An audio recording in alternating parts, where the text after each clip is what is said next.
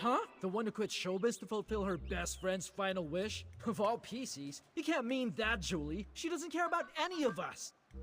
Oh, she doesn't care about us? Really? Could that be because since her friend's passing, there's been no room in her heart for anyone else? What? Are you serious? Ah, the brightest shining star of the abandoned district. It's none other than Miss NIKKI herself and her mysterious partner, Mr. Momo. Oh my! To think I could see two living legends in one day! After I finish my in-depth report on Julie's retirement, I simply must arrange an exclusive interview with the two of you. Hello? Oh, even better! We'll do it right now! What sort of secret weapon did you use to defeat the caged greed? What kind of styling did you use? Wait, you must be here for the Ripple Estate soiree. Does that mean that Jenny told you? Well... Oh, look at me. I get starstruck so easily I got flustered and almost forgot to introduce myself. This is my special Ripple Estate business card, fresh off the press from Sheldon. The order was only 998 blings. And I'm Snapshot Tommy! All the way from... From Sichia? Huh. I always thought that all PCs come from the abandoned district.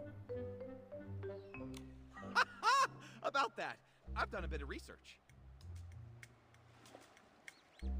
It seems like both sides have a point.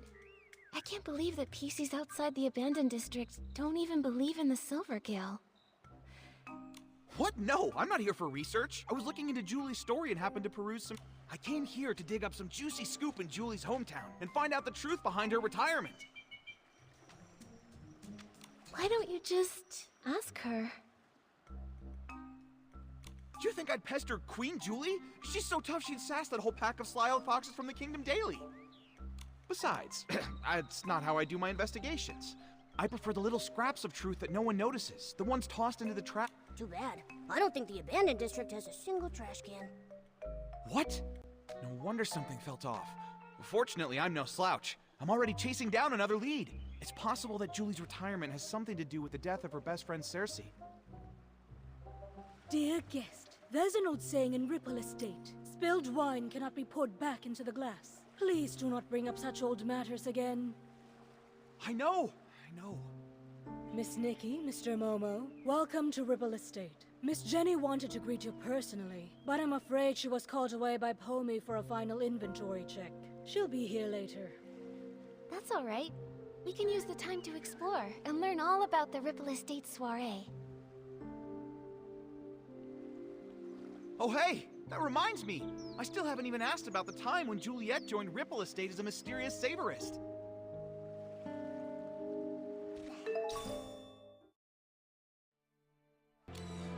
Oh, please, give me a break. That Julia just drapes some straw on herself and makes the front page? Filler column. Sichia's rising star, Mr. Leon, said today that his collab with Juliet and Cersei on As Rain Falls, As Flowers Bloom wasn't his big stage debut. He stated that when a habit becomes as silent as a tree, it is more profound than any protagonist's lines. Now that time has borne fruit, the art of the monologue will finally make the world... Who's this Leon Schmeon guy? And that's all there is about Juliet? Ugh, I bought 10 copies from Tommy. What a total waste of thread. What a rich, fruity aroma. Such sturdy fabric.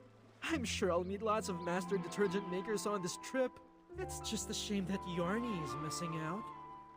I heard he went to Sichia to refine his detergent making skills. But now with the Ripple Estate soiree coming up, I don't see how he could miss such an important event. Who knows? I haven't seen him in over half a year. Looks like I'll have to be the one who accepts Julie's specially blended detergent on his behalf. Yes! I'm never washing my hands again! Isn't detergent made for washing things? That Juliet Tommy mentioned before? She's even more amazing than I'd heard. No talent scouts, no connections, just faith in her own charm and charisma.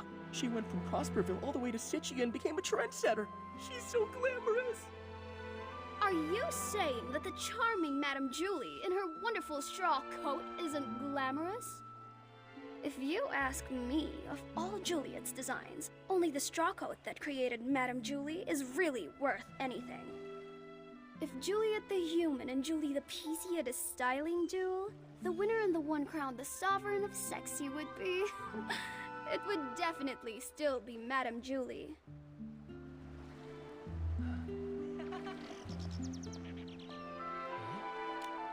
The Dawn's First Light bottle from 2 days ago. I can still smell it. It's amazing. I heard this is one of the new detergent vintages Ripple Estate is about to launch. I can't reveal the name yet, but I know what it's made of. It contains a classic aromatic detergent from the Ripple Estate, plus a new secret ingredient. They say it can enhance the effects of other detergents. Wow! Return to the golden age before the disaster. Madame Julie really wasn't kidding.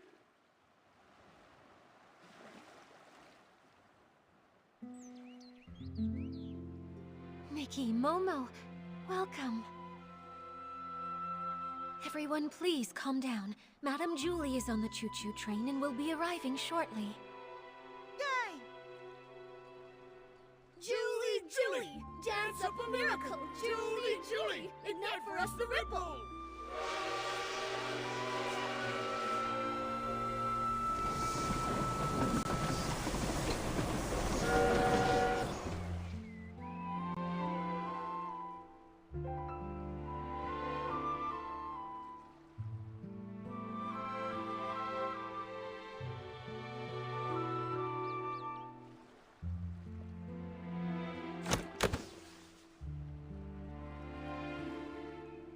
First evacuate.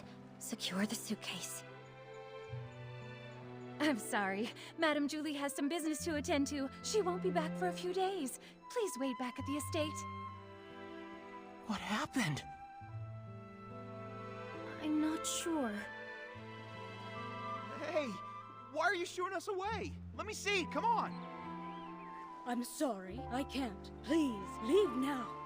Nikki, what's going on? I don't know. Come on, let's see if Jenny can explain.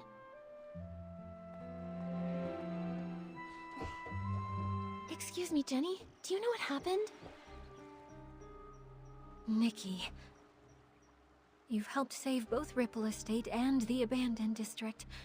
I can't possibly lie to you. In this suitcase are scraps of a PC. What does that mean? Scraps of a PC? Jenny, are you telling us that... Yes, the fabrics of the PCs. They're gifts from the Wishing One, each containing unique whim. The stronger their whim and the deeper their fabric studies, the more a PC stylist can feel a cloth's energy and distinguish ordinary scraps from the fabric of their own kind. Although I don't possess nearly as much whim as Madame Julie, and I don't always know a fabric's origins, I still sense that the cloth in this suitcase is the body of a PC. What? Could it be Madame Julie? But... how? I don't know who would target Madame Julie, and who would have the power to harm Wishfield's Sovereign of Sexy. I'm sorry, my mind's a mess. But what happened, happened. As the former owner of the Ripple Estate, I have to act. I must calm everyone down, investigate, maintain normalcy. I must.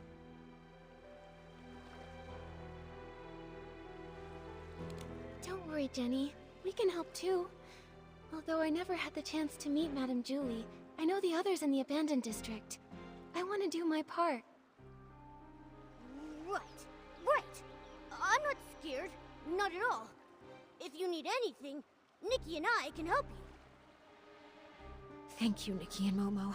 Until things are clearer, I'll ask Pommy and Charlie to control the narrative, and not tell the others about Madame Julie's murder. Next, we must find the culprit. But with only fabric scraps, where would we even begin? I can help.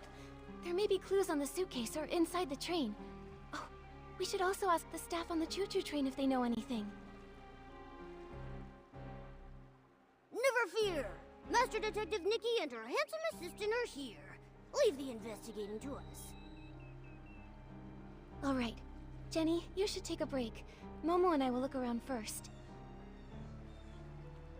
I'm sorry. I'll leave it to you.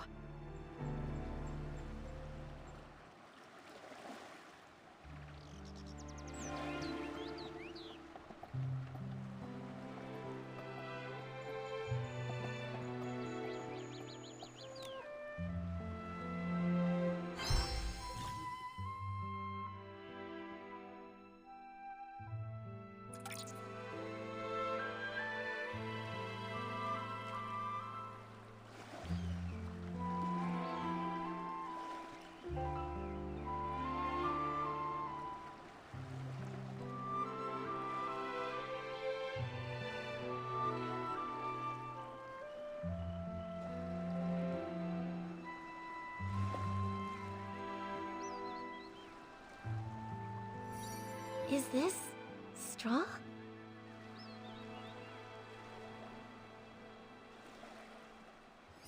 This must be Madame Julie's exclusive logo. The suitcase isn't locked.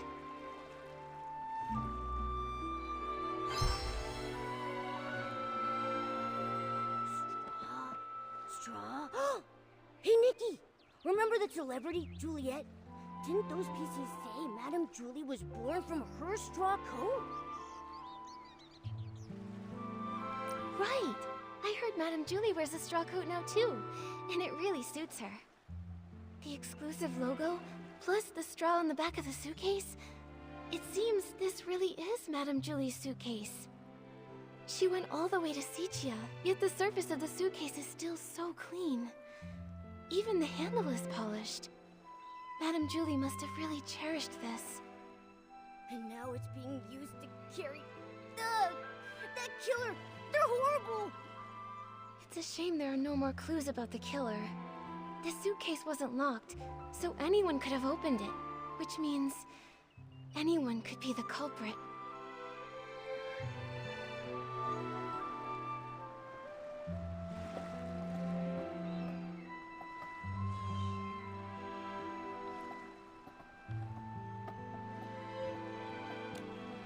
The PCs of the abandoned district made this to welcome Madame Julie.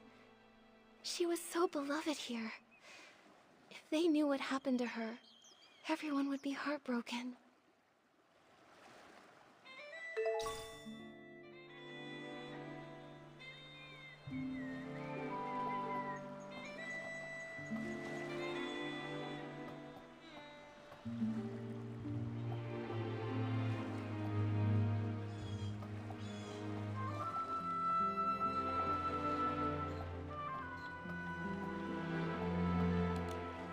Is this from Madame Julie's journal?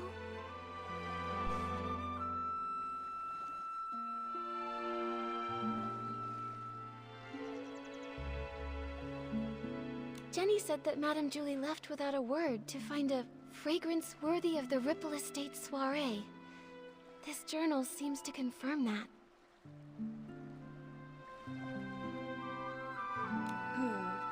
It seems she was a very spontaneous lady, so I guess it's not surprising she'd suddenly leave. But since she decided to return to the abandoned district, does that mean she found the formula she was after? Maybe. It says here that she got some good news unexpectedly. But something's not right. In the second to last entry, Madame Julie said something was a little painful and stopped writing. I'm worried she might have gotten injured, or maybe even sick. Whatever happened, I have a feeling it's connected to this case of the scraps in the suitcase. That would make sense.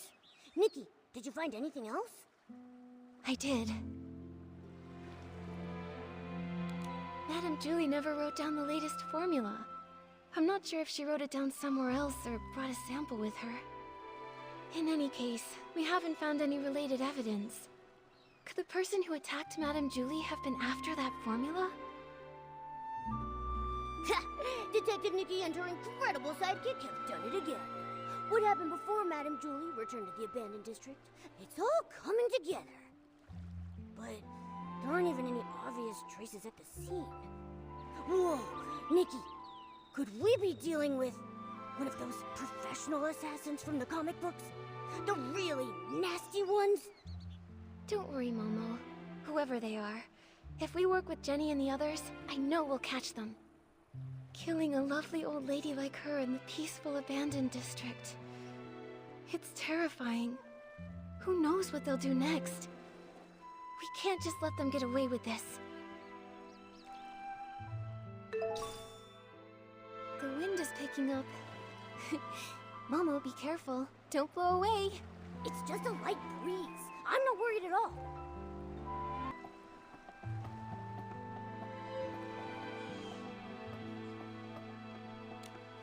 How could this happen? Oh, Fanny Packy, are you okay?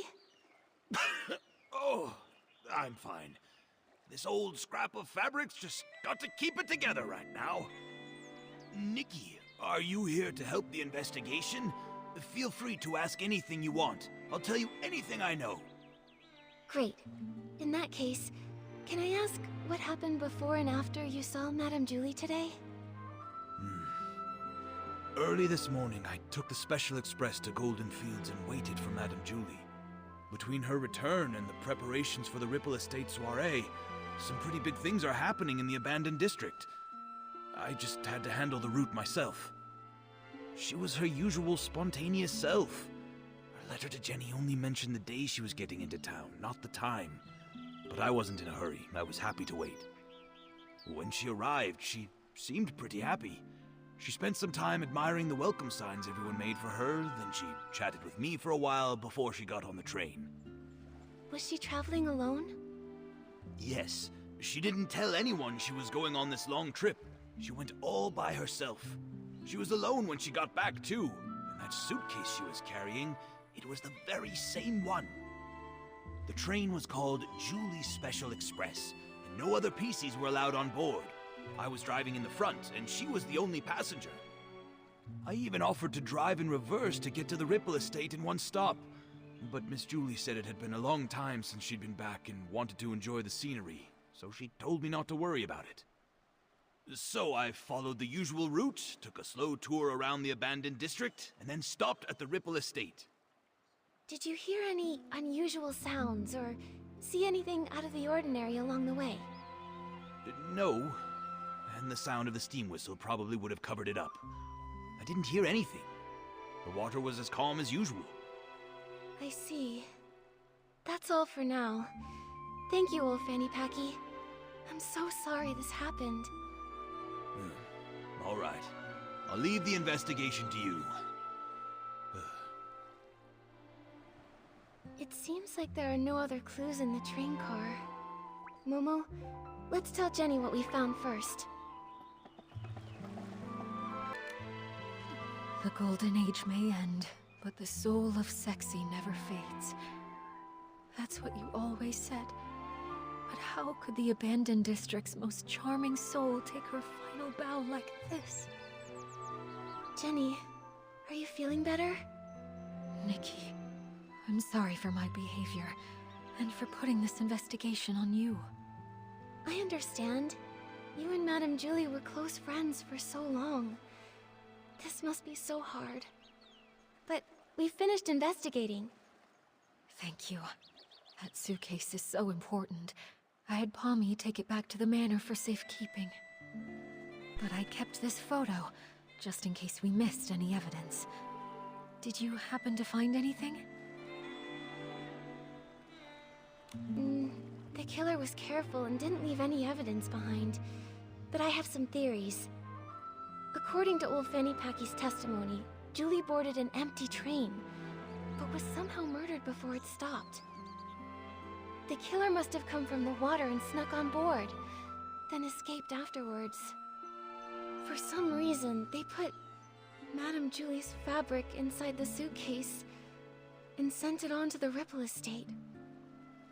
And there's one thing I'm really worried about.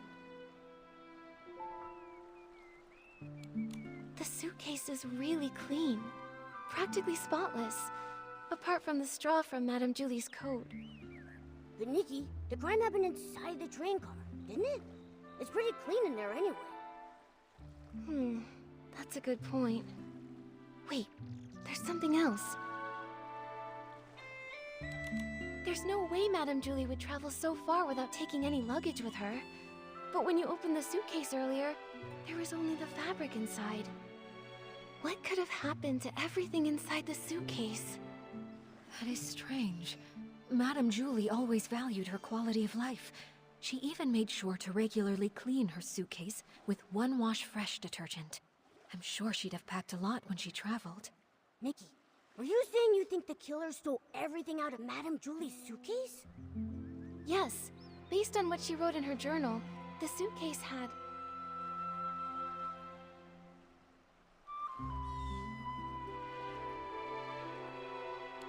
local specialties from Sichia. She said it had been a long while since she'd gone back, and lots had changed. She must have brought back some new things. If the killer just wanted a few souvenirs, couldn't they just go buy some themselves? You're right. I don't think that's a strong enough motive for murder. Maybe it was something else. The Van der Rippels formula! Madame Julie went to Sichia to find the missing component, and I would assume she found something if she came back. But we didn't find anything. Speaking of Van der Rippels, that does remind me of something. Yesterday, Charlie discovered that one of Madame Julie's journals had gone missing. There wasn't anything really important inside of it, but the thief might have thought it contained records related to Van der Rippels, so they stole it. That makes sense. So it looks like the stolen journal and the suitcase containing the scraps are probably connected to each other. Yes. So, Nikki, I have a difficult request. I'd like to commission you... No, I would like to sincerely request that you help investigate the case of the stolen journal. I will assign some reliable members of staff to investigate the surface of the water to retrace some of the killer's steps. But Ripple Estate is short on hands, and I cannot let too many PCs know that our Julie was murdered. I understand. I may not have known Madame Julie, but I know how important she was to everyone here. And that awful killer needs to be brought to justice. I'd love to help.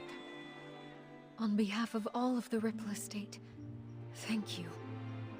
Charlie knows more details about the stolen journal case.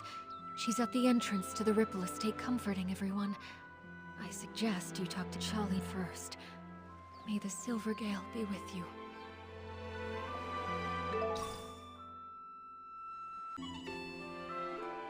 Small flower braids in rose, the dreaming child with secrets glows. Have no fear. We've no fear.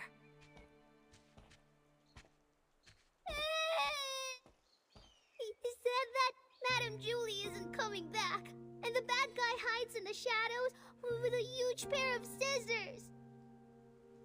This is truly despicable slander. It must be from that blabbermouth of a columnist. I'll warn him. The Ripple Estate soiree will not tolerate his rumors. Don't worry. It's okay. Those words are just meant to scare you. Pay them no mind. See for yourself.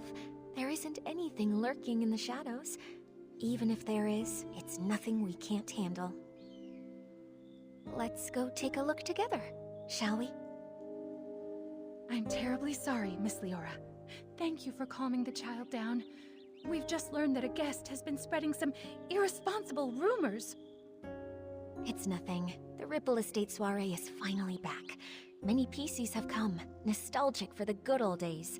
With so much attention, these things are bound to happen. This grand scene, it's such a rare sight even in Sichia. Thank you so much. Speaking of which, how many guests are here from Sichia? Besides you, 3 others have arrived at the estate so far. Something wrong, Miss Leora? Do you need them for something? It's nothing. I just wanted to check. I'm sorry, I'll stop bothering you. Let's go.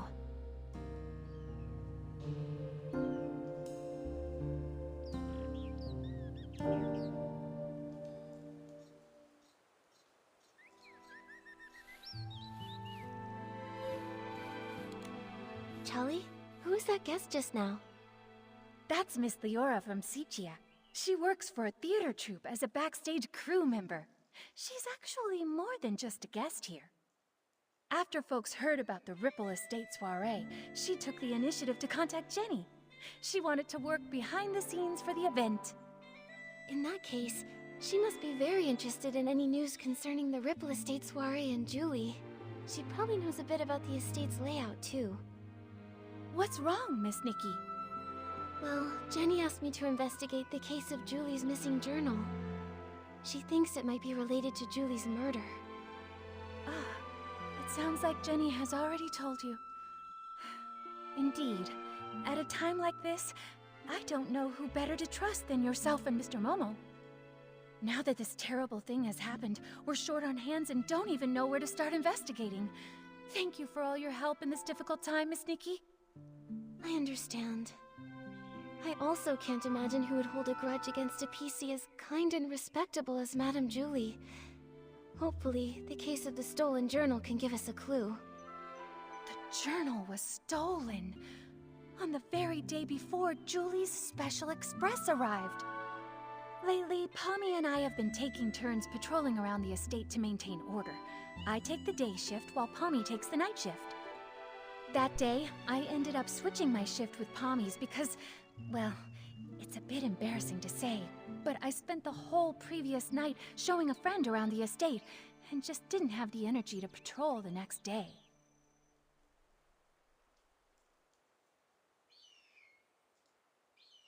The day and night patrol routes are different, with different points of focus. I asked Pommy for advice beforehand and noted down the key things to watch out for on the night shift.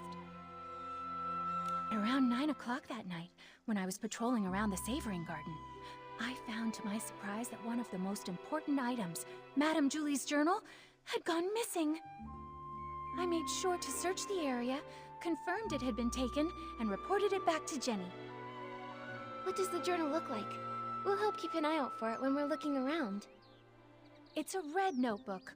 Oh, when I was showing my friend around that night, we took a photo near the Savoring Garden. Miss Nikki, look! You see that red journal sitting there with the other things, don't you?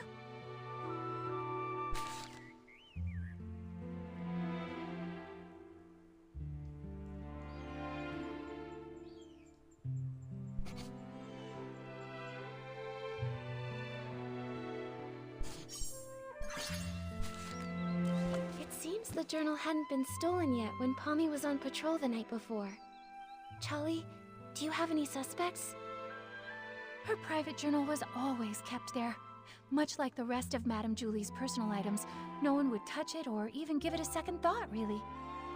I hate to be suspicious of our guests, I really do. But to have all of this happening right now when the Ripple Estate is full of new faces, it just seems a little too convenient to me. Yes.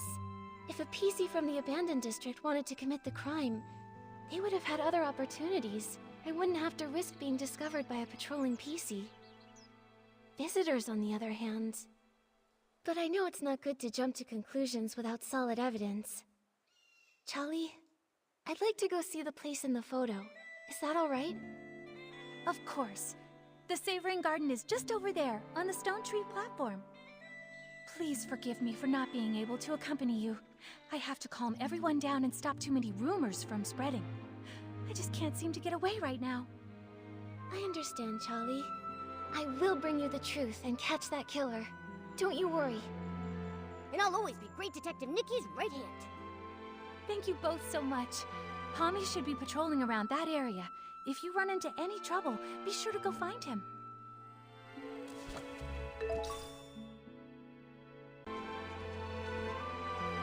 Be extinguished, all of you, for this era's tragic end.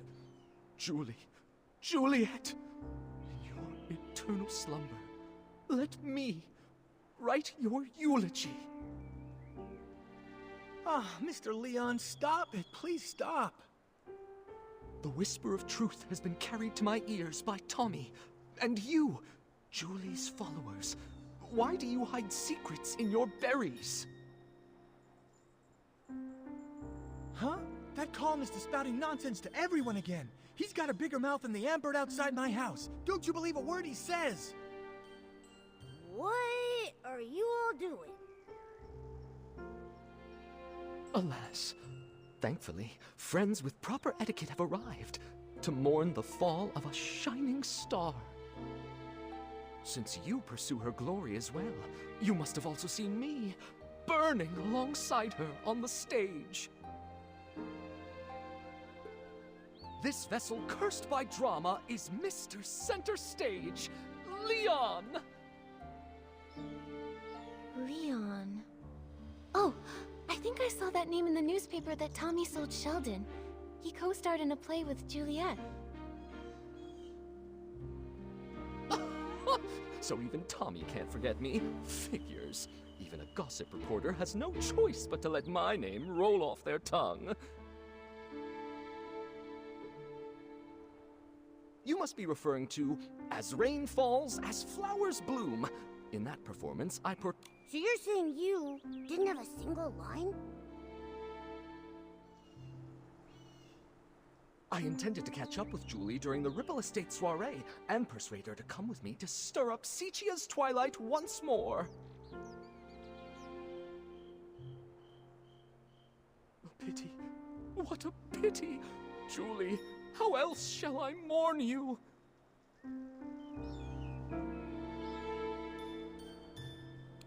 If it is true, everyone will need a long time to heal from this loss. Mr. Leon, maybe we all just need some time. Ah, another who understands the art of pacing. In that case, I'll stop bothering you.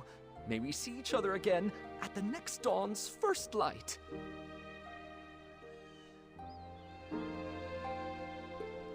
Tommy, are you doing all right? Thank you for helping me get that dramatic PC to leave. He flung himself on the suitcase in mourning. I couldn't pull him off. So unpumped. If Madame Julie were here, she'd have something to say. Thanks for helping, Pommy. You've got to keep the peace and stop the news from starting a panic. Jenny trusted us to investigate the case of the missing journal. We've got to get to the bottom of this and uncover the truth about Madame Julie's murder. I believe in you. If Madame Julie were here, she wouldn't want me to be so down either. If you need to know anything, just ask me. Okay. Charlie already filled us in. Before the two of you switched shifts, did anything strange happen? I don't think so. I usually patrol the Savoring Garden around 12 o'clock.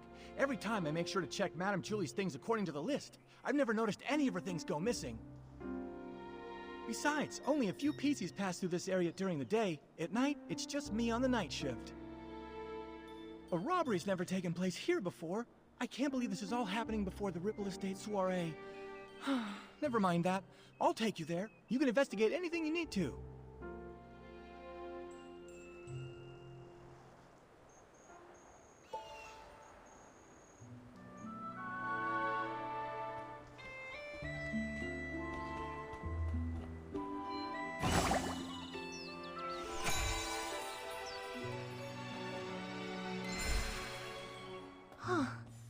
Is that the journal?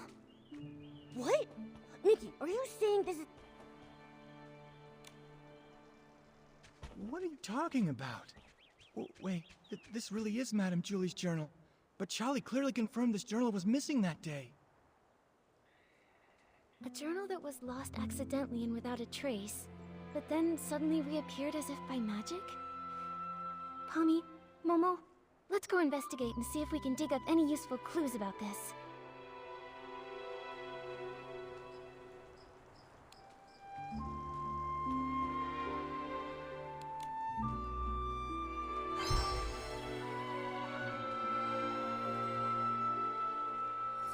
These creases are pretty new. Someone must have gone through it not long ago.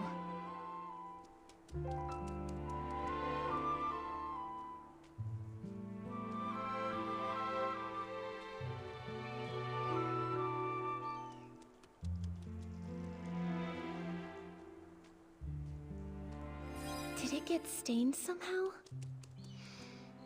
Huh. It's smells like a special fragrance. Mommy, do PCs usually read Madame Julie's journal? No! How could anyone be so rude as to look through her personal belongings? In that case, I think these new creases were most likely made by the thief. If they stole the journal to read it, why did they return it? Then that stain on it must have been left by the thief too.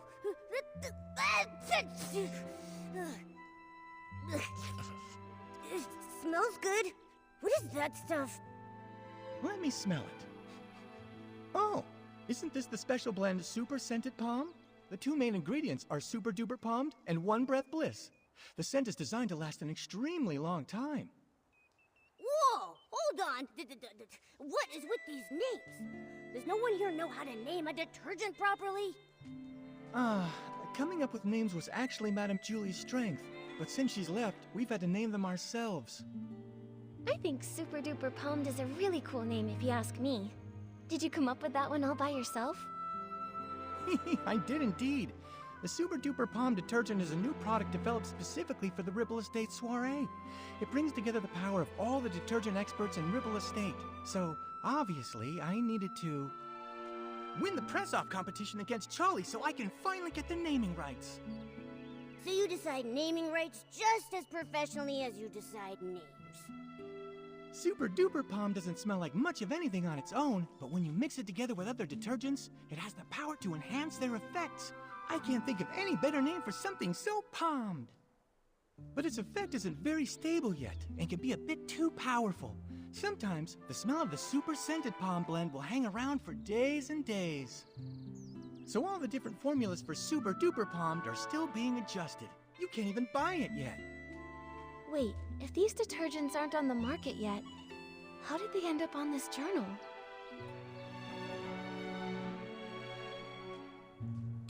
Pommy, is there any other way to get Super Scented Palmed? Well, I remember now. It was about 3 days before the train arrived. With dawn's first light, we let everyone try a batch of Super Scented Palmed. Dawn's first light. Oh, I get it. 1 bottle of detergent in the morning, right? A bottle at dawn keeps you fresh all day long. Oh, that's actually a pretty good slogan. That's right. Dawn's first light is a tradition of the Ripple Estate soiree. Starting a week before the official celebration, we let everyone sample the latest detergents every morning. So this thief arrived at Ripple Estate 3 days before Julie's Special Express. If they stole the journal and put it back, they might have taken other things during those 3 days too. We've investigated this area. Momo, let's check the other things we found earlier to see if they have the same scent.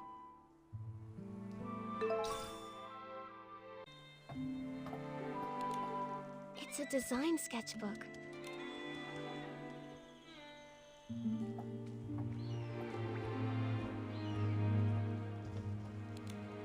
Ooh, this is heavy. Is this Madame Julie's jewelry box? A super diva's jewelry box! Just as glamorous and mysterious as a pirate's treasure.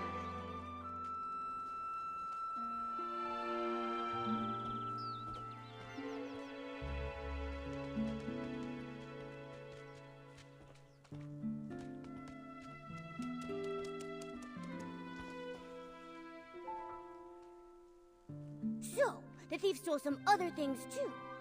Detective Nikki, any theories? Yes, I have some ideas. But first, I want to ask, Pommy, if you used Super Scented Palmed and then touched Momo, would he have a strong smell too? No way! If picking it up were that easy, the entire Ripple Estate would smell like this by now. Really though, I'd have to play Move and Groove with Momo the whole entire night before he'd even get super scented. Then my idea must be correct. The thief most likely... Several times over the course of those 3 days, they'd steal an item, take it back, examine it, and return it. Because they kept the stolen items with them for a while, they all picked up the strong smell of Super Scented Palmed. That makes sense. But why would the thief do that? Because they didn't want anyone to find out the items were missing. For whatever reason, this thief doesn't want to actually take these things. Rather, they were looking for something inside. By stealing, studying, and then returning them, they hoped to get a good look at these items without being discovered by other PCs. And their scheme worked the first 2 times. No one noticed her jewelry box or design sketchbook went missing. Yet, the theft of the journal was discovered. Possibly because...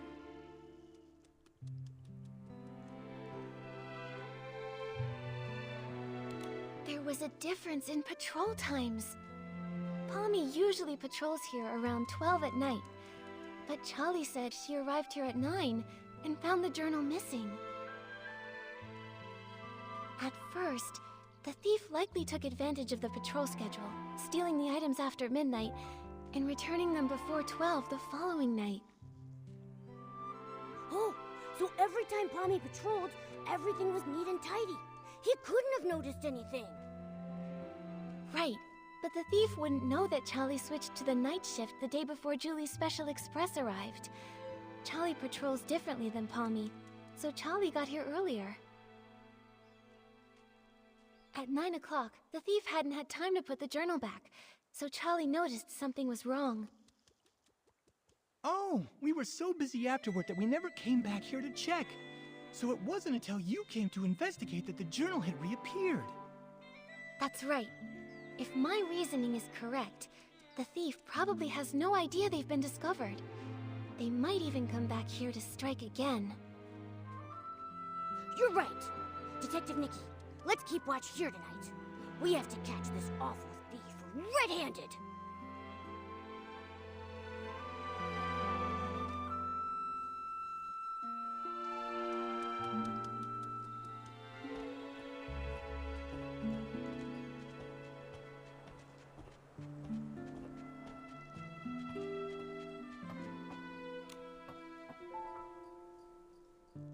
Julie.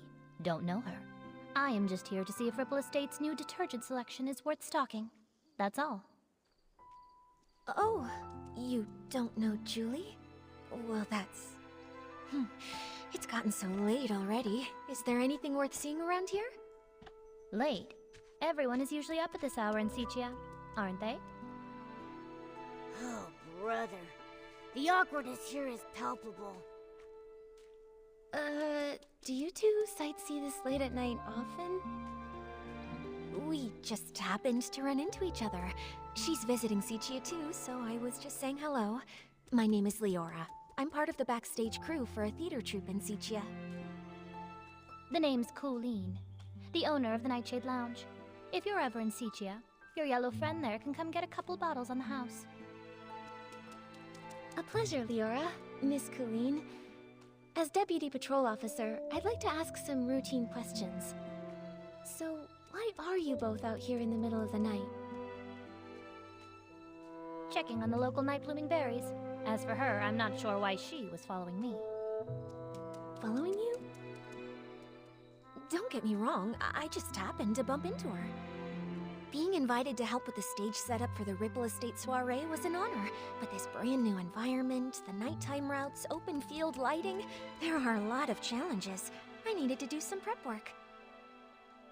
And the route you planned for the stage just happened to be the same one I was taking. Well, now I'm curious. What kind of berries need nighttime inspections? Sounds like an excuse from someone up to no good. The Nightshade Lounge is open at nighttime. The state of my raw ingredients is more potent at night than during the day.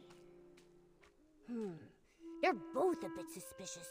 Neither one of them has a solid alibi. What do we do, Nikki? Let me think.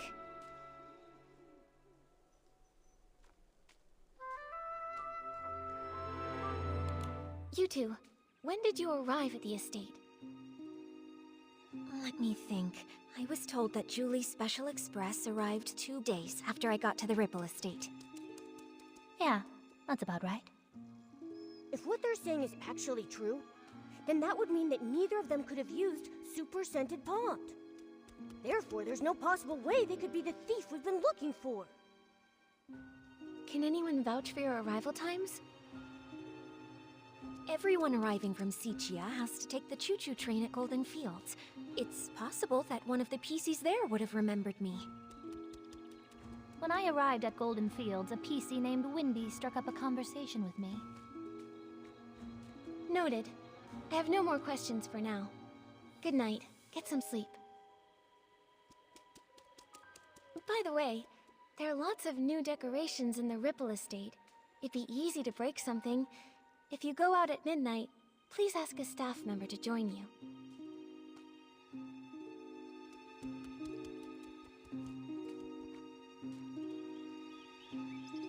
It looks like we should go and check in with Wendy. That way we can be absolutely sure whether they're telling us the truth, or if they might have been hiding something all along. Nikki, let's head to Golden Fields after sunrise.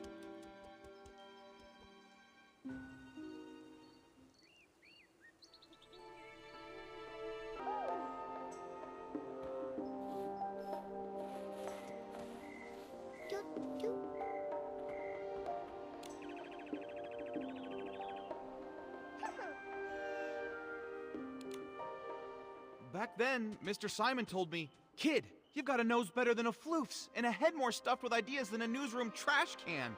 It'd be a criminal waste of talent if you don't become a news writer." From that day on, I resolved to become a PC worthy of those words. I'm going to become the most successful news scooper out there! A single sentence from Madame Julie opened my eyes. Now, I've poured out the stories I've held in for decades, and I want to try songwriting. It's a shame that the ones we chose to admire have both met with misfortune. Tommy, don't say things like that. Misfortune? Did something happen to Madame Julie? All I heard them say was that her trip got delayed. No, not Madame Julie. It was Cersei who met with misfortune, which led to Juliet's retirement.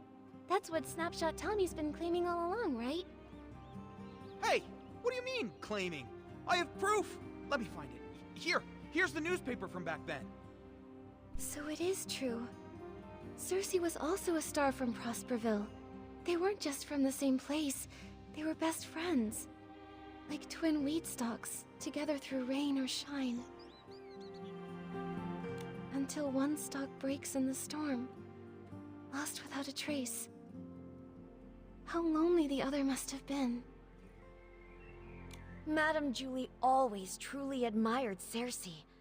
When everyone thought Juliet would be the obvious choice for the leading role in As Rain Falls, As Flowers Bloom, Juliet just smiled before pushing Cersei to the front of the stage. Like one stalk of wheat quietly supporting another, helping her stand straight and dazzling. But who could have predicted a disaster that even the toughest weed stalks couldn't withstand? Every time Cersei was mentioned, Madame Julie would sigh. Of all the drifting wheat seeds, none would ever grow like Cersei. Mr. Leon knew the both of them too. Ah, that one. He wasn't ever famous, but he had that flair for the dramatic and loved all sorts of excitement. I never could have imagined that the PC born from his suit would be cut from the exact same cloth, so to speak. Insider drops major bombshell. 3 years ago, the two of them... Hey! The rest of the page is an ad! I guess I shouldn't expect much more from a tabloid filler page. That's commercialization! We can't be sure if this was the reason for Juliet's retirement, but I'm sure the death of her best friend would have been a huge blow. You also think this might be related to her retirement, don't you? And now, all this terrible business with Julie. Yes. Rumors about Madame Julie are everywhere. I understand, Tommy. The abandoned district has become such a rumor mill. Wow, Nikki, that was a nice save. So, why not go somewhere else to learn about her and Cersei's past? Pestering one PC over and over won't be as efficient as asking around. Right, Wendy? Huh? I don't mind sharing any of the stories I have about them. It's pretty boring in the field all by myself. But if you want to learn more about Cersei and Juliet, it might be worth it to head to the Wind Rider Mill and ask around there. Many of the PCs born from the original residents of Prosperville's clothing live right around there. Whoa! That's a great idea! I can already smell the warm scent of wheat! I would bet 500 blings that the truth is hidden over there. Whatever's there, just remember, Tommy. Even though you're investigating the truth, you still need to be very careful about the things you say and ask. I understand. I'm off to Wind Rider Mill to put my best button forward. Catch you later! Ugh, I thought he'd never leave. Now we can finally ask Windy when the other PCs got here without any distractions.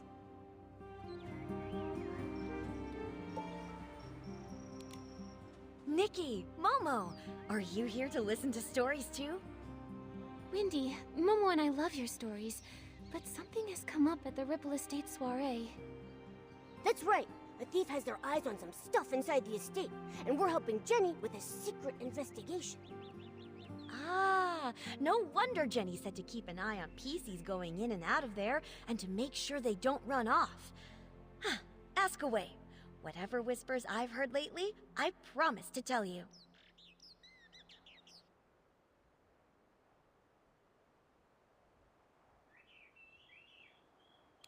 Windy, do you know when Colleen arrived? She's a cold, confident PC who wears a black tie, black gloves, and a small blue velvet hat on her head. I remember. She arrived 2 days before Julie's Special Express. I think it was in the afternoon. She did look cold, but the way she picked up each of the wheat grains was surprisingly gentle. To me, her heart seemed to be so much softer than she looks. If she only just arrived, then the culprit must be a different PC. Makes sense. We should ask about when the other PCs arrived. Do you know Leora? She's from Sichia. She has orange hair, red-framed sunglasses, and a red flower on her chest. When did she get here? Ah, so Leora's her name. I remember. She arrived here 2 days before Julie's Special Express. Sometime in the morning, I believe. She was in a hurry at first, but she stopped when she saw all of the wheat. Although she didn't say a word, I know the wind must have said a lot to her. We chatted for a moment, and she even gave me a book called Sichia Midnight Stories, saying she often read it while traveling. Well, if it's not Leora or Colleen, then maybe we should ask more about when Tommy and Mr. Leon got there. Okay. Windy, do you remember when Tommy arrived at Golden Fields? The one you spoke to just now? Let me think. I can't remember the exact time, but I remember that he definitely arrived earlier than Leora and Colleen. As soon as he got here, he started taking pictures, and even asked if I was willing to be interviewed on camera. What about Mr. Leon? He's the PC who speaks super dramatically. The one who always wears a green plaid hat and a monocle. Huh. Did I see a PC like that? From your description, he sounds like a very special gentleman. Like he just stepped out of a poster.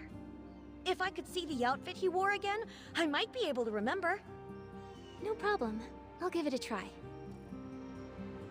Every stalk of wheat will try its best to remember Mr. Leon. I just need to see that stylish outfit that looks like it stepped out of a poster one more time.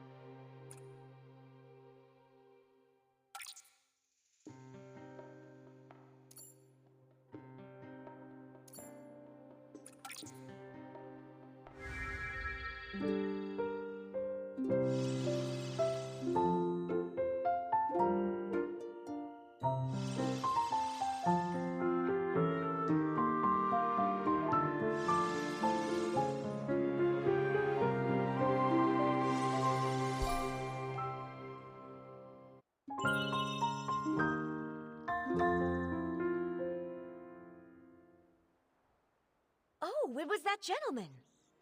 He arrived 4 days before Julie's Special Express. I saw him that night. He looked kinda... not used to our weather. He kept wiping his forehead with his hanky. Tommy had just arrived too. He was snapping photos in the wheat field. When that gentleman saw him, he sprinted away as fast as he could. I'm sure he didn't want to be caught on camera all sweaty and dusty. 4 days earlier, huh? That means between Tommy and Leon, either one could be our guy. Thanks a bunch, Wendy. You've been a huge help. Let's go back to Ripple Estate and have a serious chat with those two. No problem. When you figured it out, come back to me. I've got a haystack full of stories waiting for you. Promise.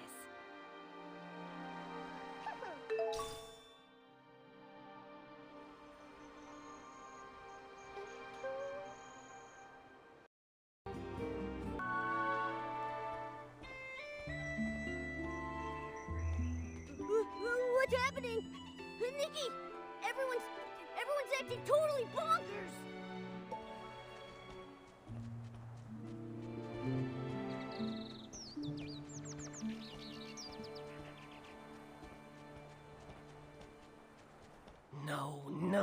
No one understands my experiment. Scraps are crazy things. They could be lifesavers or a proof of death.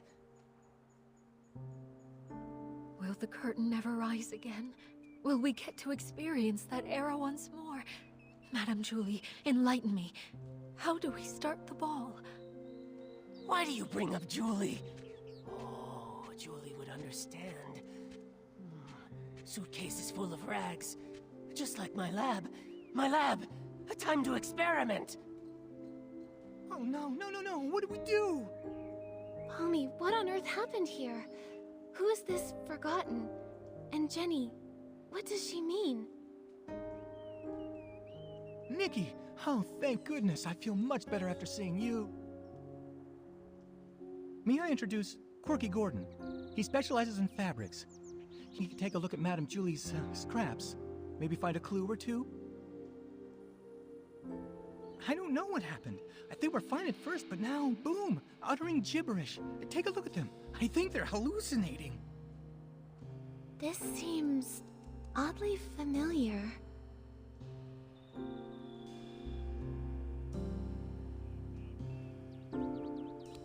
Every time we saw Mr. Leon, he would start saying all kinds of weird stuff. Maybe he's just being dramatic. Jenny's not the type to ramble like that. This sounds more like they've been poisoned. You've got a point. Hold on a moment. Wait. Way back when we fixed the choo-choo train, wasn't old Fanny Packy acting like this too? Right! The Ba-energy! He just used that weird detergent Nana mixed up. After that, he started hallucinating like crazy. Oh no, what if something's wrong with Dawn's first light? I was busy getting ready for the Ripple Estate soiree this morning, so I skipped it. When I got here, everything was a mess. Today... Right, Charlie was in charge of Dawn's first light. What happened? Where could she have gone? Oh no. What if someone spiked the Dawn's first light detergent? Okay, Pommy, we've got to fix this. I think Nana once made a PC refreshing detergent. It cleared old Fanny Packy's head right up. That makes sense. I have all the ingredients. I'll start on a batch right now. Nikki, can you help me press these? We've got to be fast. You got it.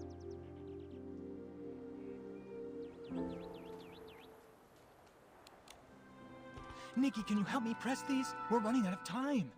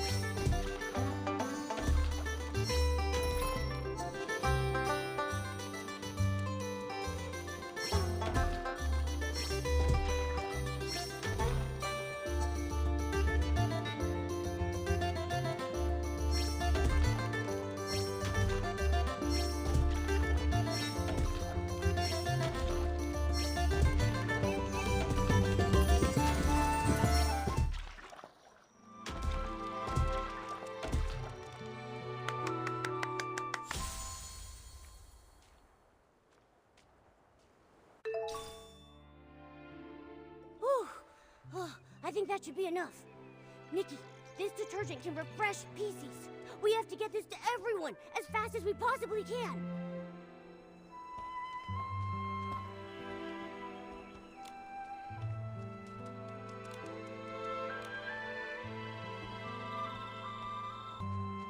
No, don't go! Why take the risk? Why float so far away? Whoa there! What's this scoop supposed to be? Risky business? Float where exactly? What secrets about myself do I not even know? Well, well. Inquisitive Tommy out-inquisited by another PC. What happened? Come on, spill it. I was hoping to find someone who knows. Breaking news! Julie is missing! Ripple Estate's gone mad!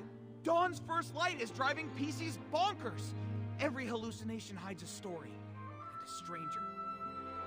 But this stranger's not doing so well. I'd better get them to a doctor before investigating my next big scoop. Don't worry. Pommy's already whipped up some detergent that can refresh PCs. I'll take it from here.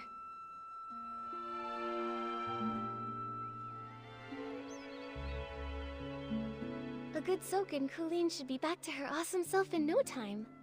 But, Tommy, you still seem pretty sharp. Didn't you two just see me this morning in Golden Fields? Afterwards, I went to Windrider Mill. The scenic route, thank you very much. When I got back, the Dawn's First Light event had long since ended. I got back to the estate and bam! This little one grabbed me and wouldn't let go. Ow! Hey! Watch the fabric. That's vintage. Don't go! Oh, so that's what's going on. All right then. Tommy, we'll leave you to watch over Colleen. We've got more sleepy PCs to wake up. Juliet?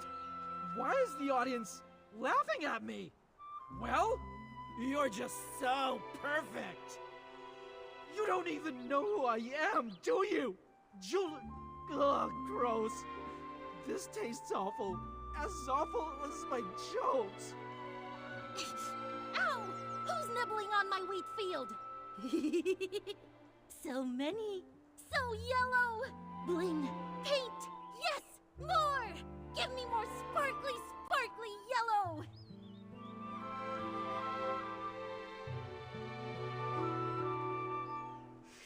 Julie. Looks like it'll take a while for them to bounce back. Momo, let's help the others while they soak. The 18th detergent. The Ripple Estate Soiree's music sheet. Watering the stone heart with straw. The strongest scent is ready. But you never came back. I will just soak it in then. The strongest detergent really has no fragrance. It's not really meant for pleasure. Charlie, I brought some mind-clearing detergent. Let's put this on instead, okay? At least it should make you feel better.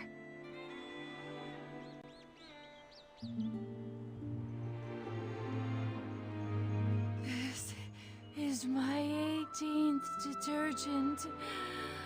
Who's there? Nikki and Momo. By the Silver Gale. Sorry, I totally lost it. What's wrong with me? What happened? It looks like the Dawn's First Light detergent went bad. Lots of PCs got poisoned. How are you feeling now?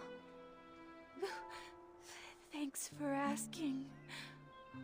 Oh gosh, I feel absolutely terrible. I made certain I was especially careful with today's Dawn's First Light. The recipe, the testing, bottling it all up. Every step was perfectly meticulous. Oh, if Madame Julie saw all this... Don't blame yourself, Charlie. If Madame Julie were here in this moment, she'd say, constantly doubting your own ability? That's not how a true savorist behaves. There's been so many recent cases.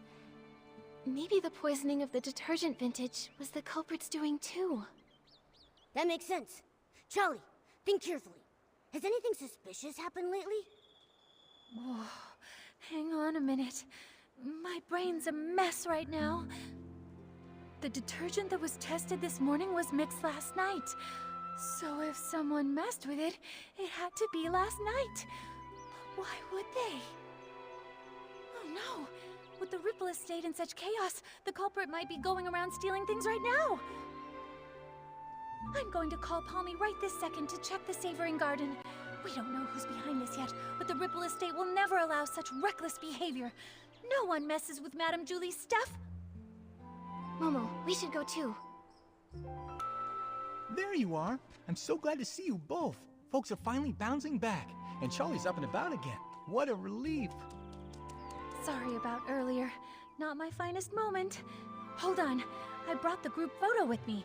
Let's check it to see if anything's missing. No problem. I can take a look now.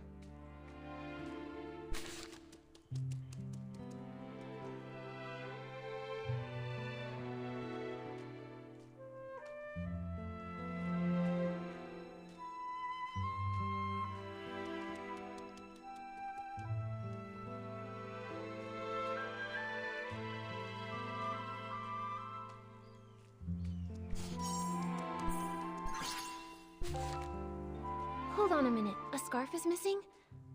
Huh. I don't remember seeing it during our last investigation. Did it get stolen? No way. If something had been off, I definitely would have noticed. Let me double check. This scarf. I don't think it's even part of Madame Julie's collection. Huh? I'm not seeing it on the list that Palmy gave me, and I'm fairly certain I didn't see it on the day in question. Palmy, did you see it? I really don't know. I make sure to count Madame Julie's stuff on every patrol, so I'm positive nothing's ever gone missing. But if something brand new just showed up, I wouldn't have caught that. The journal disappeared and came back. This scarf popped up before vanishing. Wait, I think I understand now. The scarf belongs to... It belongs to the thief. What? Detective Nikki's onto something. Tell us what you're thinking. My ears are twitching with curiosity. Alright, from what we know, the thief attended the Dawn's First Light event, in which Super Scented Pommed was distributed. That means they got here at least 4 days before Julie's Special Express. They probably came to steal Madame Julie's belongings. Then, when they got here, they figured out Palmy's patrol pattern and midnight rounds. During the day, the area's too crowded with staff and guests, so that means there's no chance to dig around unnoticed. So, they waited for nightfall to strike. Right. After Palmy's patrol, maybe around dawn, the thief stole Madame Julie's journal. They made sure to return the journal before Palmy's next check. No one even noticed. But after handling the Super Scented Pommed, the stolen item picked up that signature scent. Ah, of course, I make sure to count the items, but I don't usually sniff them. I had no idea it smelled out of the ordinary. Even if you had, who would care?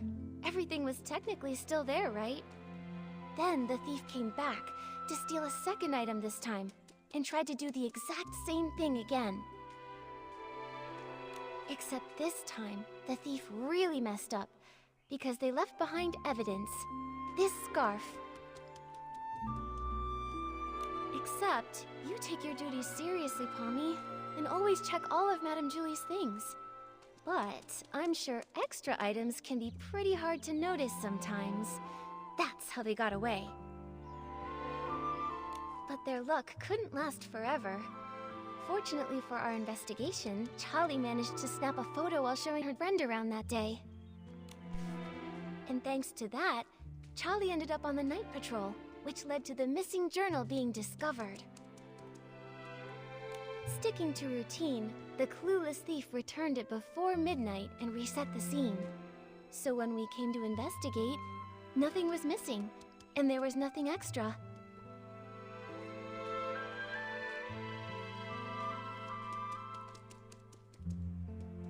Whoa, they almost got away with it. If Charlie hadn't switched shifts and noticed the journal was missing, even finding the extra scar from the photo wouldn't have raised any alarms. But just like any other bad seed, it was bound to sprout trouble again. Actions have consequences after all.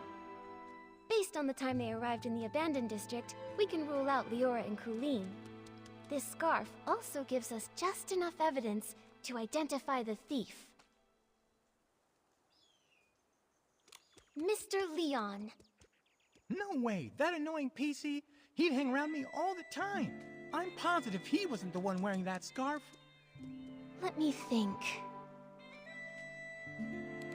It was Tommy. I remember now. When we first met at the train station, he had this exact scarf tied around his camera. Nikki, you're amazing! We would have been totally fooled without you. But why would Tommy do all this? There's only one way to find out. Momo, let's go have a little chat with Tommy. Oh, I saw him, over by the platform. From the moment everything went sideways, Cooling's had him cornered. I'm going in too. Let's catch him.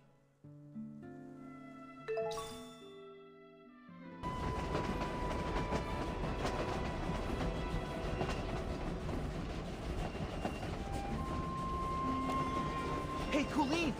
Can you describe what you saw after you used the poison detergent? Please, just tell me. Be quiet.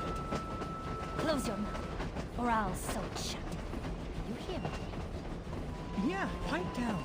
Cooling's just got her senses back, and her head is still spinning. Huh, I didn't even get poisoned, but listening to you is making my head spin. Tommy! Oh, hey, Nikki, you're still here. And would you look at who's still hanging around? Tommy. Whoa! What's going on? You all came here for me? Wait, I get it. You must have some pretty juicy info to share, right? We do have something, but we should talk about it in private. Sounds good. Take him. Alright then. Tommy, could you take Colleen somewhere nearby to rest? We'll handle things with Tommy here. You got it.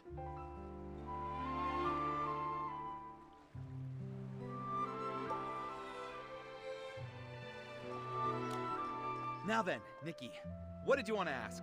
Don't worry, if you agree to an exclusive with me, I'll spill all the beans you want. Whatever, you name it.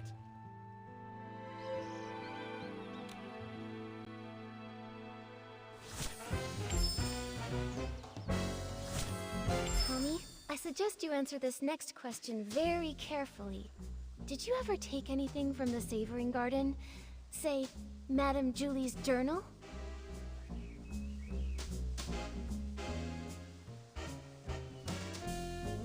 What? Why would I take anything from her?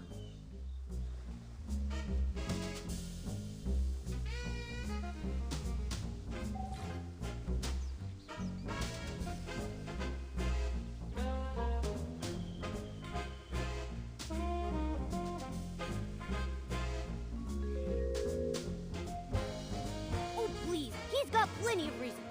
But I guess motive aside, we don't actually have any evidence. What? Why would I take anything from her?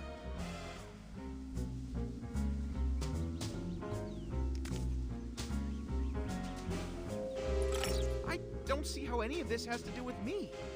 Nikki, I may not write the crime column, but I know a thing or two about the law. Slander is a very serious offense, you know.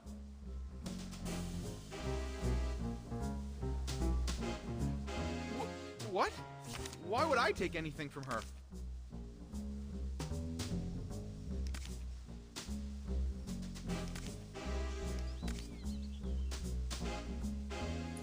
I don't see how any of this has to do with me. Nikki, what? Why would I take anything from... I don't see how any of this has to do with me. Nikki, what?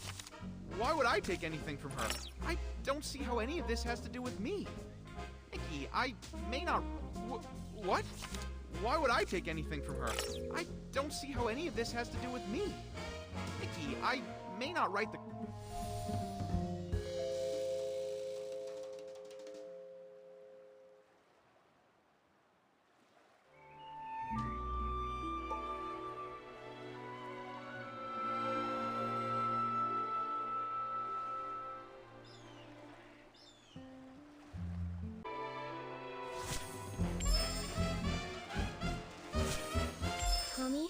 suggest you answer this next question very carefully.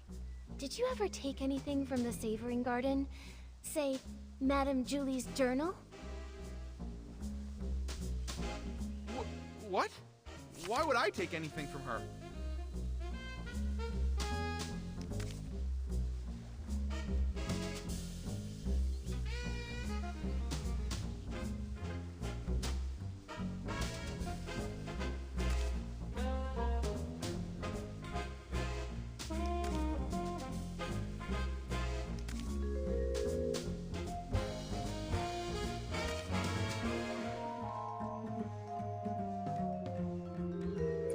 I don't see how any of this has to do with me. Nikki, I may not write the crime column, but I know a thing or two about the law. Slander is a very serious offense, you know. What? Oh, please. He's got plenty of reasons. But I guess motive aside, we don't actually have any evidence. What? Why would I take the Savoring Garden? I've never even been there.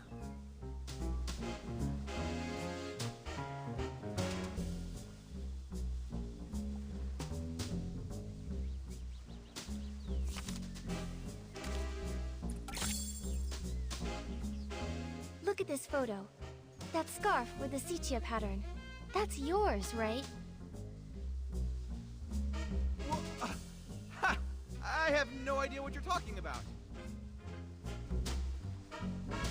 Tommy, be honest with us. If you've never been to the Savoring Garden, then why was your scarf found there? Okay, but hold on. How do you know it's mine? Look at me. Do you see a single trace of that scarf?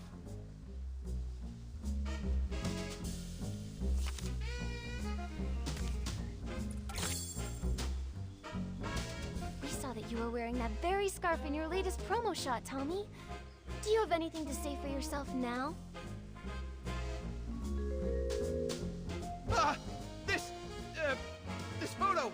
Look, the scarf!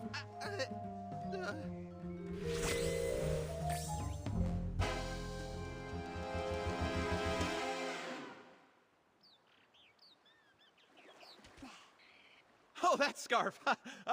I'm just so busy, you see. Always a deadline, you know. Forgot all about it. I, picked it up off the road. Probably dropped by some lady by accident.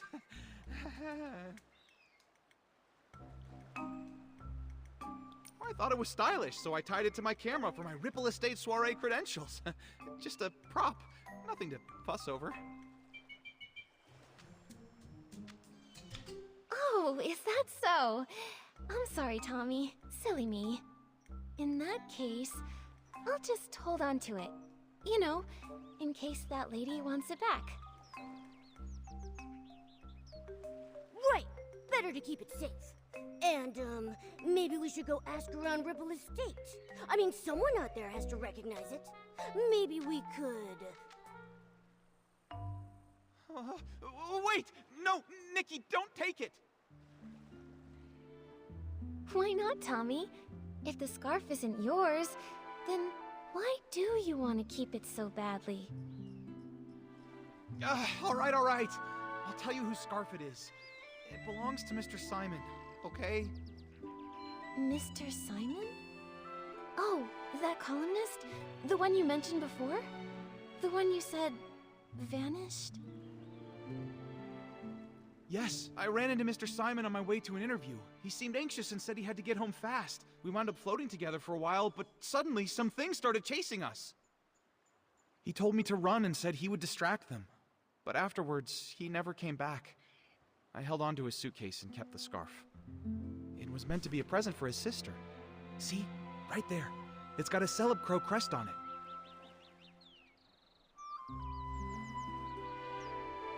Apparently, the two of them raised one of them together. A pet Celeb Crow named Cece. Pretty cute name, right?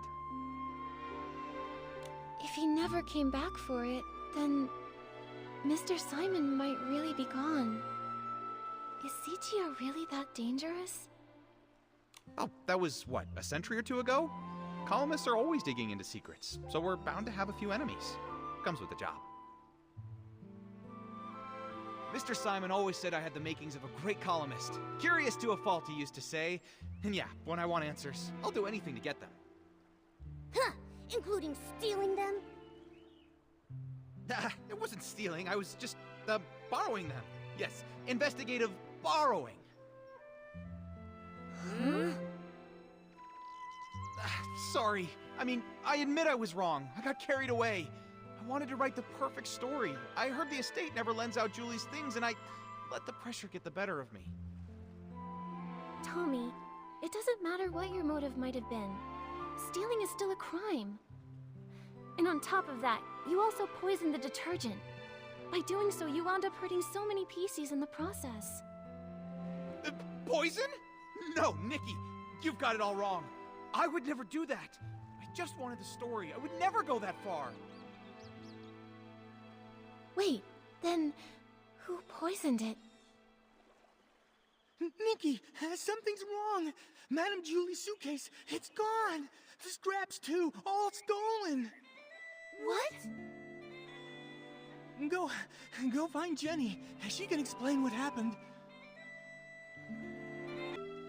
Right before Dawn's first light this morning, Squeaky checked the room, and the suitcase was still there, which means...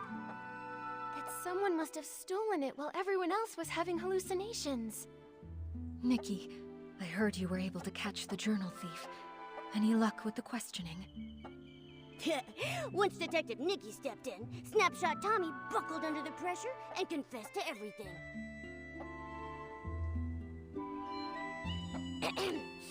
As your adorable, trusted assistant, let me figure this out. I suspect Tommy didn't find what he was looking for in Madame Julie's journal, so he went after the suitcase next. But the suitcase was stolen while everyone was hallucinating. At that time, Tommy was pretty much glued to Colleen, and then we were interrogating him. That's right. A lot of the others have been telling me the exact same thing. After returning from Golden Fields, he's been stuck with Colleen, and not by choice. Ah! Oh, my first deduction and it's already wrong! Snapshot Tommy has an alibi! So he didn't poison the detergent. Someone else swiped the suitcase in the chaos. Then, could the suitcase thief be the same criminal who killed Madame Julie? What do you think, Detective Nikki? It's possible. Maybe they did it too. Wait, did someone actually want those fabric scraps? That's creepy. Don't say stuff like that. I've got sensitive ears. Jenny, do you have any updates from the investigation along the choo-choo train line? Unfortunately, we only found some stray stalks drifting with the current. Based on the wheat's general direction, we confirmed the culprit passed through the Ripple estate. I also asked a team to analyze this morning's Dawn's First Light bottle for any abnormalities. We should have the results soon. Jenny, are you okay? I'm afraid I haven't fully recovered just yet. I still get dizzy sometimes. I can't always tell dreams from memories. I'm not in my peak form right now. I'm truly sorry. Don't be sorry. Please take care of yourself first. The others probably also need time to recover from the detergent's effects. You should get some rest too, Nikki. Oh, yes. Before I forget, I set up a clue board this morning. It's near the barrel home. Thought it might help you clear your thoughts. Thank you. You're right, Jenny. A lot has happened recently. I need to organize what we know so far. Momo, let's head over to the clue board and check it out. Whoa! So this is the clue board Jenny made for us? Nikki, we're like real deal detectives now. Can we maybe start our own agency? Oh, but if we did, what would we call it?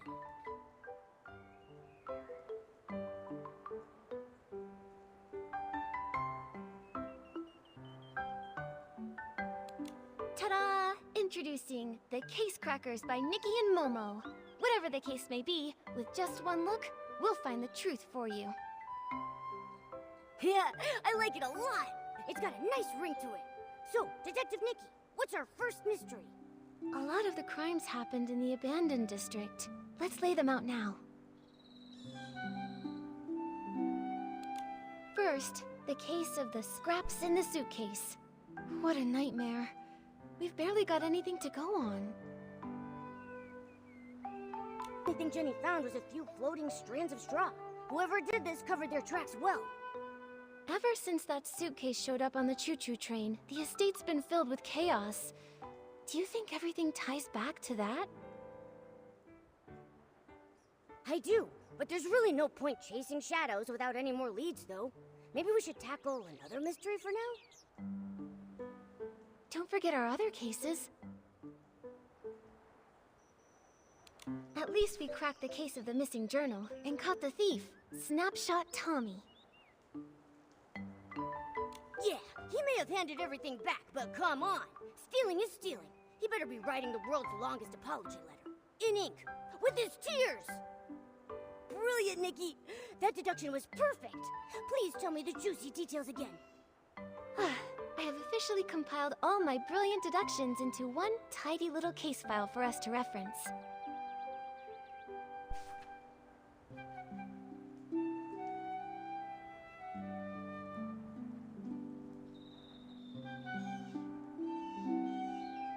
Cracked the case thanks to the scent of super scented Pommed, which led us straight to a scarf that didn't belong there. And boom! His buttony little feet gave him away. Yeah, I'm gonna keep that deduction in my archives. Once we're able to open up our agency, I'm gonna frame it and pin it on the wall. Don't forget our other cases.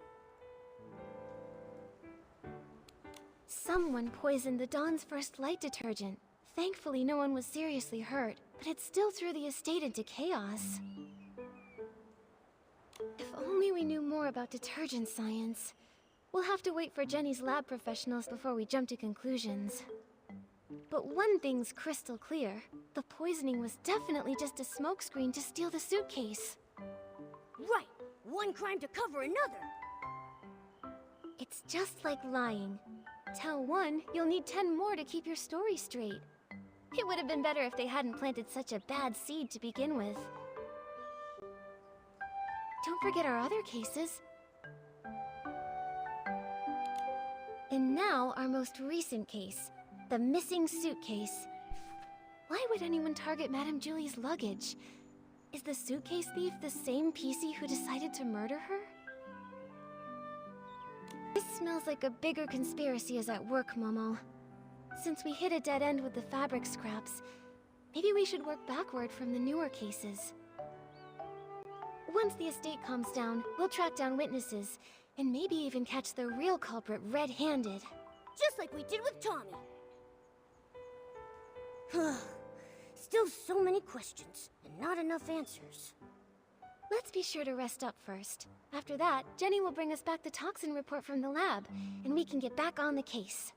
We got this. With Detective Nikki and her sidekick Momo, no mystery stands a chance.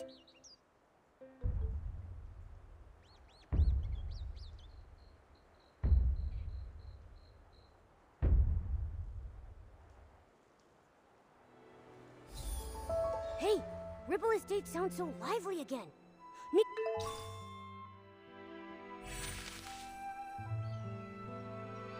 do you think the PCs are starting to wake up?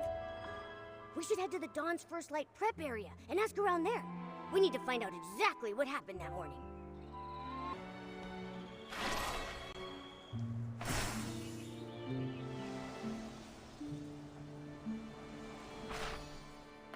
Who would do this to the Silvergale Wreath? This isn't just a stain on the world of detergent. It is a disgrace to the entire abandoned district! Hold on. Slow down, Alan. Why are you so fired up? Careful, buddy. You're so puffed up, you might float away. Miss Nikki and Mr. Momo, I didn't expect you to catch me in such a ruffled state.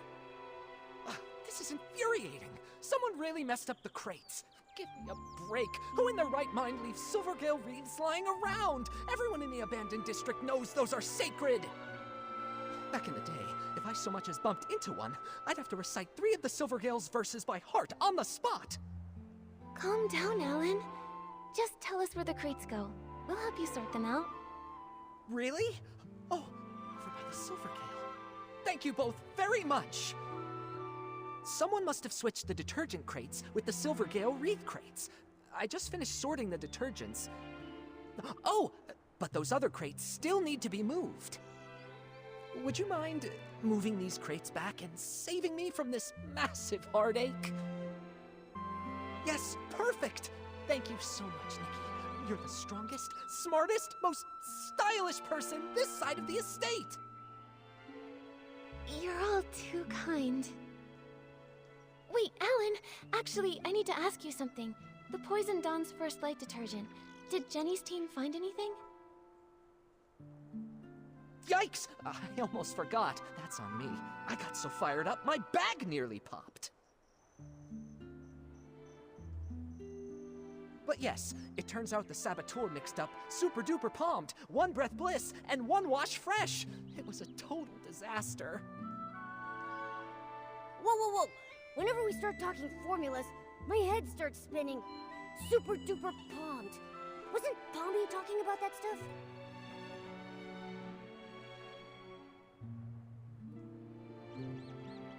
Here, I just finished updating the usage chart. Take a look. It should make more sense.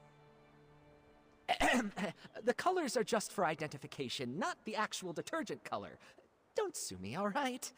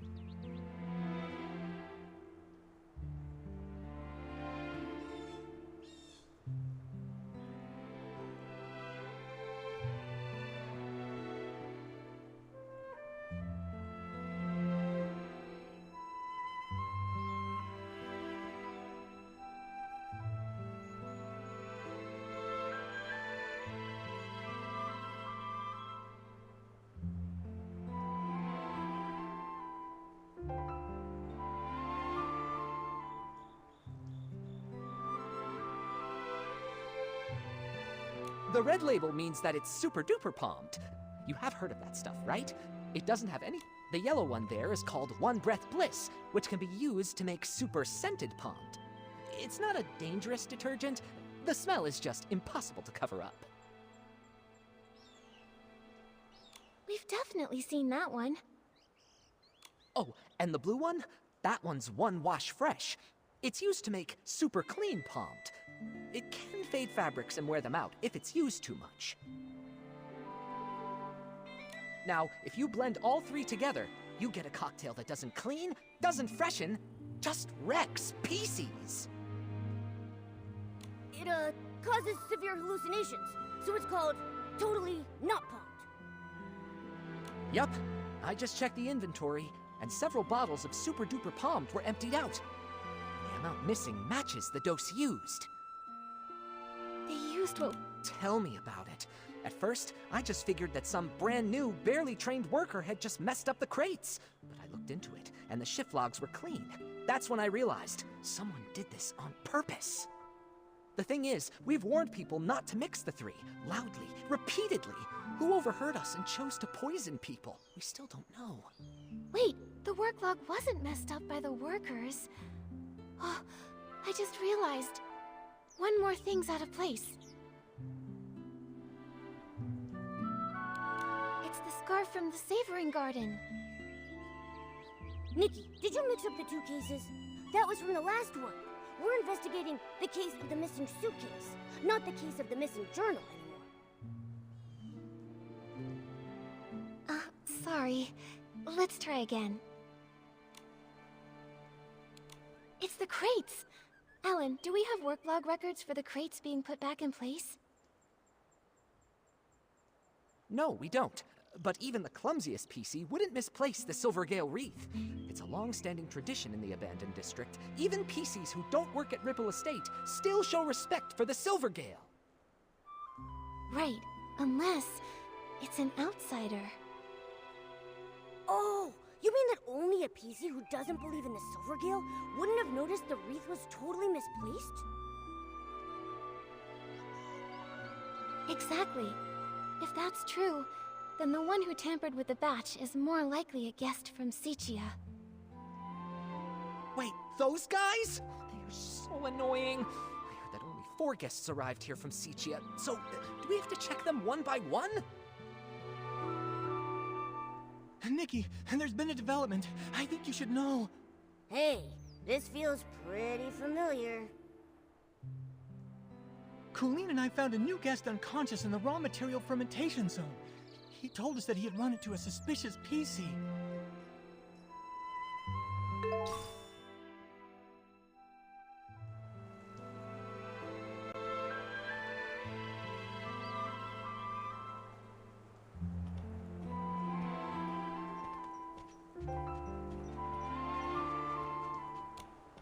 Pommy, what happened here? A guest was just attacked. They were knocked out near a big wooden barrel by the raw material fermentation zone. On the day the Dawn's First Light detergent was poisoned, even after everyone slowly started to recover, Colleen was still a bit dizzy, but she insisted on doing the nightly tour as usual. She asked if I could accompany her. I was worried about her, so I agreed to go along. When we got near that area late at night, she suddenly asked, "Do your employees always come here to rest?" It was only then that I finally saw what was peeking out from the edge of the barrel. A button foot and a white glove. I leaned in closer. That's no lazy employee, I thought. That's definitely a knocked out PC. Good thing you passed by in time. How's the PC that was attacked? Where are they now? We took him to get patched up. Colleen often takes care of guests who pass out in the bar, so I left the injured PC in her care and rushed to find you. He's woken up now, and he said he's a talent scout from Sichia. He's probably the kind who hunts for big stars like Madame Julie. Ugh, all these poisonings and attacks. It's just such a headache.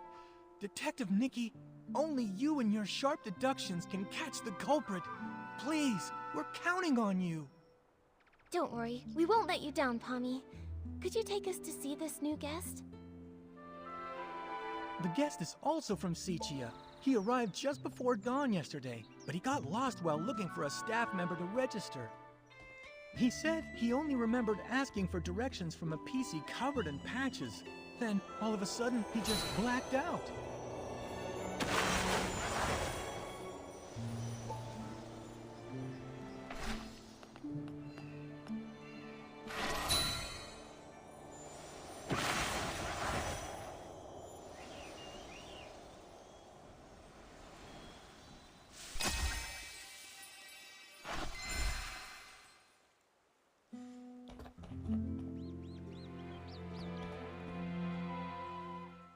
Ugh, that was brutal. Is it really that painful? This is unbearable. The gaps in the fabric were packed with dirt, and each of the threads reeked of dust.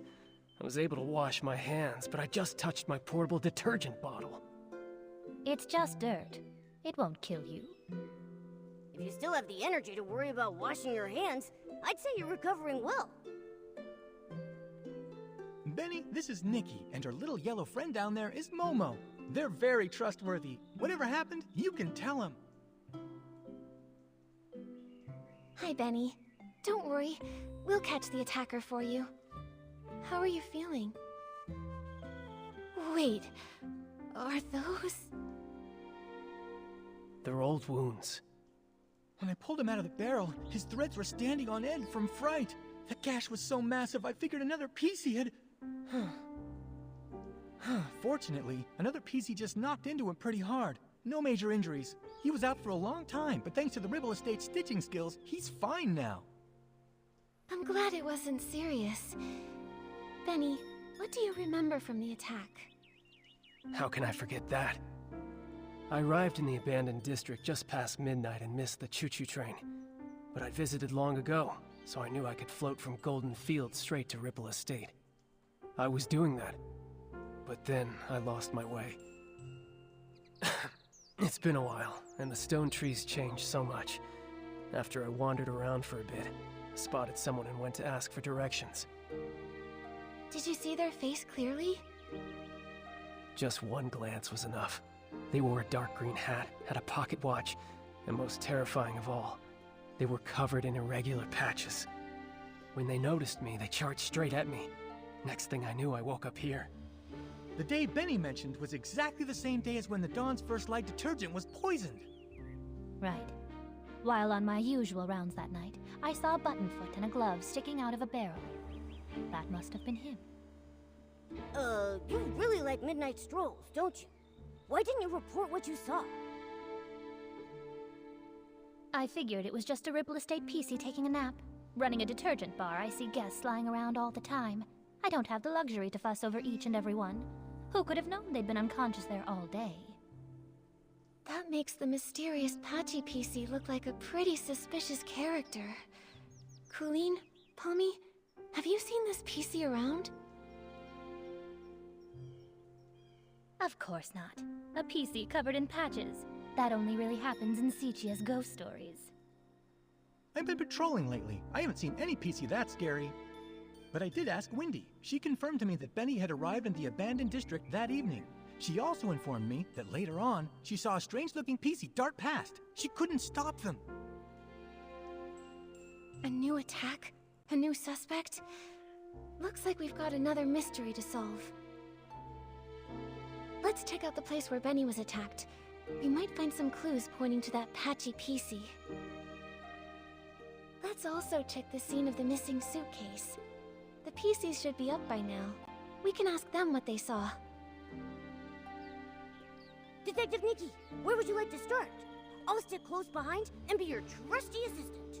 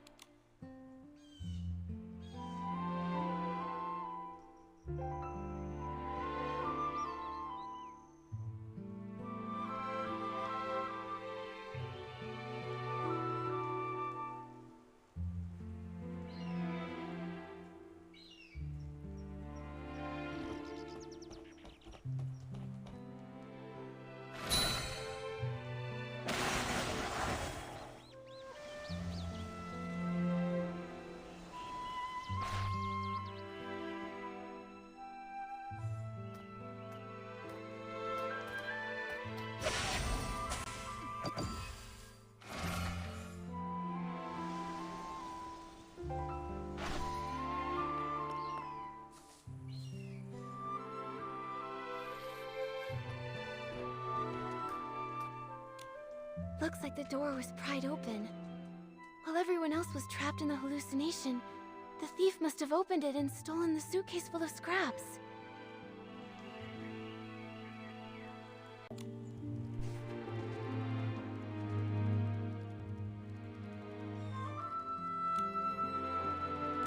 Such a meticulous shift schedule.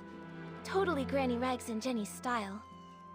All the important checks and confirmations are supervised by the two of them, so it's unlikely anything went wrong. Looks like if the shifts had been normal, the thief wouldn't have had any chance to steal the suitcase. So that's why they spiked the Dawn's First Light, taking advantage of everyone's hallucinations to steal. This thief must be very cautious.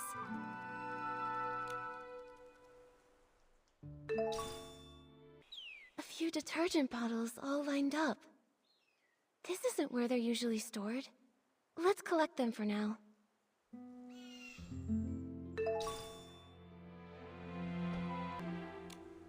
Here's a crack, but it's so narrow, even... Seems like there aren't any other clues at the scene. Momo, let's ask nearby witnesses. Maybe they saw something.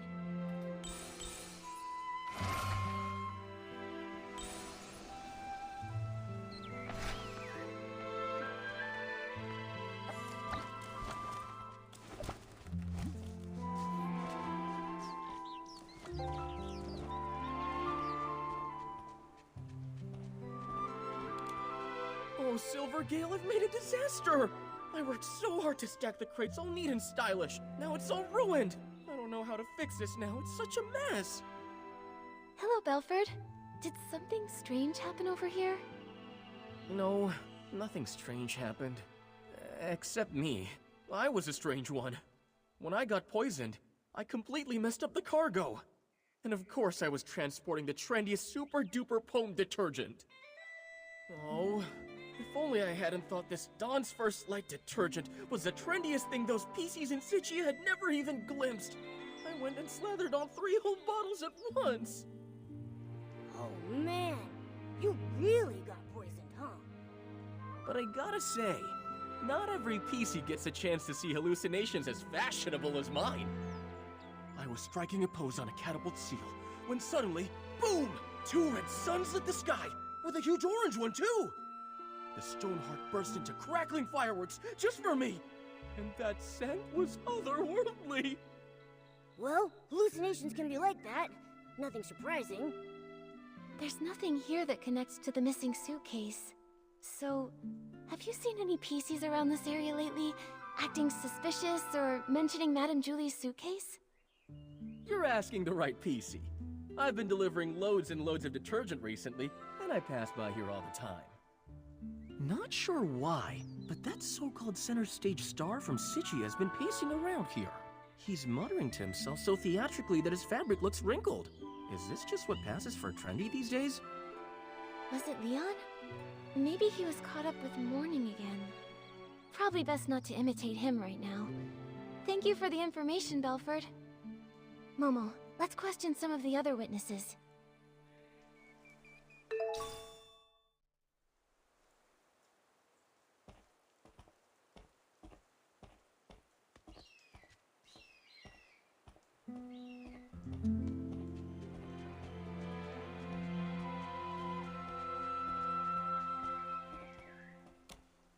Ugh, so frustrating! Not enough fruit juice, and I lost my rhythm!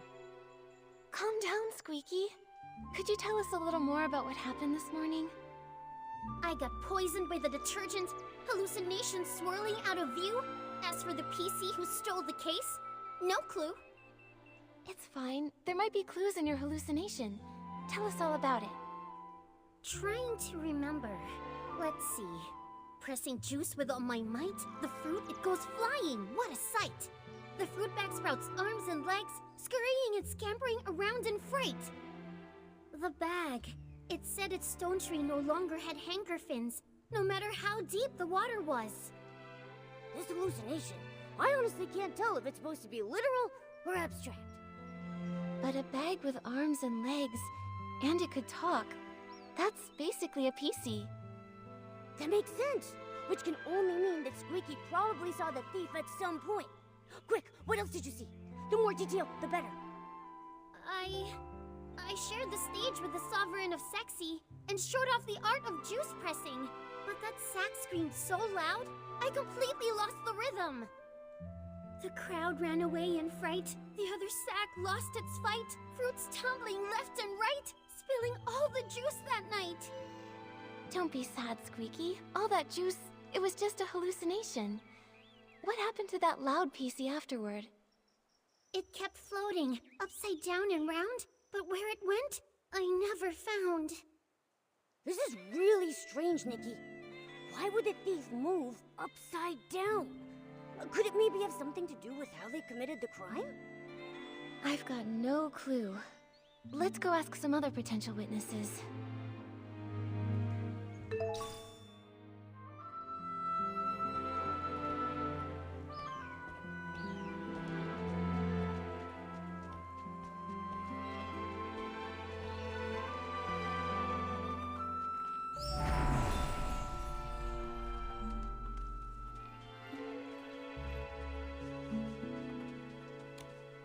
I can't believe it!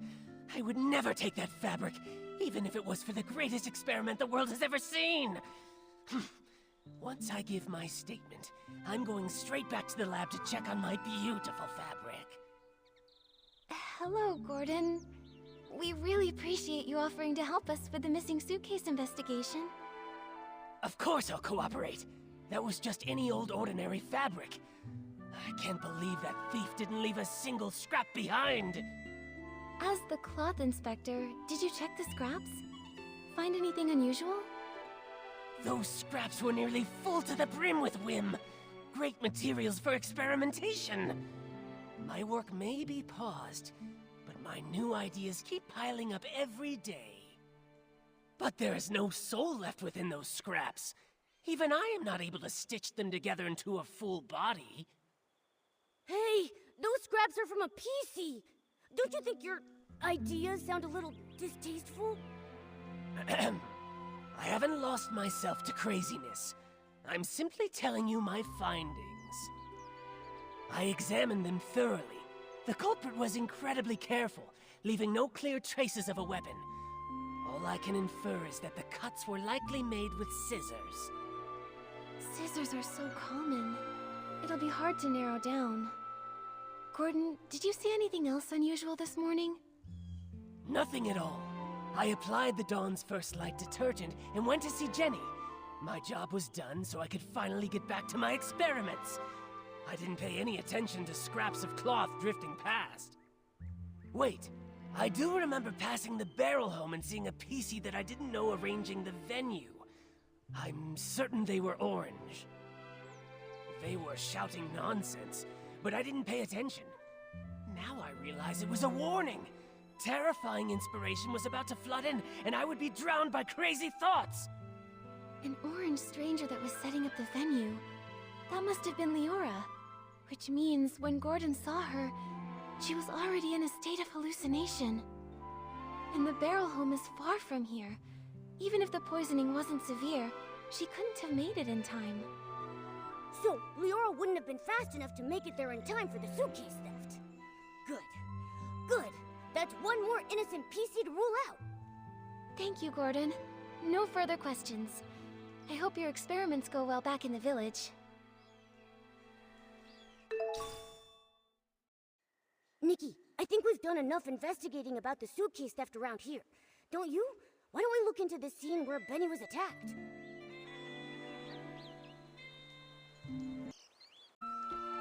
This place is far from the Ripple Estate's main boulevard. Seems like Benny really did get lost. But why would that patchy PC come all the way here? The more I think about it, the more suspicious it seems. Nikki, I think we should look around some more.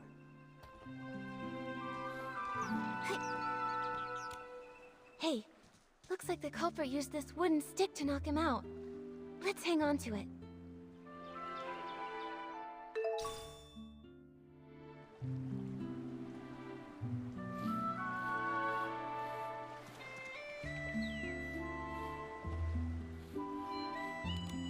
Look at these wood chips. They look like they fell here recently, and there are a bunch of loose threads caught on them. Huh. It seems like a PC crashed into that cracked barrel over there, and they knocked off the rotten planks in the process. Nikki, let's check the ground nearby for more wood chips.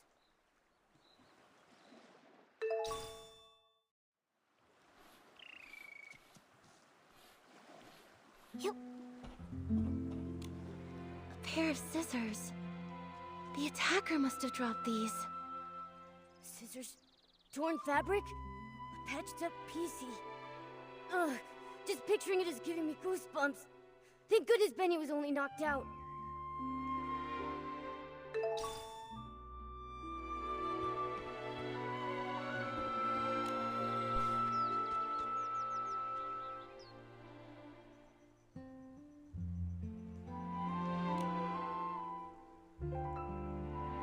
Whoa, such a packed schedule. A PC this good at managing time is bound to succeed at anything. But Momo, don't you think there's something odd about this schedule? Oh yeah! Benny is taking baths way too often. He's gonna scrub his fabric thin. Right? Last time I saw him, he was cleaning himself too. He's always carrying detergent. But what really catches my attention is that Benny keeps scouting for new talent, yet never schedules meetings with companies or makes time to give them resources. So then, Could it be that he doesn't have a single signed artist? I think so too. Benny's career seems not to be going very well.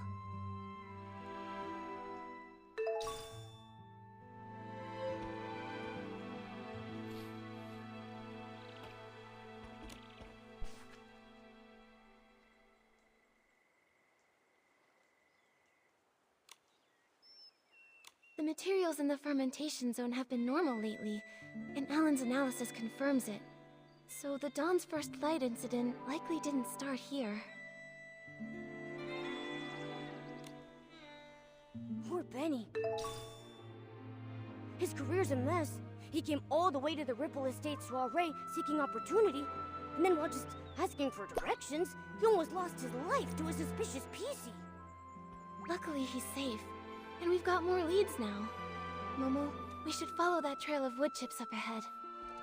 Maybe someone else spotted the same patchy PC.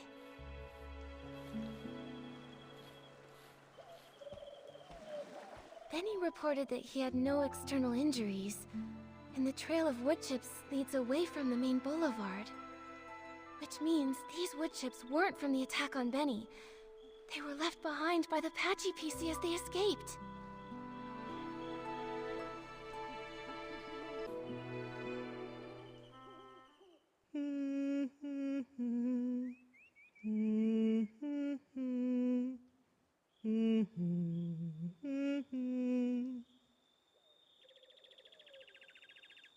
Who's that? Mommy, sing something else. Looking for scraps of cloth. What a lovely piece I found. Oh, there, don't cry, little one. Who's crying? No, don't! Help me, Mommy! Save me! What the heck are you? Quit your creeping around! You better watch out for my claws! What is happening? So this is the work you're talking about? No, it's all right. Those are plenty of blings, trust me. Were you the one who attacked Benny? Are you working for someone? Threadstar! Chase!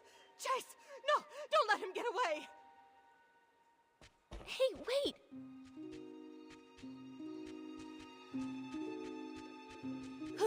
Wow, she's already gone! A hat, a pocket watch, and then she also had all those patches covering over half her body. She definitely has to be the PC who attacked Benny.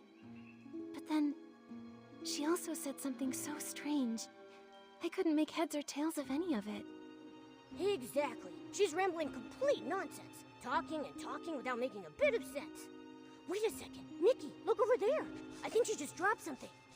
Let me see.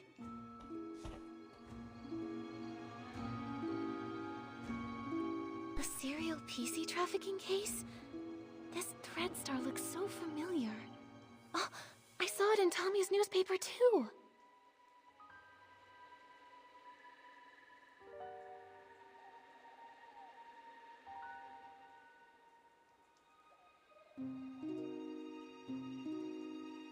It really is the same company. When Cersei passed away, they were really famous, a hot name in stage costume rentals. The clothes they rented out were actually made from PCs. Ugh! That's so cruel! How could such an evil company exist?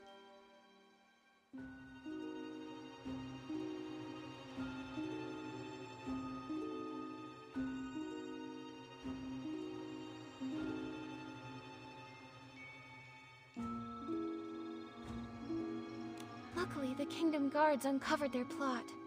Without Operation Starstrike, who knows how many more PCs may have suffered. But looking at the rest of the headlines, that was all during the days of Prosperville, a case from centuries ago. Why would that patchy PC still carry this around? She also shouted Threadstar a moment ago. Every square inch of her body is covered in all kinds of patches. Does that mean Whoa! Nikki! Wait a second! Could she actually be part of that evil organization? Don't worry, Momo. At least she didn't attack us. She just ran off.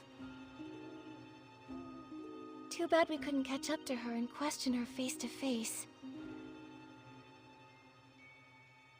Nikki, let's report both of these scenes to Jenny first. Maybe we can look at all the facts and figure out a new lead together.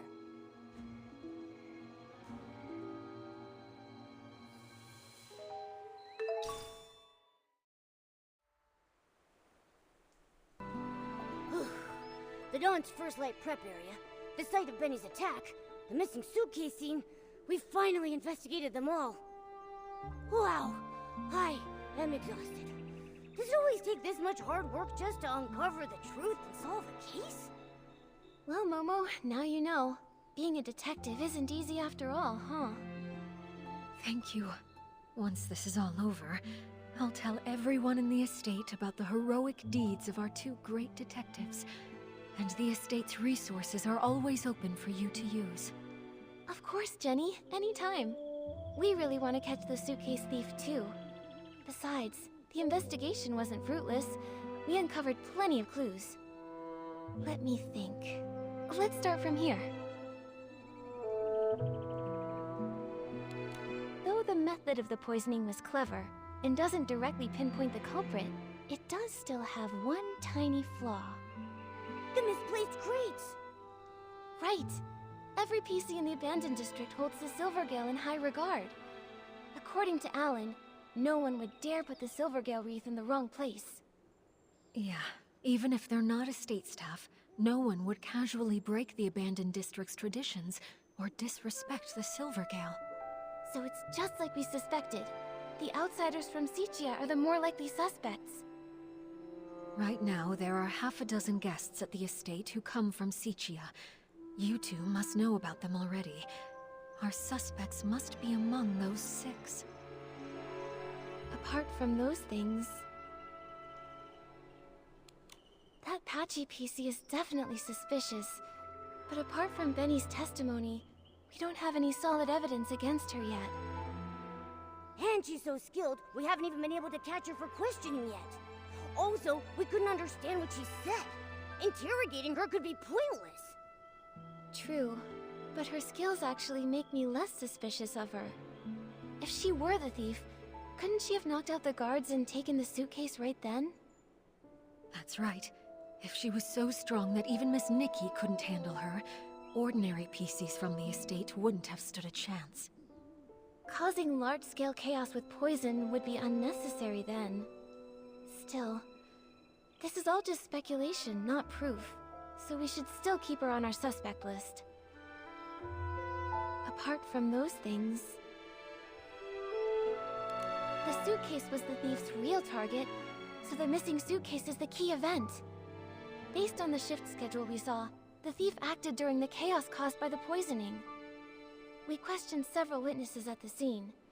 No one saw anyone suspicious, meaning the thief only had the chance during that short time when they were all hallucinating. Yes, and by the time Miss NIKKI finished questioning Tommy, the theft was already over. By then, Granny Rags had already noticed that the suitcase was missing. That short time frame helps us rule out a few of our suspects, like Tommy and Colleen. Oh, they were tangled up with each other earlier. Nikki and I interrogated one of them, and Pommy took the other away.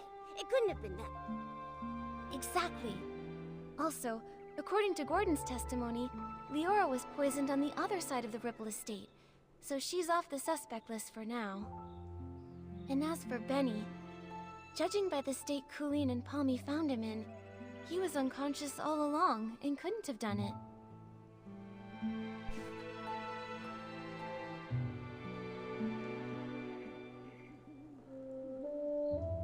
Wow, you're right! This really narrows down the suspect list. This means that only Mr. Leon and the mysterious Patchy PC had the opportunity to commit the crime. Well then, because Miss NIKKI, I mean Detective NIKKI, thinks the Patchy PC is less suspicious, I'll represent Ripple Estate and invite Mr. Leon for a talk. Is it finally time to nab the bad guy? Count me in! Not yet, Momo. Jenny, these are just preliminary deductions. If we rush to arrest Mr. Leon now, we might alert the culprit. Or worse, harm an innocent PC. I think Momo and I should have a little chat with him first. He might slip up in the conversation and say something that matches the suspect that witnesses saw in their hallucinations.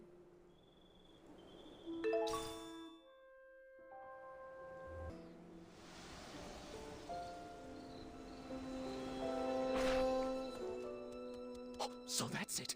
You all want to erase this misunderstood, imperfect, ugly me! But from this moment on, my art is no longer an act. It is existence itself!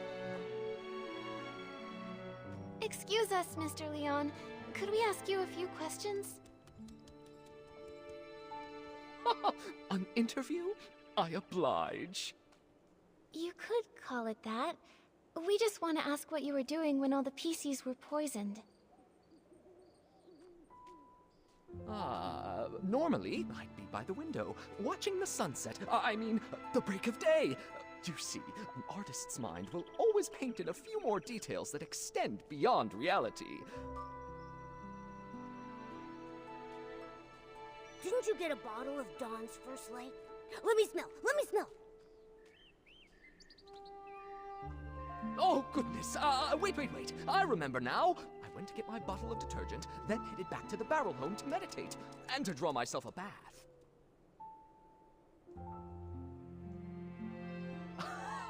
After all, I'm a seasoned artist from Sicia who once shared the stage with Juliet and Cersei. I must stay elegant at all times. In that case, you must have fallen into hallucinations too. Oh, if you don't mind, what did you see? That has nothing to do with the case, does it? I was alone the whole time. I saw nothing. All right. Please rest up, Mr. Leon. We'll go ask the others. Wait! Those were just hallucinations. Nothing worth asking about, right? Oh, but Pommy was awake at the time. Gordon has been deep in his research for many years, so he might have ways to stay alert. Yeah, you're right. We'll be sure to ask every single one of them, and we'll question a second time, just to be sure. Hold on! If I'm honest, that wasn't the truth.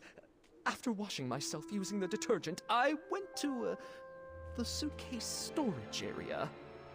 What for? Don't tell me you were up to something shady. An artist's inspiration is not a dirty trick.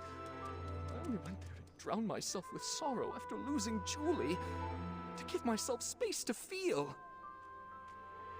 As the scent of detergent lingered, I used those new sensations to reimagine the climactic scene of Act 7. Mr. Leon, could you recreate the scene for us? Your art could really help our investigation. Oh, but of course! I see the twinkle of true artistic yearning in your eyes. Now behold, Act 7 of the Fool's Submission! Oh, Nikki and I have never seen a live Sicilian performance before. Mr. Leon, your show was amazing. Would you let me take a photo to remember it?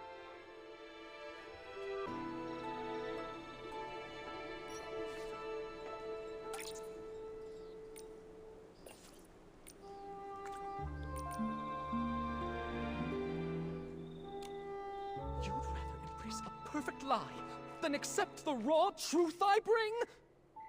Well, what is it? Do you not feel your hearts being moved by my words? What a performance. She's so full of conviction. And very helpful to our investigation. Looks like your shadow is an upside-down PC, just like the witnesses said. What? Who dares desecrate my art? Attempted murder upon the artistic spirit! Was it that lady guarding the suitcase? Or that clumsy little rascal hauling all those bottles and jars. Could it be Leora? Ah, the tragedy of Sicia! A betrayal from a fellow country spirit cuts deeper than the booze of the crowd. Whoa, calm down. Nope, it wasn't Leora. But can I ask why you would assume it was her? Don't tell me that you saw her near the suitcase storage area at the time. Of course! I had no intention of playing the harsh critic, but that scene was more absurd than any absurdist play in existence. Beside that stage I so carefully set, two bumbling performers, Leora and that clumsy rascal, came staggering out like little marionettes with their strings cut. And that lady, fiddling with the air, shouted the most profound line of the show. Juicing is art. I was about to ask her for advice when... I saw a flock of sheep cast off their disguises and charge toward the curtains. I heard the audience cheer, "Welcome, dear colleague." Sounds like that's when you started hallucinating, huh? A very vivid testimony. Thank you, Mr. Leon. Nikki, when we talked to Gordon earlier, didn't he tell us that he saw Leora near the barrel home? So who's lying here? It's Gordon who's lying. Also present at the scene back then were Squeaky and Belford. Belford mentioned earlier that he saw two red suns and a big orange sun in his hallucination. If that's referring to Leora's red glasses and her bright orange hair, it all makes sense. Right, but then why would that experiment-obsessed guy give Leora a false alibi? He doesn't even know her. Who says he doesn't? Momo, let's follow him and see if anything is out of the ordinary. We just have to be careful not to alert him. I can't believe that Gordon would help a PC from Sicia cover up evidence. They must be hiding some kind of shared secret. If we ask him directly, he might not tell us anything. We should be sure to tail him for a while first.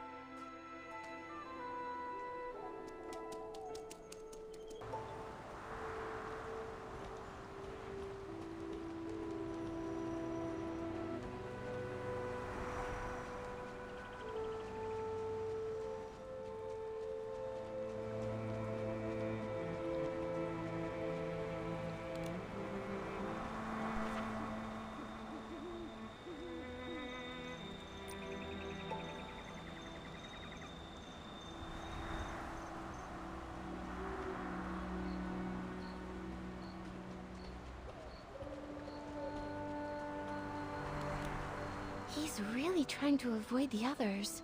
Where is he going? Shh! Nikki, let's follow quietly.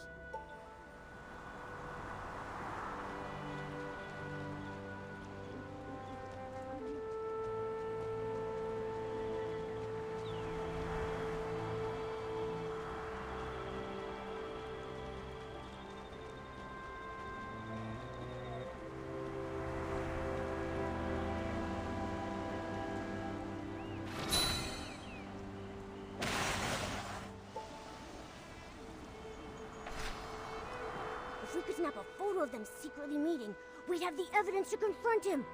Nikki, don't get too close. We don't want them to catch us.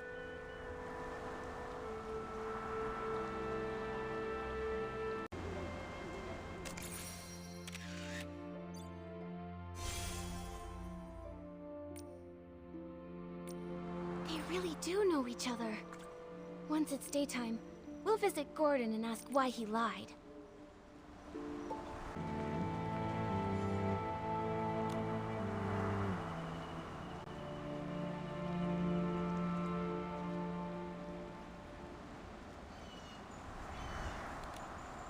Nikki, what are you doing here?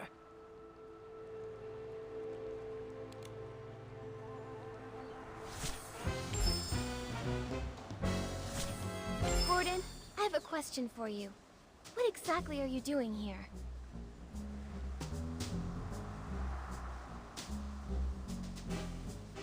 Why did you give false testimony for Leora? Tell me, what's your connection to her? And to the missing suitcase? I don't understand what you're talking about. I would never fake experimental data, and I would never falsify evidence.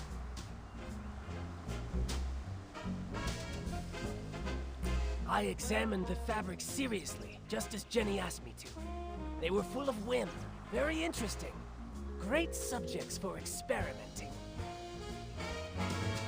After I applied the Dawn's first light detergent, I saw a PC arranging the venue at the barrel home. You say it was Leora, so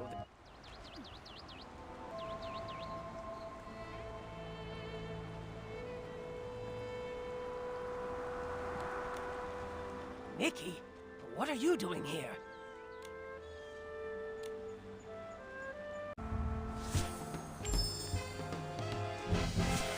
Gordon, I have a question for you. What exactly are you doing here?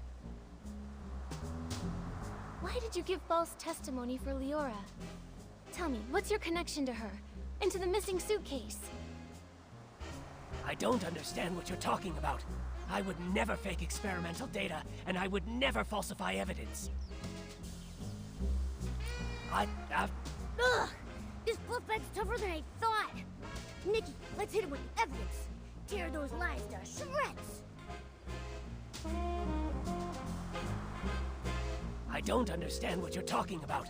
I examined after I applied the Dawn's first light detergent. I saw a PC arranging the venue at the barrel home. You say it was Leora, so then it was her.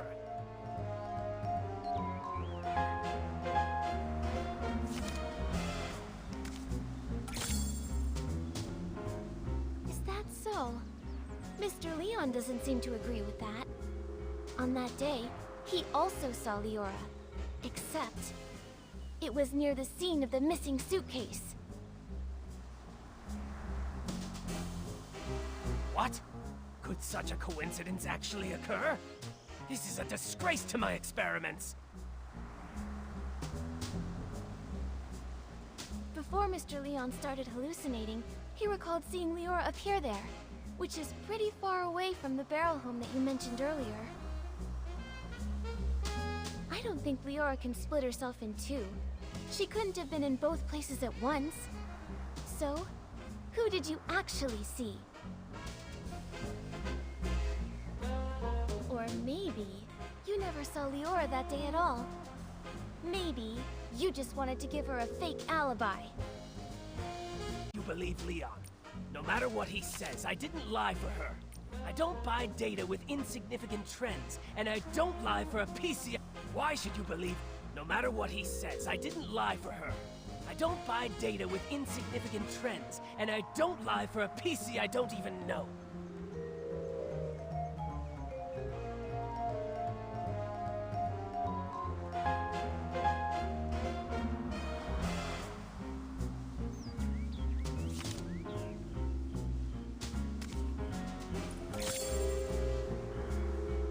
This should be more than enough to prove that you and Leora do know each other.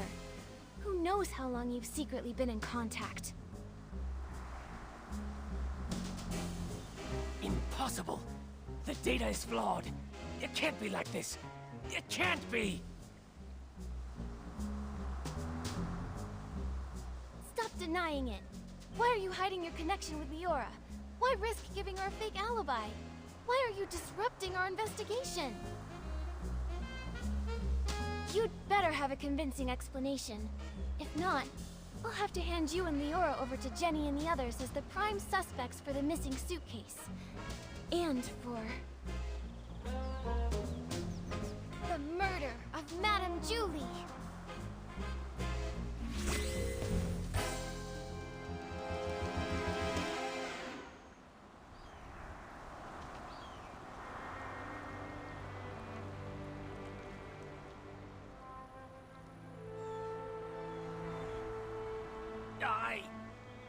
Miss Nikki, please don't trouble Gordon anymore. Leora... You've been here the whole time? Tell us, what did you have up your sleeve? I apologize for being deceitful earlier. Please allow me to reintroduce myself to you. I am Cersei, one of Juliet's friends. What? Juliet's close friend back home? The one who died in that accident? That Cersei? Yes, that's who I once was. Miss Nikki, allow me to share a story. One of Sichia from a century ago. It was the time of flowers before the storm, growth before ruin, an age of indulgence where everything was driven by the spotlight. A girl from Prosperville chased her dream of fame, stepping into the dazzling lights. Never expecting that behind the spotlight grew desire and power, just like a Threadstar costume, concealing the sewn-in corpse of another life inside. You discovered what Threadstar was doing back then? That's right. The dazzling facade was ripped away, and I witnessed the awful darkness lurking beneath, so I started my search. Naive, silly, call me what you'd like. I tried to uncover the truth myself, seeking atonement for my time spent in lavish distraction. But you failed. That was Cersei's fate. A wardrobe burned to ashes, and a vague, mysterious accident. Fortunately, there was more. Cersei left behind a Threadstar costume, and a letter she had meant to send to Juliet, all hidden in a secret safe. Hundreds of years later, Leora was born from that legacy. Now in this body, I've reunited with my old friend. Oh, Madame Julie met you in Sitia. That's the good news she wrote about. But what about the bad news? The true evil of Threadstar still has not faded. Julie was nearly assassinated by its remnants, possibly because we knew too much about them. Luckily, we were together this time, so the two of us set a trap. The choo-choo train arrived in the abandoned district, and Julie makes her entrance as a box of scraps.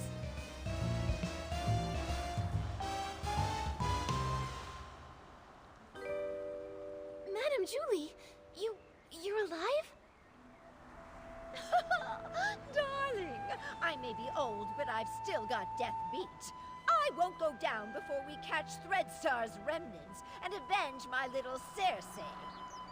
Don't get too excited. Don't forget, right now you're Threadstar's biggest target. Oh, trust me, I'm well aware. They somehow think they still have me cornered, but that's all right with me. Faking my death is bound to turn the tables and smoke them out once and for all. So, that box of fabric is...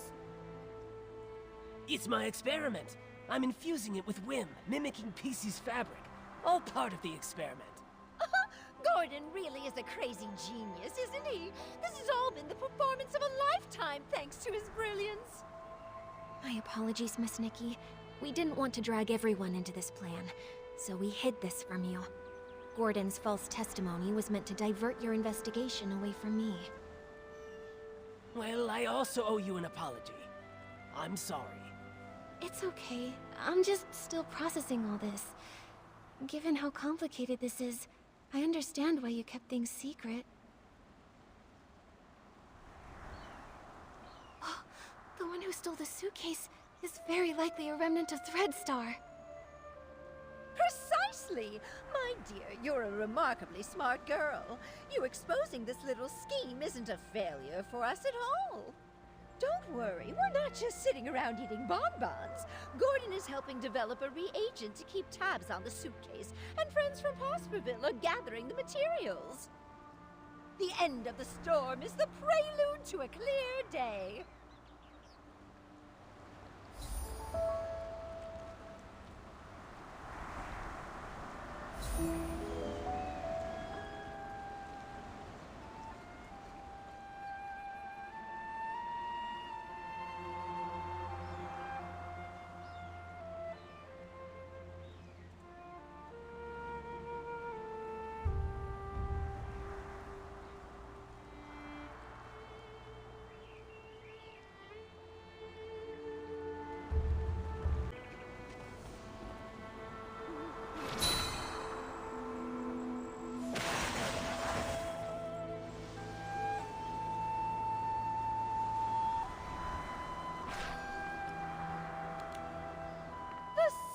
Gale's blessing always prevails. I knew we could count on our village friends. They've collected so many berries. That sound. Is that Gordon's cousin coming? Hey, why the outfit change? I gotta say, that straw coat actually suits you. You kind of remind me of that famous lady. Oh, right! Like the legendary Madame Julie. Raggy, take another look. Isn't that Madame Julie herself? Oh, I'm sorry, little Raggy. I had to disguise myself as Gordon's cousin and stay put if I wanted to hide from Threadstar's hunt. I even kept this from the volunteer corps. These problems all started in Sichia, and I didn't want to drag every citizen in the abandoned district into it. Wow, you hit it so well. I didn't notice a thing. Wait, did you say hunt? And what is Threadstar? And how dare they go after Madame Julie? Oh, if I couldn't pull off that role, how could I ever claim I was an actress before? The story of the hunt is a long one. Threadstar's been around for hundreds of years. If it hadn't been for Yarny, I wouldn't have suspected they were still active. Yarny? The same one you mentioned in your journal? The reason you wanted to visit Sichia? The very same! He would send letters now and then showing me the new detergents he'd learned about over the past few years. But a few months ago, the letters suddenly stopped. What does Threadstar have to do with... Wait, could Threadstar have taken Yarny? Yarny had never encountered such ruthless villains before. Being a lone PC, no family or connections, he was an easy target. I ran into Leora at the place Yarny was renting. She was investigating too. So that's how you two reunited. But why didn't Leora reach out to Madame Julie as soon as she was reborn? Because little Leora only came into being a few years ago. Threadstar's costumes are all woven with some kind of forbidden power. For centuries, Cersei's wishes have fought tirelessly against the Dark Essence. She reawakened just a few short years ago. No wonder. Leora's been focused on the kidnapping since her awakening, and only found out then that Threadstar's back. Yes. No PC understands Threadstar's cruelty better than her. My little Cersei. She never said a word, all to protect me. If not for this reunion, I would have no idea what she went through. Thankfully, I finally received the letter she left for me all those centuries ago. She played the part of the little sorceress in As Rain Falls, As Flowers Bloom. They originally wanted me to play the lead, but I knew she was thrilled when she got the role. From the first act to the final curtain call, she scrutinized every word over and over.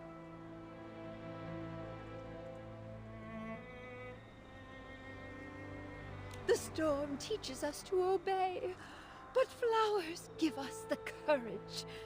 Dearest sister, remember, sunny days are always waiting. She went over that line 17 times. Maybe when she wrote that letter, she remembered that very line. So she set off, carrying flowers and courage. Like the little sorceress breaking through the storm, Cersei faced the evil Threadstar head-on. Yes, she was such a silly girl, trembling with worry before going on stage. But when that spotlight found her, she was full of strength. Sounds like Leora never gave up investigating Threadstar. Nikki, we've got to work hard too. We can't let those villains win again. Right. The tragedies Threadstar caused must never happen before our eyes again. We Forgottens aren't going to stand by either. Madame Julie will be safe here with us, while we sharpen our blades and prepare to tear those rotten threads apart. Those berries you collected will also be super useful. The juice they produce is known as Stitchy Splash, and it is a key ingredient for the tracking reagent for the suitcase. What can Momo and I do to help? The berries are almost ready. Let's pick the best ones we can find and juice them together. The wild party to declare the war on the storm sets off. Oh, wow! Nikki's got great taste. Now that we've got the berries, it's time to press the juice. Listen, my darling. Only by dancing as a duo with passionate burning souls can we help these shy berries fully loose and join our wild party against the storm. Nikki, are you ready? I'm ready. Let's start right now.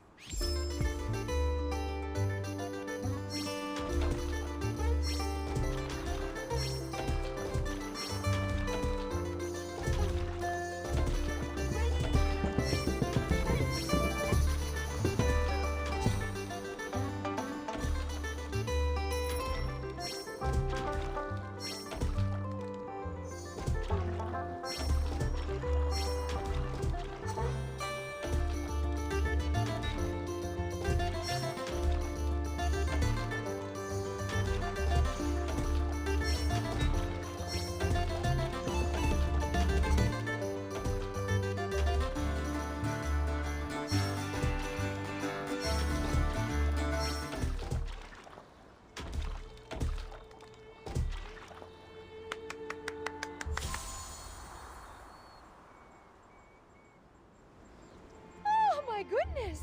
I feel like I'm getting younger with each and every step. Nikki, dancing with you is even more wonderful than that final curtain call back in Sichia. Look! We successfully pressed some of the Stitchy Splash juice. This should be enough to fuel Gordon's craziness. Job well done. Once we've unraveled Threadstar's rotten threads, I'll throw a Ripple Estate soiree so grand, and the Forgottens will definitely be included. I really want to go, but I haven't really gotten to know everyone, and I'm all torn and tattered. If I join the Ripple Estate soiree, won't I embarrass Madame Julie? Dear, there are no strangers at the party, only friends you haven't gotten to know. Besides, what's a little wear and tear? I once showed up to an award ceremony wearing a dress with a big rip. The whole point of this party is to bring the entire village together. Even that old stubborn Gordon told me the idea was fantastic. Madame Julie is right. You should come. Everyone wants to get to know you. I'll get plenty of dance moves ready. We're all looking forward to dancing with you. Momo and I will bring the Stitchy Splash Juice to Gordon, so he can finish the tracking reagent and catch those Threadstar threads sooner. Let's do it. For the best Ripple Estate soiree ever! Let's go, let's go, let's go! You can't run away this time, Threadstar!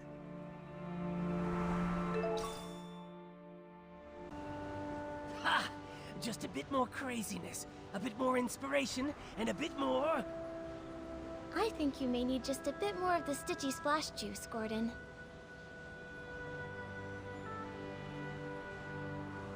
I did it! Finally! This reagent is a tiny miracle that will make every piece's heart skip a beat! Gordon, you did such a great job! All thanks to Julie, who handed me a whole box of blings, plus the Floragale cloths she'd kept for years. Without them, my progress wouldn't have been nearly this fast. The deal is finally settled! Deal? What deal? Gordon, did you agree to help just to attend the Ripple Estate soiree? No, of course not! If that was the case, I would have sent Julie to find other pieces immediately. The treasures in my lab are more attractive and mysterious than all of the Ripple Estate. Anyway, both deals made Madame Julie really happy. I ended up turning half of those Floragale cloths into the perfect scraps inside that suitcase. Even a top stylist like you was completely fooled by me. All it took was some fresh berries, plenty of spring water, a touch of whim, and just the right amount of crazy. You're pretty pleased you tricked us, aren't you? Well, maybe I should apologize to you again? What about the second deal? This reagent right here. I call it Morfloragel cloth. Here, take it. I didn't have a lot of time. Otherwise, I would have tested more options, like adding flight fruits, maybe making the suitcase fly back itself, or even get it to sing. Gordon, this is great as it is. Momo and I can't wait to try this crazy and brilliant invention. Perfect. You just have to spray it on suspicious ground and let the wind guide you. It can detect the lingering scent of the One Wash Fresh detergent perfectly, every time. But I thought One Wash Fresh was a very common detergent. Will this really help us find the suitcase? No one cherishes their suitcase as much as Julie does, and no one washes with One Wash Fresh 3 times a day like she does.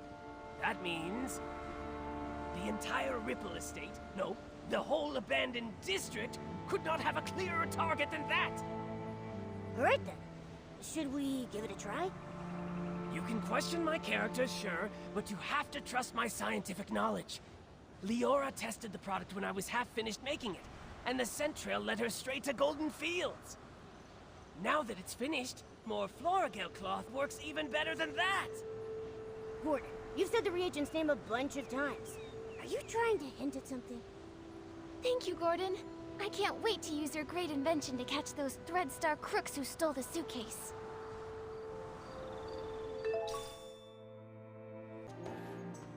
According to Gordon's instructions, here's where we can use the reagent. Miss NIKKI, let's give it a try.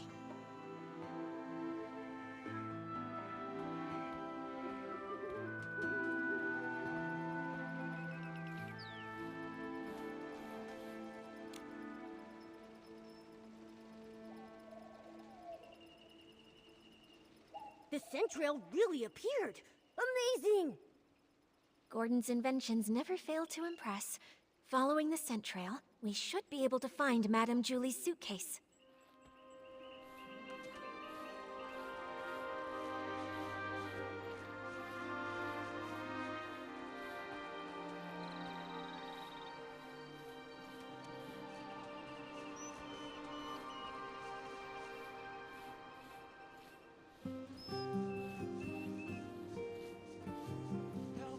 Help! Someone's calling for help. Momo, we have to hurry. Help! Help! Oh, why does this always happen to me? Stop! Don't hurt him! Now then, why did you attack Benny? Who are you? If you don't answer, we'll have to treat you as a suspect and detain you.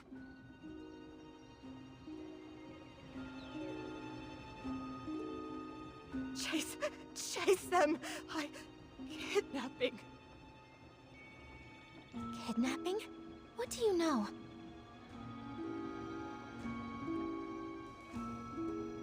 Ah! Come on! Watch out!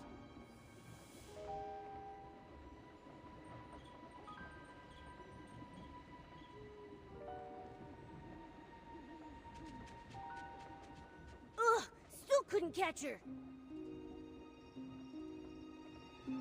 It's okay. We have plenty of clues. We just need to keep investigating. Come on, we should go check on Leora. Leora, are you okay? I'm fine, really. But maybe the PC who just called for help needs you more. Benny, are you alright? Just like you saw. Cleaned my fabric and now it's filthy again. I smell like fresh mud all over. This place has smelled the same for hundreds of years. But thank you for saving me. Can you tell me what just happened? Why is that patchy PC chasing you again? Because I always ruin her schemes. Like my career isn't miserable enough already. I can't find anything else, but somehow I always run into her. Even just looking at her crazy irregular patches makes me shudder. It's as if all my threads are twisting into knots. But fabric getting damaged is normal, right? Everyone gets hurt. You even have some stitches on yourself. That's why I always make sure to cover the tub with bubbles before I get in so I can't see myself. Happy now? All right, Benny, back to the case. You told us you caught that patchy PC plotting something? Exactly. I saw her sneaking around behind that haystack. But before I could get a good look at what she was doing exactly, she rushed straight at me. Nikki, the scent trail on the suitcase. It's pointing in that direction.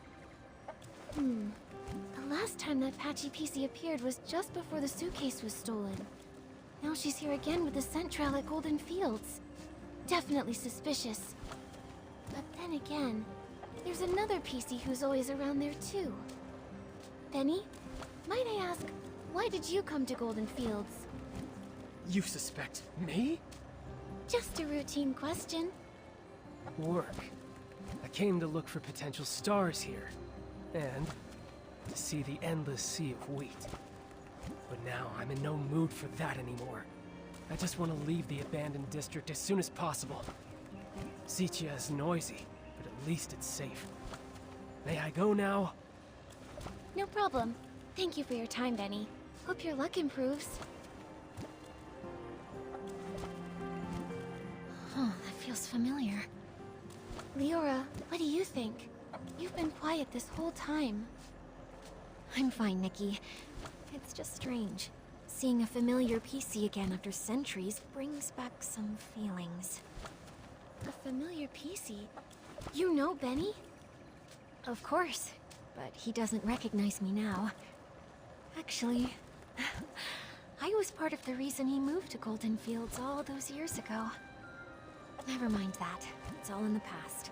For now, let's track down the missing suitcase. Looks like the scent trail is leading the way. Let's follow it. That's Madame Julie's suitcase. It looks like the thief got away. Leora, let's check around and stay alert.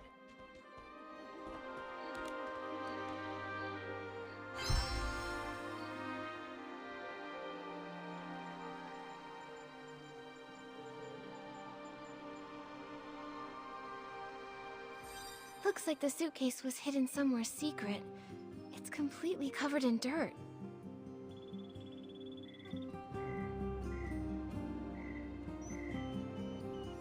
There's a tear here. Is it a scuff mark? Maybe it was dragged on the ground or rubbed against something rough.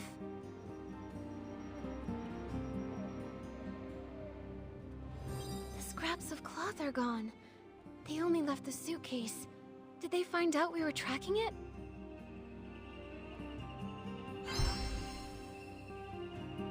Whether they tried to hide the suitcase or run away with all the scraps, the thief was clearly in a hurry. The suitcase is covered in dirt and has a scuff mark. Madame Julie's gonna feel awful when she hears about all this. Nikki, how did the thief know we were tracking the suitcase? They just abandoned it and ran off with the scraps. Could it be that patchy PC? She did mysteriously dash off the moment we spotted her. Maybe she came here afterward to get the fabric. That's possible. But maybe the thief heard the noise from our scuffle and decided to run away from the scene. Either way, the thief risked it all to take the scraps, which means their true target has to be Madame Julie's fabric. What exactly is Threadstar up to?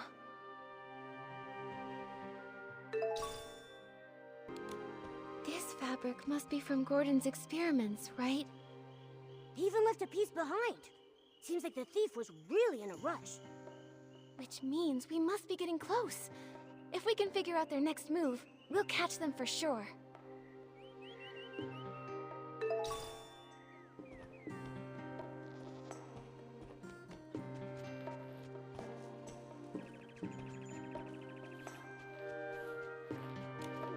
Why are there green trays here?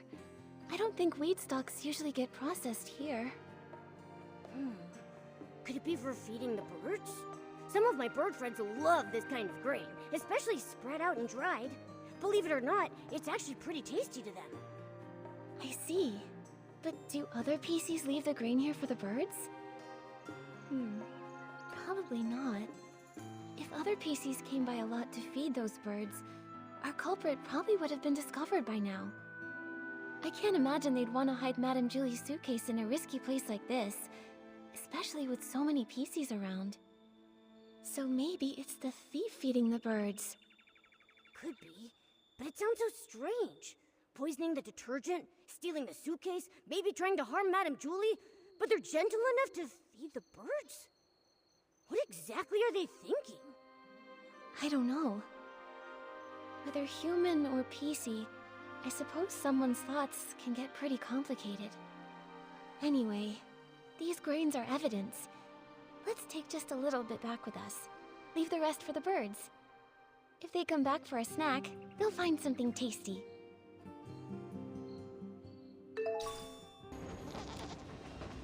This looks like Threadstar's ledger. It really was them who stole the suitcase. Let's look around and see if there's anything unusual here. The latest entry says the trades have gone underground.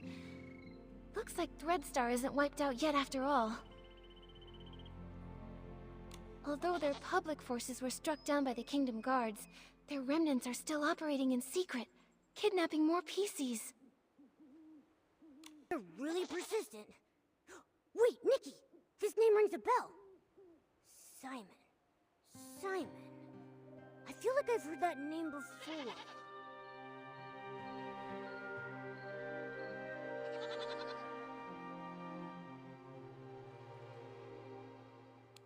Oh, it was Tommy! The senior columnist he mentioned. His name is Mr. Simon. He said Mr. Simon was targeted by strange people, and then he disappeared. Whoa! Threadstar kidnapped him! Tommy would be so heartbroken! Whether it's for profit or some other reason, they're willing to hurt so many. Unforgivable. Whether kidnapping PCs to make performance costumes or harming those who know the truth to cover up their schemes, their cruelty and evil is absolutely unforgivable. Let's keep looking through this. We have to pick up their trail. Mr. Leon rented Threadstar's costumes so many times. I suppose he had no idea those costumes were made from the fabric of other PCs. Judging by how obsessed he is with art, I bet he didn't even understand what was going on when Threadstar went under. True. If I remember correctly, Mr. Leon was always a loyal Threadstar customer. He never looked into the power behind the costumes. He just wanted to use them to draw the audience's attention. But just like we saw earlier, these evil costumes not only consume the life of the PCs, but also harm the wearers. I wonder what actually happened to the human that imbued Mr. Leon's fabric with wishes. There are other renters too. Cersei! Leora, it seems like the record here shows the costume you were born from. By the Silver Gale, it really is. Leah! Leah, are you okay, Leora? Does this bring anything to mind? Miss Nikki, I don't know if you noticed, but there's a very obvious patch on me. This purple piece of fabric, right? Wait, Leora, could this piece of fabric be... Yes. Since I woke up in the safe, I could clearly feel it belonged to another PC. It's not part of me. It carries emotions and memories that aren't mine. It belongs to Leah. Only today did I learn her name. But from the moment I woke up, I kept having these dreams. Dreams of a little girl's laugh, a mother's comfort, a sudden separation, and lullabies she sang to herself. Small flower breathes in rose, the dreaming child with secrets glows. Wind blows soft on the ridge, sending our sorrows off the bridge. Those are Leah's memories. Yes, the memories come in bits. I can't see them clearly. I often mix them up with my own past. I dream of going home, but sometimes the little flowers turn into wheat stalks, and the river of Prosperville flows under the bridge. Maybe it's because Leah's greatest wish was to go home. She was just a carefree little girl, but was cruelly kidnapped, taken away from her mother. In the darkness and turmoil, she could only hum the lullaby her mother once sang, quietly comforting herself, hoping her mother would find her at any moment, sweep her up, and bring her home. Maybe it's because of Leah's memories that I've been following this kidnapping case since I woke up, and I've come back to Prosperville once again. Sorry, Miss Nikki. I think I want to spend some time in the wheat field nearby. All right, Leora. We'll find you once we've finished investigating around here.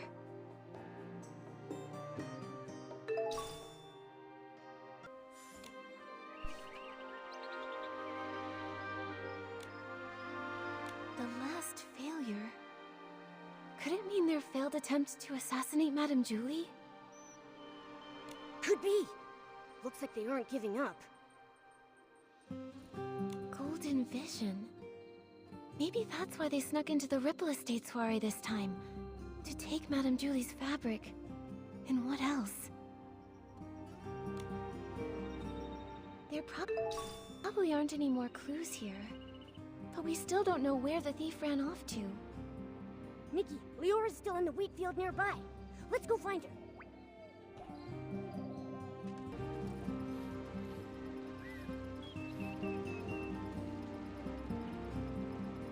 The heavy wheat bows low with grace, counting grains as winds embrace.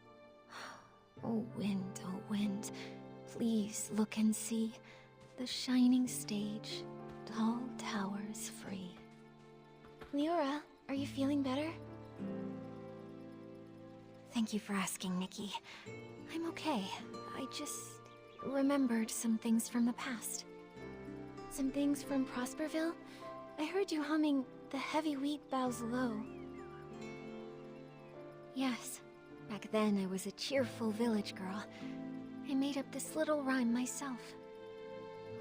I used it in As Rain Falls, As Flowers Bloom, changing the wheat to flowers and grains to seeds. Cersei must have loved running through the waving fields in Prosperville, sitting on haystacks, singing, sleeping with the scent of wheat. Sadly, Miss Nikki, back then, I hadn't yet lost those golden stalks, so I didn't understand how precious they were. I was just tired of my unchanging hometown, dreaming of the big city people talked about. So I stood here often, wearing the outfit I designed. I pretended to be a scarecrow. I called to the wind and birds, hoping to catch news from afar, like the little sorceress, craving sunny days, but too afraid to face them. The stage wider than any room at home, and spotlights even brighter than the sun. I wanted to see what they truly looked like. By fate's design, as I wore that very outfit, Benny chose me. Wait, so it was Benny who discovered you! Maybe he isn't unlucky after all. No wonder Benny returned to Golden Fields this time to scout the next star. He must have recalled Cersei's success back then. Success? Maybe. Back then, Benny was so ambitious, determined to shape the perfect star. He said he'd be my agent, helping me become a great actress and see the bustling world beyond with my own eyes. So I left and never returned. There's nothing wrong with yearning for a distant, glamorous life. I believe that Cersei never meant to leave forever. She just wanted to see another world and explore more possibilities. Yeah, it was that wicked Threadstar's fault you never came back. Yes, I don't regret setting out on my journey, but I do regret never knowing which direction to take. Actually, I got tired of entertainment fast. Loud but hollow applauses, suffocating parties. So boring compared to an afternoon lying in the wheat fields. But becoming a star is quite a worthy dream, don't you think so? If I didn't chase that passion, then what else would I pursue? So I never stopped. I understand that. It's like being blown along by the wind. Unsure if it's really the direction you want, but by the time you realize it, it's already too late to stop. Exactly. I uncovered Threadstar's plot and was drawn to this new, unexpected force. Then, I searched for the truth. I died, was reborn, and I began to dream. Dreams of wheat fields, dreams of spotlights, and Leah's dreams. I searched for my own dream through countless others. Leah wanted to go home, but what about me? Small birds chirp away. With stalks of wheat, they sway. Oh, birds, help me find.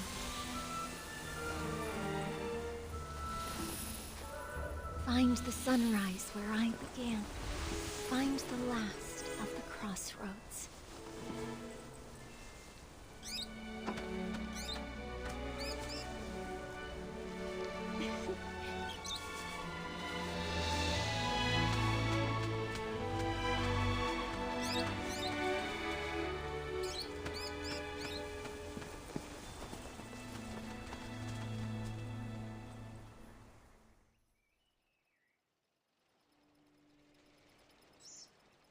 Miss Leora, finding your direction is difficult, and I can't give you an answer right now.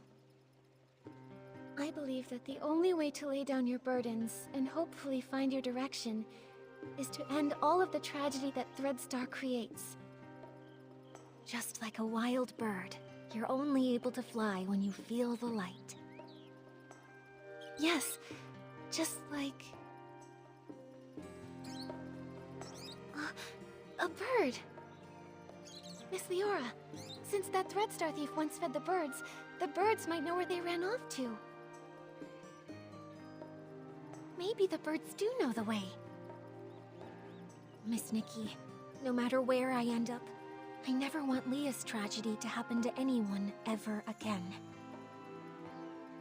This outfit has the ability to call the birds. Let's give it a try.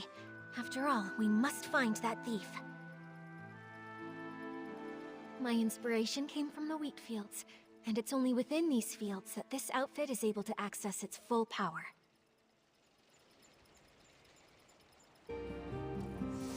Birds fly, winds reply, bring the answer to Momo nearby.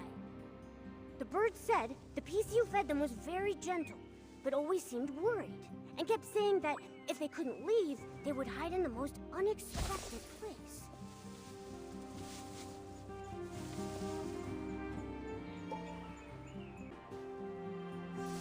Birds fly, winds reply, bring the answer to Momo nearby. Wait a sec. This Barasant said it saw that PC dash away. It chased them halfway across the ridge, but still couldn't hold them back. That PC comforted the Barasant, saying they would hide where many PCs gather, and they promised to return with the tastiest grains for them. Birds fly, winds reply, bring the answer to Momo nearby. Wow, the PC talked with the birds about how to hide from predators. They said masking their scent is most important, like hiding in the wheat fields, blending with the fragrance.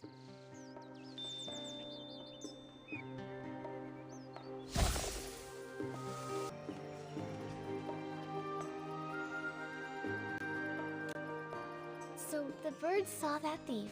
They hid in a secret spot where many PCs meet, and they most likely hide within fragrant depths to mask their scent. And it said they would hide in the most unexpected place. I see. Miss Nikki, where do you think that place is?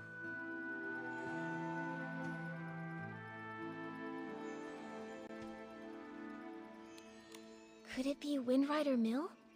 There's a bathing area there, so it should have plenty of different detergent scents. Also, a lot of PCs have lived there for a long time. Oh, that makes sense! But Windrider Mill is so bright and open. Where would there be a hidden spot? I have a feeling it might be somewhere else. Good point. Give me a moment. Oh, it's Ripple Estate! They're about to host the Ripple Estate soiree, so it'll be really busy and filled with new detergent scents that could mask their own scent traces. Where do PCs gather with lots of hidden spots? It must be... the Ripple Wine Cellar! Exactly. The most dangerous place might actually be the safest. The thief must think the Ripple Wine Cellar is the spot we least expect. Wow! Impressive, Detective Nikki! Such a clever thief. Without the bird's help, even if we searched everywhere, we'd probably end up at the estate last and never think to check there. Thank goodness for good timing. I'll head back to the Ripple Wine Cellar to confirm their whereabouts now. But the Ripple Wine Cellar is so complex. If only a few of us are going, are we actually going to be able to catch them? Nikki, should we ask Jenny for help? Momo's right. But Jenny and the others need to focus on keeping order at the Ripple Estate and preventing everyone from panicking. Maybe we can ask Raggy and our leader for help. Right now, they're the only ones who know the truth about Julie faking her death. Maybe they'll lend us a hand. Great. They're both very skilled. If we work together, I'm positive we can corner the thief. Leora, let's meet at the Ripple Wine Cellar. The moment is finally here. Don't worry, Leora. Gordon just reinforced my buttons for me, so I'm feeling super strong. With one punch, I'll make that thief's seams burst wide open! How's everyone doing? Have all the staff inside of the Ripple Wine Cellar been evacuated to safety? Yes, it's already been cleared out. They said they saw a PC escape through the side door of the Ripple Wine Cellar. The layout of that production track is very complex, so we must be extra careful. No time to waste. Leave the pursuit of the Threadstar remnants to me. Nikki, I'm coming with you. You shouldn't face Threadstar's evil alone. I'm in too! Then I'll stay here and guard. If that brat tries to make a break for it, they'll get a face full of fist.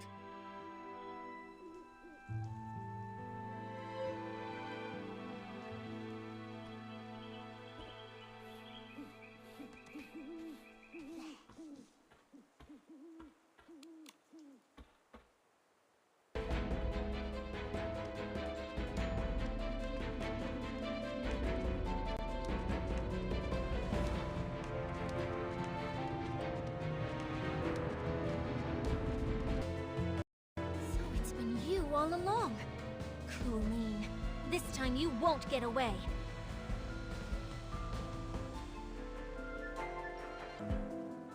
Taste my fist!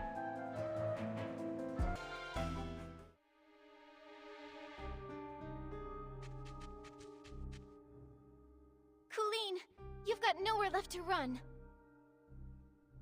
Tell us where the fabric is, or do you want to taste my fist again?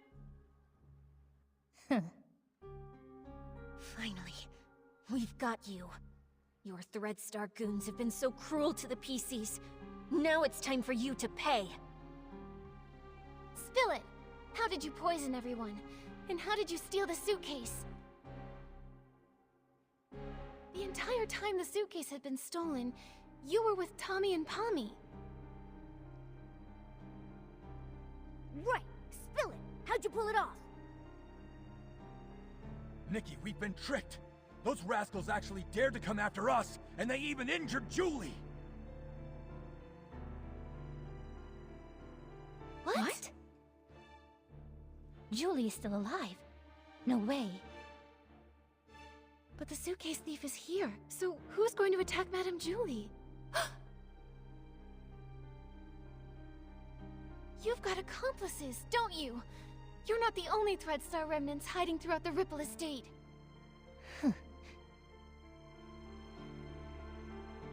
Please don't panic. Madame Julie's only injured. Let's get back to the village. As for you and your accomplice, shh, shh, neither of you are getting away.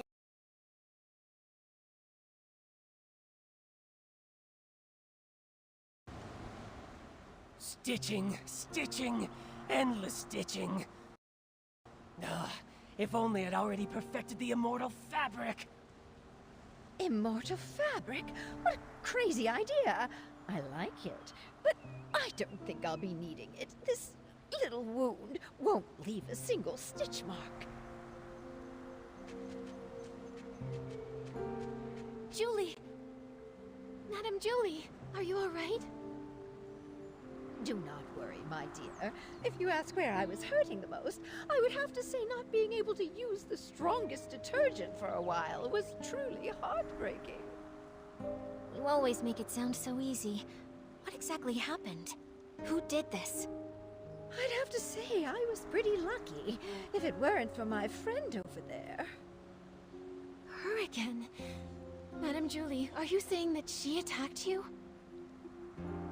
She saved my life, dear. Earlier, a swarm of Esslings suddenly appeared in the village. Julie said they were after her. She told our leader to protect the others, then drove the Esslings away.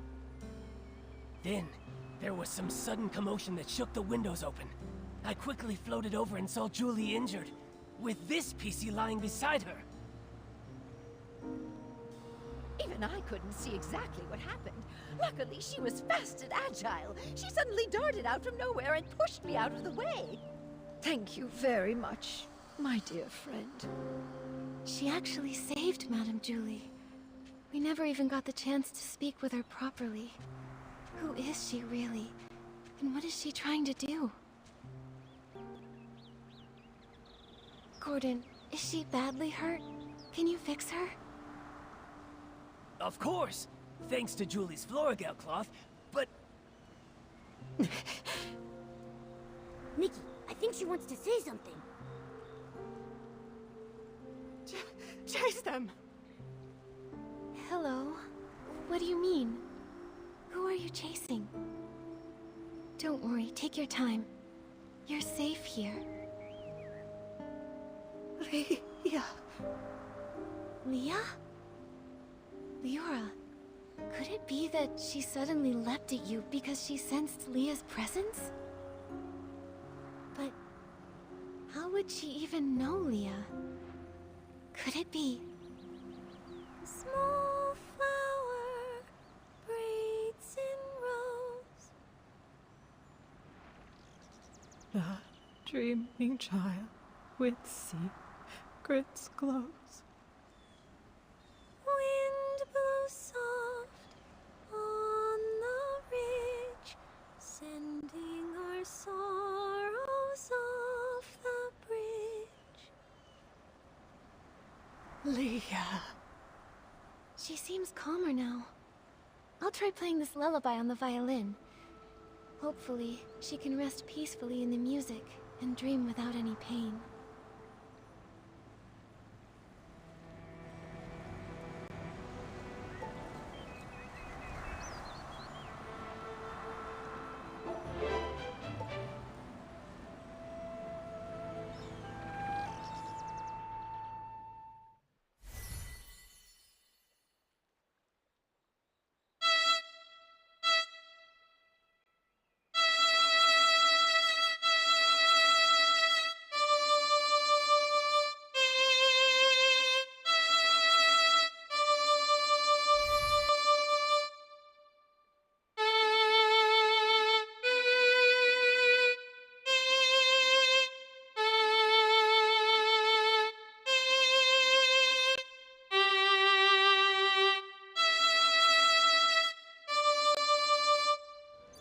She's so much calmer.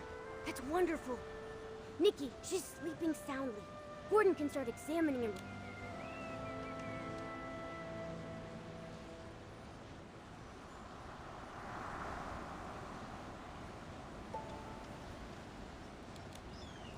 This is just unbelievable. Even I never thought something like this could happen. What is it? Did you discover something? This patchy PC. This is utterly mad. I'm still checking, but... Yes, every single piece of fabric on her body comes from the body of a different PC. That's just like the Thread Store costumes! Leora has a patch from Leah, so she has Leah's memories. With all of those patches, this PC... She must always be dreaming noisy, chaotic dreams, pulled in all directions by countless voices. Sometimes she might suddenly forget who she is, or why she even came here. No wonder she sometimes seems like a completely different PC. The reason she often talks to herself and struggles to connect with others is that her mind is confused and lost. But why would she do this? Or was she made this way by someone else? This is so bizarre. I'm afraid we won't figure it out until she wakes up. And the attack. Only she might have seen the attacker.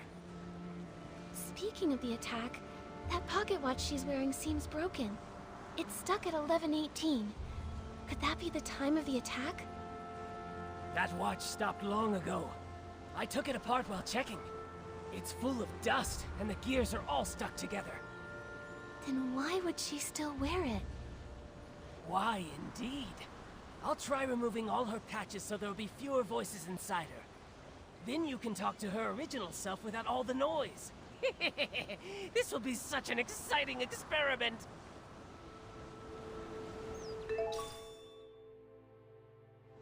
When we found out Madame Julie faked her death and finally caught the suitcase thief, I thought we'd have this case all wrapped up.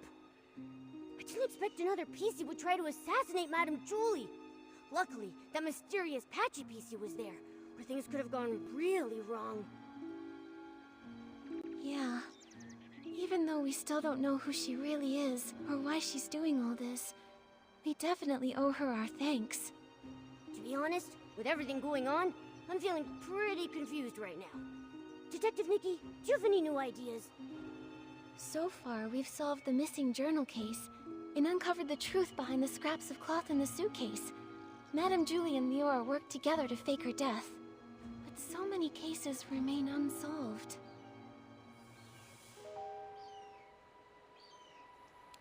We never managed to catch who poisoned the Dawn's first light detergent. But now the evidence might be pointing to Colleen being the culprit. She's the owner of the detergent bar, right? Hasn't she been researching the detergent industry at the Ripple Estate? She probably figured out the secret formula for Super Duper Palmed a while ago with all that digging. And since she knows more about detergents than most PCs, this poisoning method wouldn't be hard for her. And there's more. We tracked the suitcase and ended up at Colleen, but she didn't actually steal the suitcase.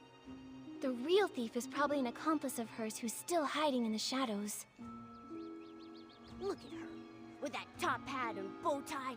I thought she was just a cold but decent PC. Turns out she's a major troublemaker. Luckily, with Gordon's reagent and help from Leora and Raggy, we managed to trap her. Otherwise, she would have run off with the suitcase into the abandoned district. Why is she so desperate to move the fabric inside? What's her goal? And there's more. If it weren't for Madame Julie and Leora stepping in, we would have never known that all of this connects back to the Thread Star from hundreds of years ago.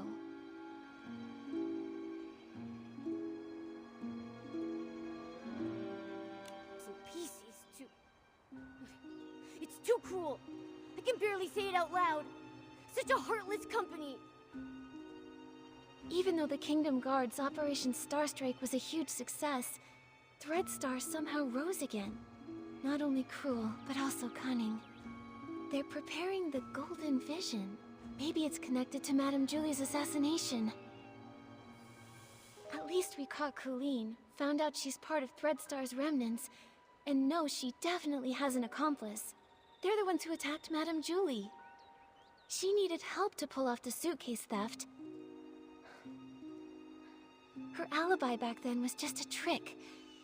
We underestimated her.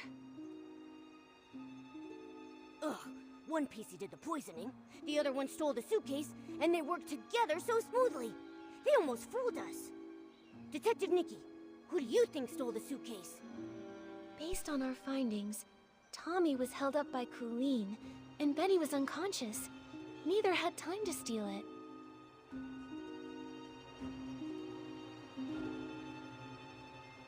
Leora is Madame Julie's friend. She wouldn't steal it. And Mr. Leon had hallucinations near the scene and had multiple eyewitnesses confirm his innocence. So no suspects there either. But Colleen didn't have any time either.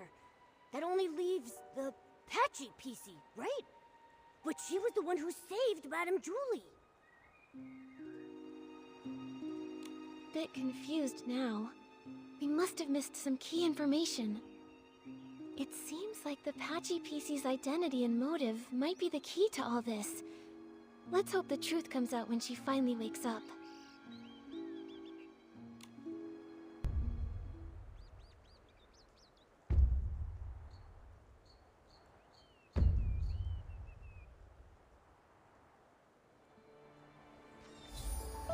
Wonder how the Patchy PC's doing. Nikki, let's head to Prosperville to check on her and Madame Julie.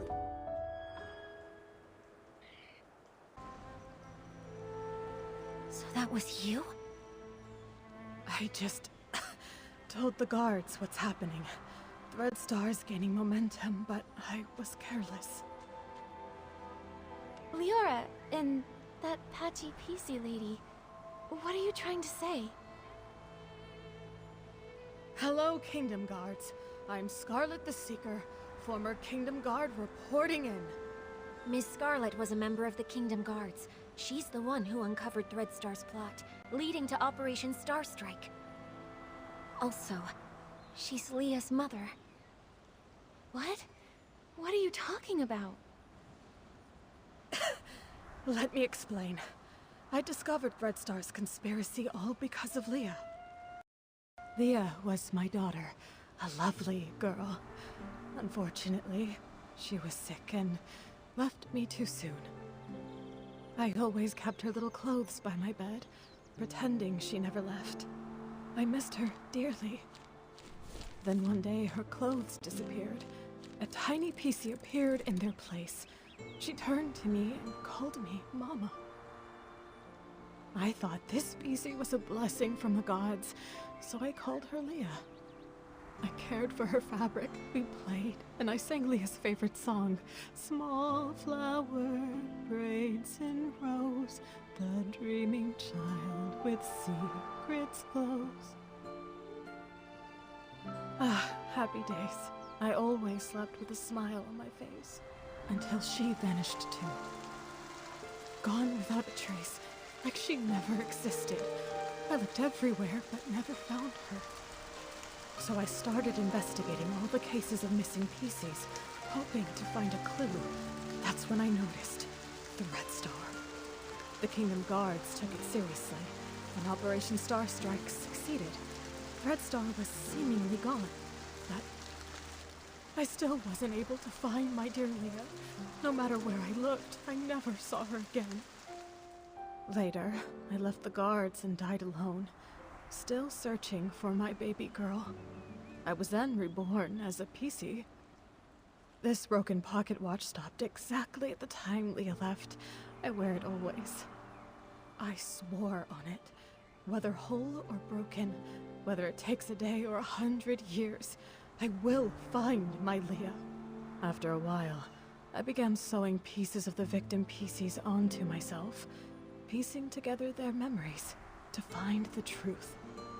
I've followed those memories ever since. Threadstar kidnapped Leah and turned her into... That's why you were so emotional seeing Leora. You were sensing Leah. Yes, those memories confused my mind, but I will never forget Leah's presence. Leah, my little Leah, I miss you so much. Wind blows soft on the ridge, sending our sorrows off the bridge. Leah knows your voice. I know. I followed Benny here because I suspected that over the decades, he's been helping Threadstar pick kidnapping targets. Wait, so you think Benny is a member of Threadstar? That's why you attacked him? Attack? I did chase him, but I didn't succeed. How come? What a liar. Benny wasn't at the fermentation zone his first day at the estate. I found him there, but that was early on the second morning. Wait, that's the day after the first poisoning case. A whole entire day after Benny claimed he was attacked. His first day hiding in the estate, I couldn't follow him inside. The next day, I followed him to the fermentation zone, trying to catch him. I was distracted by a noise, probably one of his accomplices. He escaped, and I wasn't able to attack him. The so-called attack was just a setup. I understand now. We need to catch Benny quickly. Don't worry. Gordon asked Jenny to keep him locked up. Both he and Colleen have already been detained. Unfortunately, the PC who attacked Julie used some forbidden power to strike from a distance. I didn't see them, so I can't be sure if it was Benny. That's okay. You get some rest. I'll take it from here. I'm heading back to Ripple Estate to have a talk with them.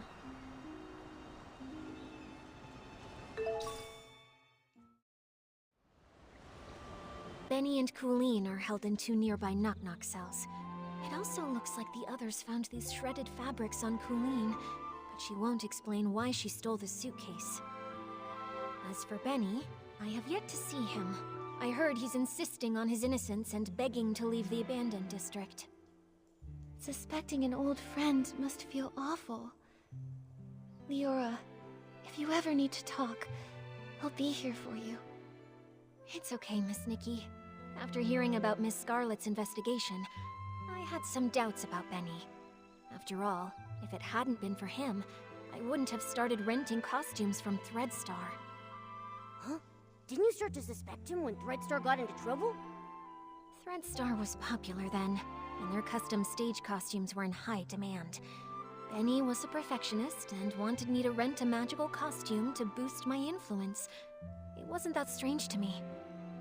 So just like I never told Juliet about these things, I never told Benny I was investigating Threadstar either. But I never expected to run into him here, right when we were tracking down Threadstar's remnants.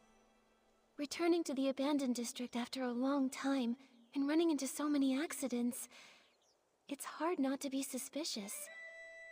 Indeed. I've been afraid to face him because I'm worried I might get a bad answer. Leora, were you close to Benny in the past? Close? Yes, I suppose. As my agent, even though he was treated differently because of his facial scar, he always did his best to shield me from unwanted gatherings and fought for me to have more opportunities. I appreciated him. Benny said the scar was an old injury. Did he get it back then? No, it was even earlier. He was born from a torn piece of clothing. The owner of the clothing was a struggling actor who had an accident. It happened during a very dangerous performance. Both he and the costume were left with a permanent scar, and his dreams shattered. When I met Benny, he never really spoke about it, but kept washing himself and tidying the house, as if trying to repair every broken piece of his life. The pain from that accident, just like that scar, never faded from Benny's heart. Maybe because of this, he was a perfectionist and very strict with me, demanding I be a perfect star in everything I did. But he also cared for me a lot, like an older brother, ironing out every crease in my costume and making sure to tidy up my messy dressing table. At every performance, he stood backstage, applauded me, and gave me a bouquet of flowers. He wanted the spotlight on me even more than I did, as if the light could also heal his scars. Sorry for rambling. The most important thing to do now is to figure out what they're hiding. I think we can start by questioning him. If what I know about him isn't entirely based on lies, then he's not someone who's good at keeping secrets. All right, leave it to me. Momo, let's go ask Benny some questions.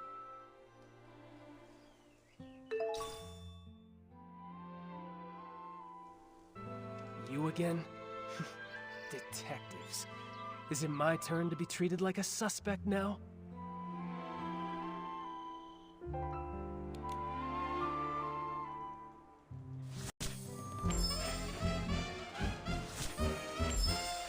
just a routine inquiry in the investigation, Benny. If you're truly innocent, I recommend that you cooperate fully and answer my questions seriously. Where were you when we were chasing Colleen in the Ripple wine cellar? Were you her accomplice in stealing the suitcase? If you have nothing to hide, why were you in such a hurry to pack and escape?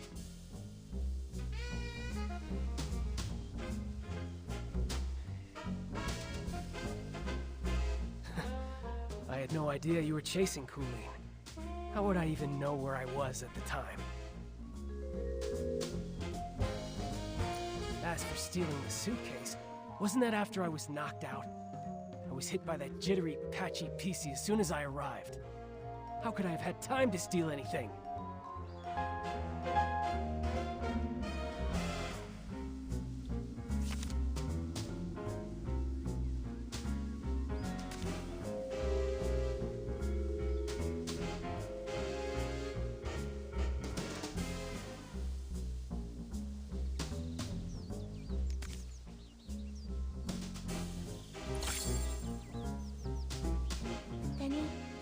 I'm afraid that what you don't know is that we've already spoken with that patchy PC you mentioned.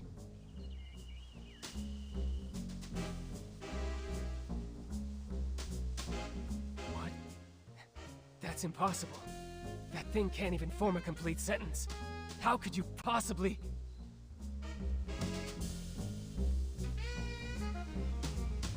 Ms. Scarlet has finally regained her senses.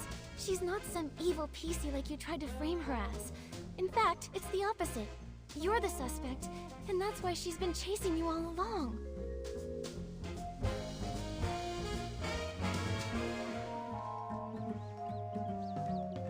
According to her testimony, your alibi doesn't hold up.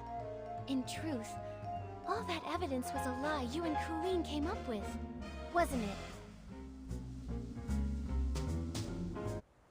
If I deduced correctly, your arrival time in the abandoned district is accurate. Wendy can confirm that much, so you couldn't have faked it. But everything after that? Completely fabricated. The day you arrived, you went straight to the Ripple Estate to meet up with Colleen and set your plan to steal the suitcase. Colleen poisoned the detergent, and you stole the suitcase. She poisoned herself so she wouldn't be a suspect for the suitcase theft. Exactly.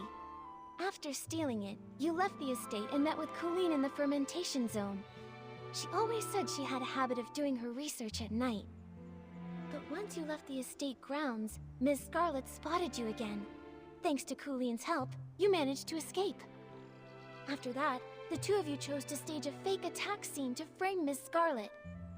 That way, everyone at the estate would be on guard against her. She couldn't keep following you in the estate, and you had your unconscious-all-day alibi. Now I get it. Even though Colleen and Pommy found you together the day before, the only one who claimed to have seen you unconscious there was Colleen herself. In reality, you never went to the fermentation zone that first day. Colleen brought Pommy to find you on purpose, making her testimony seem credible. That's quite a clever conclusion. But sorry, I'm just a failed talent scout. I don't get all the twists of this case, and I'm not interested in your detective games. I have no idea why that lunatic PC suddenly started spouting all this. The only thing I know is that she kept chasing and attacking me, and caused me a lot of trouble. If you insist on believing that maniac and refuse to believe me, well then, I've got nothing more to say. Suit yourselves. What do we do, Nikki? He still won't confess. If he keeps insisting Miss Scarlet is lying, we can't really prove otherwise. I would rather believe Ms. Scarlet's testimony, but with both sides telling a different story, we can't use this as evidence to convince Benny. Let's talk to Colleen again. If we can prove she gave Benny false testimony, we can completely shatter their lies.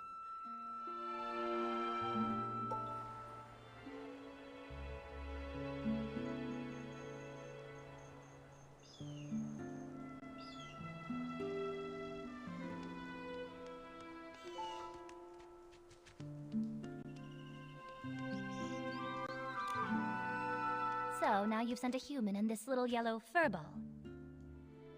I'm not in the mood to talk.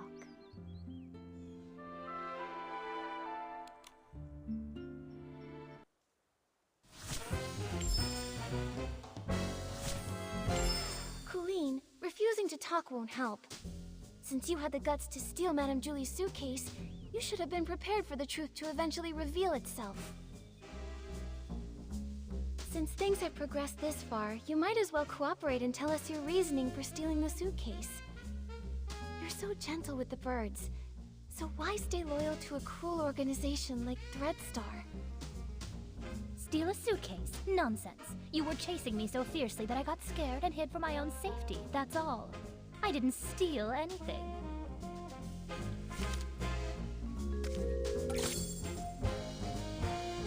Those scraps were found in your possession. Still going to deny it? Just some cloth scraps. I use them to test detergents. What? Is there a rule against bringing your own scraps to Ripple Estate? If they were really just scraps for testing detergent, why did you keep carrying them while running away? Even when you were cornered, you still wouldn't let them go. I'm a professional detergent bar owner. I have my reasons. Besides, if you can't prove where these scraps came from, stop wasting my time.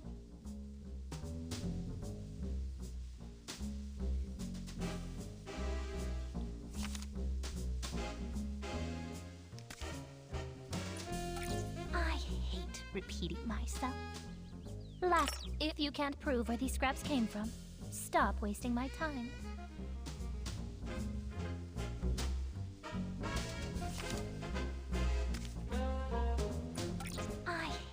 Repeating myself.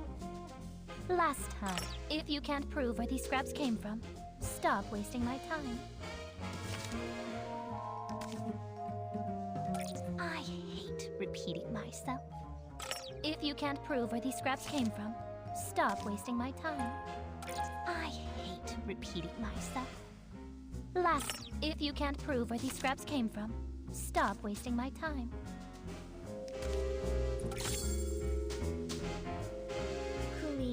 Does this piece look familiar? We found it near Madame Julie's suitcase at Golden Fields, the one you didn't manage to take.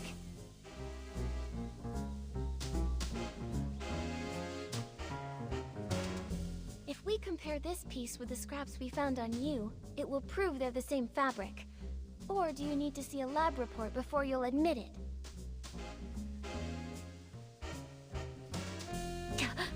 I actually left a piece behind. Looks like you just admitted to being the suitcase thief. Now, one more question. Benny was your accomplice, wasn't he? His so-called coma was just your cover. He was never attacked at all, was he? And what does it matter if I am the suitcase thief? Give it up. I'll never tell you anything else.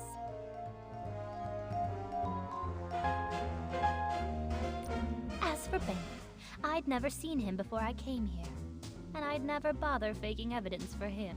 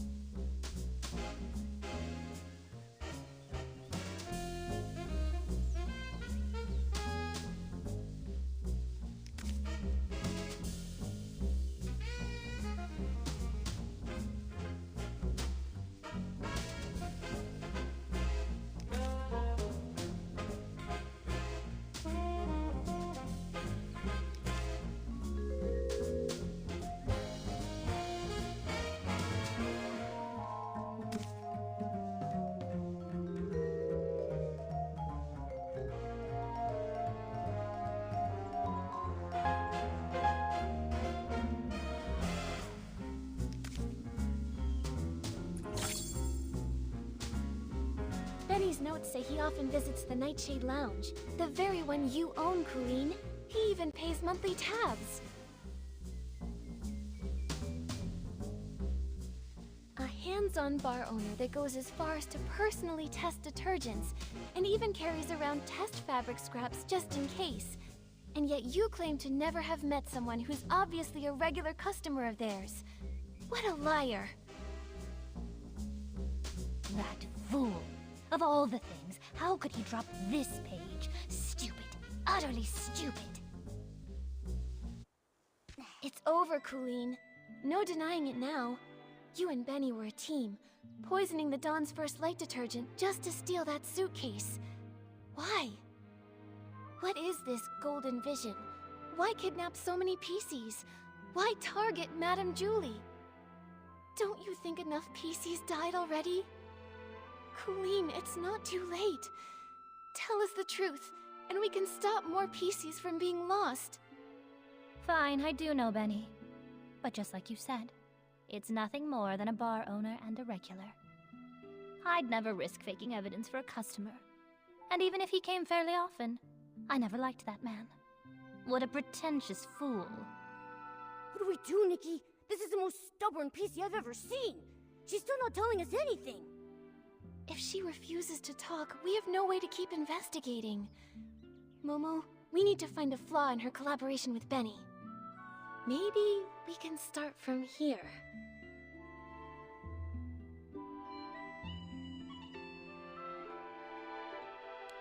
I've got it! Colleen, could you please describe the state you found Benny in for us? If you are both telling the truth about what happened, both of your stories should match perfectly, right? Didn't I already explain when I brought that PC back? Oh, you know I hate repeating myself. I don't just want the broad story, I need the details. For example, what was the weather like that day? What scent of detergent did the fermentation zone smell like? And what condition was Benny in? Come on, Colleen. Answer these few questions and I won't bother you anymore. Fine. That early morning, actually, the very morning of the Dawn's First Light chaos, I went to check the fermentation zone and saw Buttonfoot and a white glove coming from the wooden barrel house. The weather was just normal. The air carried the scent of aroma lily, which gave me a headache.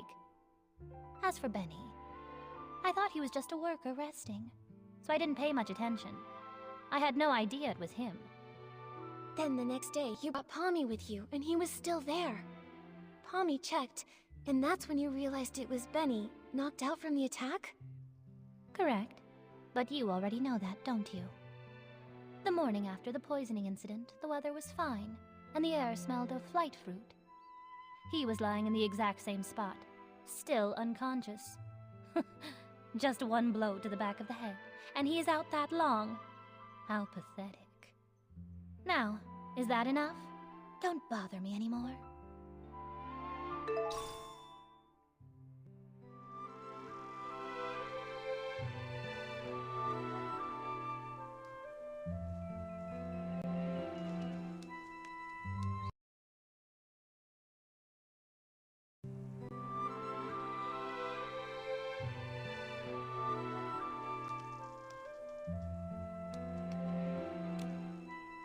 Come on, is this ever going to end? I want to go home, you hear me? Home!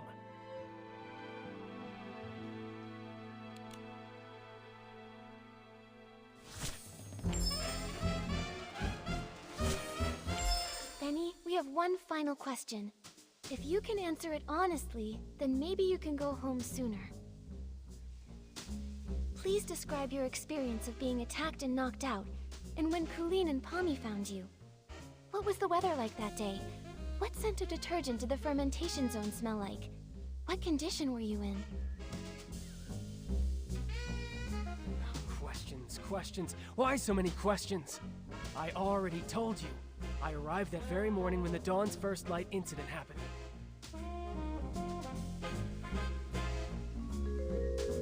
It was still dark when I reached the estate. I got lost for a while before I found the fermentation zone, and then ran into that sneaky PC. As for the weather, it was pitch dark. Who knows what the weather was like? The scent? Probably something like wool fruit. I was really tired at the time. I just wanted to ask for directions.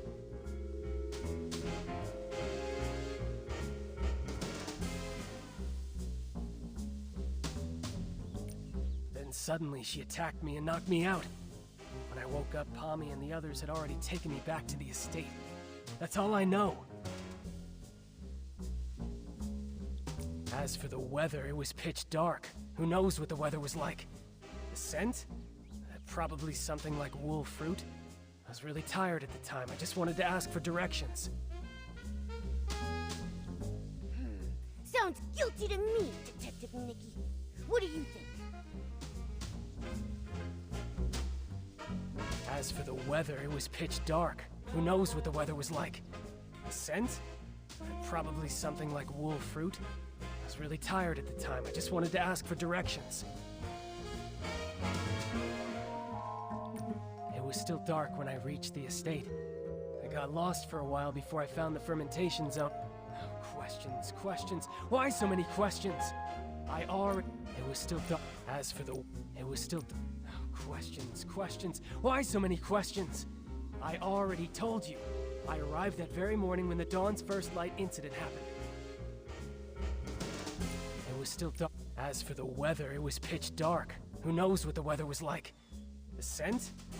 Probably something like wool fruit. I was really tired at the time. I just wanted to ask for directions.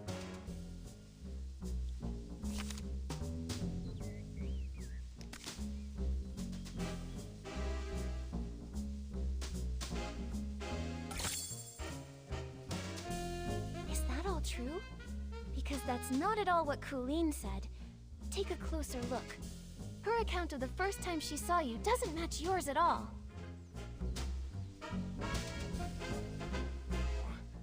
What? It should match. I was just lying there unconscious and... You noticed too, right? She said the fermentation zone smelled of aroma lily, but you said wool fruit. If I didn't know any better, I'd say one of you wasn't there.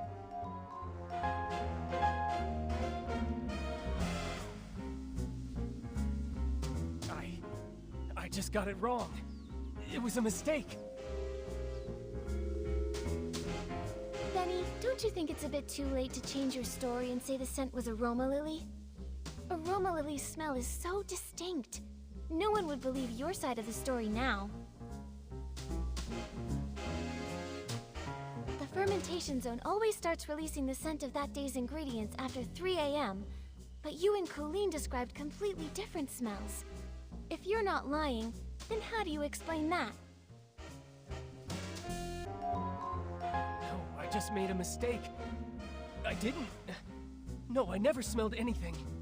You pressured me into saying something, so I just blurted it out. Wait, I remember. I remember now. It wasn't past 3 a.m. when I arrived. I got to the abandoned district by 2 a.m., so I wasn't lost that long. I wandered a bit after that, of course, but not for long. Then I saw that crazy PC's pocket watch. It read 2:30.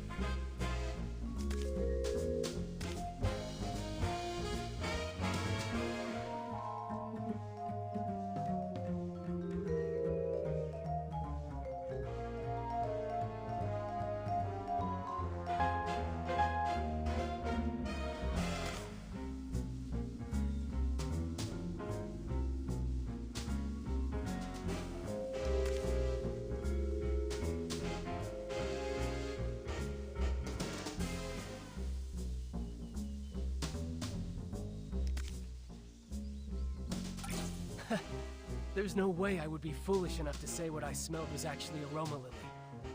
I wandered a bit after that, of course, but not for long. Then I saw that crazy PC's pocket watch. It read 2:30.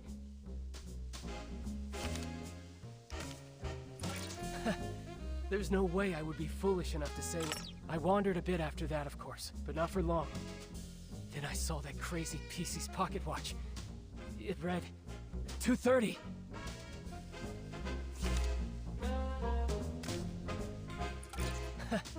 There's no way I would be foolish enough to say what I smelled was actually... I wandered a bit after that, of course, but not for long. Then I saw that crazy PC's pocket watch. It read 2:30.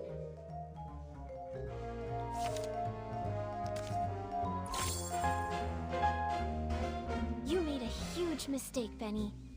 You keep trying to frame Ms. Scarlet, but you don't know her story, or the spirit and the sheer willpower behind her pursuit. That pocket watch was broken from the start. It's forever stuck at 11:18, the time Ms. Scarlet lost her daughter. Broken? Always broken? Lost her daughter. No, I don't understand. Her daughter was murdered by Threadstar. You couldn't have seen 2:30 on that watch. So you're lying. Benny, I suggest you confess. It's over, Benny. Time to admit you lied. We already know your background. You're both Threadstar's villains, sent to the abandoned district to carry out the Golden Vision, right? This is your last chance to redeem yourself. Tell us why you stole the suitcase, and why you tried to kill Madame Julie. And stop working for Threadstar. Come clean and we'll go easy on you. If you're honest, you'll get a lighter sentence. No. Prison? Impossible. I have no idea what you're talking about. What Threadstar? What about killing Julie? I don't know anything. As for the scent in the pocket watch, who knows? Maybe I just misread it. You're just the type who won't cry until death's staring you right in the face. What evidence do you have that proves I work for Threadstar? Show me. How can you verify that I helped Colleen steal the suitcase? You caught her, right? You should find the suitcase and the cloth on her. If so, then lock her up! You're ruthless. Your ally doesn't matter to you at all? Why should I care about what happens to her? I just want to go home already. I don't want to stay in this place for another moment! Go away, detective. Without solid evidence, don't expect to hear another word from me! Nikki, looks like they're both refusing to cooperate. We should figure out our next move.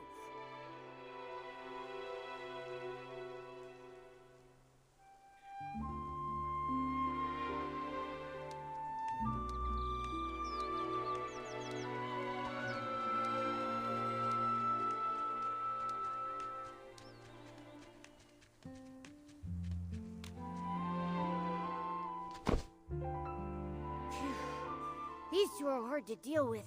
They're starting to crack, but they still won't confess. Don't lose hope, Momo. At least we know they're partners now. Benny's so-called attack probably aligns with my theory. It's just a story they made up. Threadstar must have sent a few members to the abandoned district to carry out the Golden Vision. Well, what exactly is the Golden Vision? And why would they want to hurt Madame Julie so badly? What should we do now, Detective Nikki? Their lips are totally zipped. Not even a hint. How are we supposed to piece the story together when we have no clues at all? Hold on. Like I've said before, no matter how perfect a crime seems, if you look closely enough, cracks will always show. Bad seeds only grow bad fruit. I doubt that we're going to get any more information from Colleen. She would rather confess to stealing the suitcase and accept being punished than tell us what really happened. Oh, Colleen is a pretty tough cookie, you know that? I mean, even if I pulled out my razor-sharp claws, I don't think she would be fazed in the slightest. She's just that tough. But there might still be a chance with Benny. He's desperately denying it, and he insists there isn't any evidence. But if we find solid proof, we might crack him.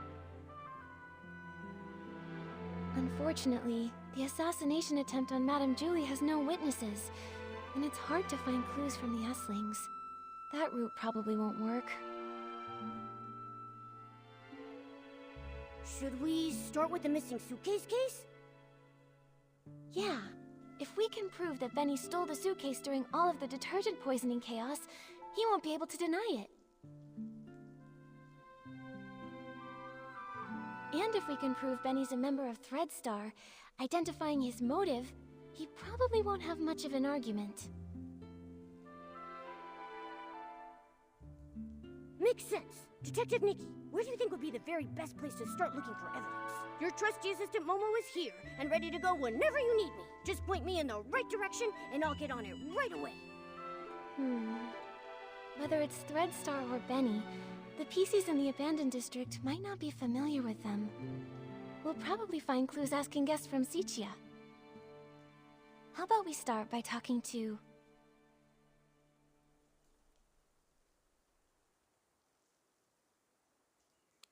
Leora. Since Benny was once Cersei's agent, she must know Benny's past better than nearly anyone else around. Alright, let's get going. With Nikki on the case, we've got this. But I don't know which of the seeds will bloom, who will be the sorceress to get through the storm. There's only one seed for a life. That's from As Rain Falls, As Flowers Bloom, right? It feels so different from what Madame Julie recited. That line only appeared in the premiere. I rewrote it later on. Benny really liked it. Back then, I always liked to oppose things he liked on purpose. After all, he could be pretty harsh. When I first arrived in Sichia, I felt like a bird finally flying far away. But Benny said little birds are light. Sometimes it's not that they flew far, but that the wind blew them away. Wow, that was pretty mean. He's always been stubborn. How is the interrogation going? We managed to expose Benny and Cooline's lies, and even piece together how they teamed up. It's too bad. Without concrete evidence, they just keep denying everything. Leora, do you recall there being any connection between Benny and Threadstar? Back then, I was so focused on researching performance costumes that I distanced myself from almost everyone. After becoming a PC, I never saw him again. However, back when Mr. Leon was still human, he often rented costumes from him. I even saw the two of them discussing the details backstage before my last performance. And Mr. Leon has always lived in Sichia. As a victim, he must remember the news when Threadstar was taken down. Makes sense. Knowing him, he'd definitely jump at the chance to be interviewed and go on about how he was the victim. Thank you, Leora. Sorry to trouble you with these questions. It's okay. I've asked myself over and over, if Benny is a criminal, I won't let him off. Otherwise, how could I face the strict lessons he taught me? When I was helping prepare for the Ripple Estate soiree stage, I heard that Mr. Leon was planning to rehearse near Beryl Grove today. You might see him over there. Nikki, what should we do next?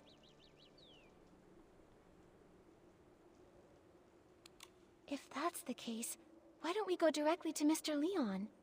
He was at the scene of the theft, and he might be able to remember some details that were overlooked. Then let's wait for him near the Beryl Grove. Write it all down! Even if I don't make the headlines, at least give me a sidebar mention. Hey! Why, if it isn't Nikki herself! Oh, thanks to you, I was able to dig up the tune that Cersei used to whistle. A melancholy girl gazing at the wheat fields. This means... It means you're really talented to dig up such details. I wonder if you know Benny just as well. That guy only has Madame Julie and Cersei on his mind. Ha! Don't underestimate me! In just a few days, I was able to uncover nearly all the secrets held by those folks from Sichia. Everyone except, of course, for the mysterious Leora. But that's only a matter of time. Please, tell us. Benny? He was a great talent scout who made Cersei famous back in the day. They were both incredibly close to each other. When Cersei won the Golden Sichia Best New Artist Award, Benny cried so hard backstage he couldn't even keep his sunglasses on. Ever since Cersei unexpectedly died, his career dried up. Now, even the drink shop thinks he's bad luck and won't hire him. Yikes! That workplace environment is just brutal. After all, his temper and the scar on his face didn't win him any favors. Not to mention his time in prison. Prison? What happened? I remember it had something to do with Threadstar. Let me check. That briefing was stolen by Mr. Leon. He shouted, "Oh, the ink upon every single one of the newspapers will forever be my stage! I can't wait to get to Barrel Grove and share my art again!" After declaring that, he left in quite a hurry. Who knew that even columnists have to watch out for robberies too? I'll be avoiding him from now on. Sounds like something Mr. Leon would do. I think we should avoid him too. Nikki, what do we do now? Mr. Leon was also at the scene when the suitcase was stolen. Although he was caught up in a hallucination at the time, maybe now he can remember the more overlooked details. Ugh. If he's off performing some one-man show again, then it looks like we'll be in for a real dramatic time. Ugh. Let's just go wait for him near the Barrel Grove.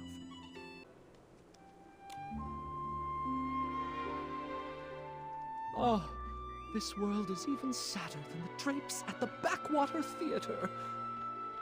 Mr. Leon, sorry to bother you. Did you see Benny before or after the poisoning that day? Benny? No, I didn't see him. Why? Do you think he was the one who stole the suitcase? He doesn't honestly think that a few scraps of cloth will cover that broken face of his and hide his shameful past, does he? You seem to know Benny's past well. Of course! It all starts with my own glorious yet lonely past.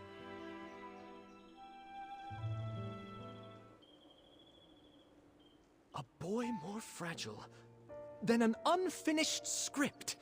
When he arrived in Sichia, his dreams were even bigger than the city. Even though he had already become a piece of living art, that era of foolishness trailed behind his shadow. On snowy nights, his monologues put the basement's hairband slugs to sleep. The applause that should have followed, lost along their way. Until one day, a kind gentleman gave him a gift, powerful enough to shake the world, whispering, "Wear it, wear it." He knew everything has a price. Nightmares, pain, reminding him of their existence.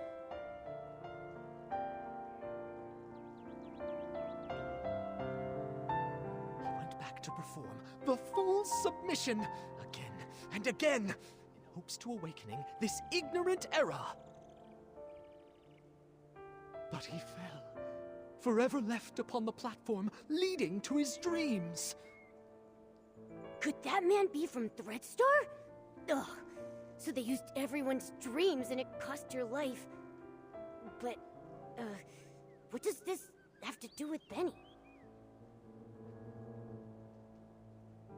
Dear audience, don't be like those who know nothing of art, ready to tear away fate's every secret. Intermission time! Shall we have a little preview of Act 2? Look at you, such furious faces. Surely you've seen through the gods' twisted little trick.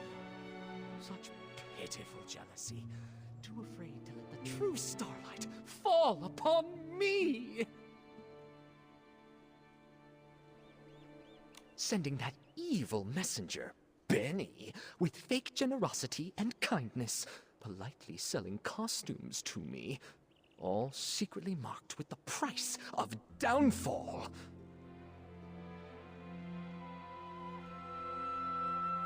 I mean, Benny was Cersei's only agent. I never suspected that he could possibly be one of the culprits behind selling all those stage costumes. This is truly shocking. And now it's clear.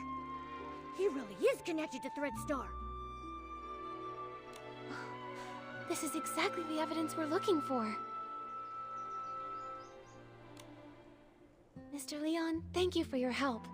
I never expected that you too were hurt by Threadstar and never got to perform your solo show. It's fine, it's fine. Every step on stage I make now is rehearsal. All in preparation for the full submission. Just wait and see. The boy who fell on the platform will be back, carrying all the scripts rejected to expose this fake world. Nikki, can we finally take down Benny now? Let's expose Threadstar's whole scheme and reveal the truth behind everything they've been hiding.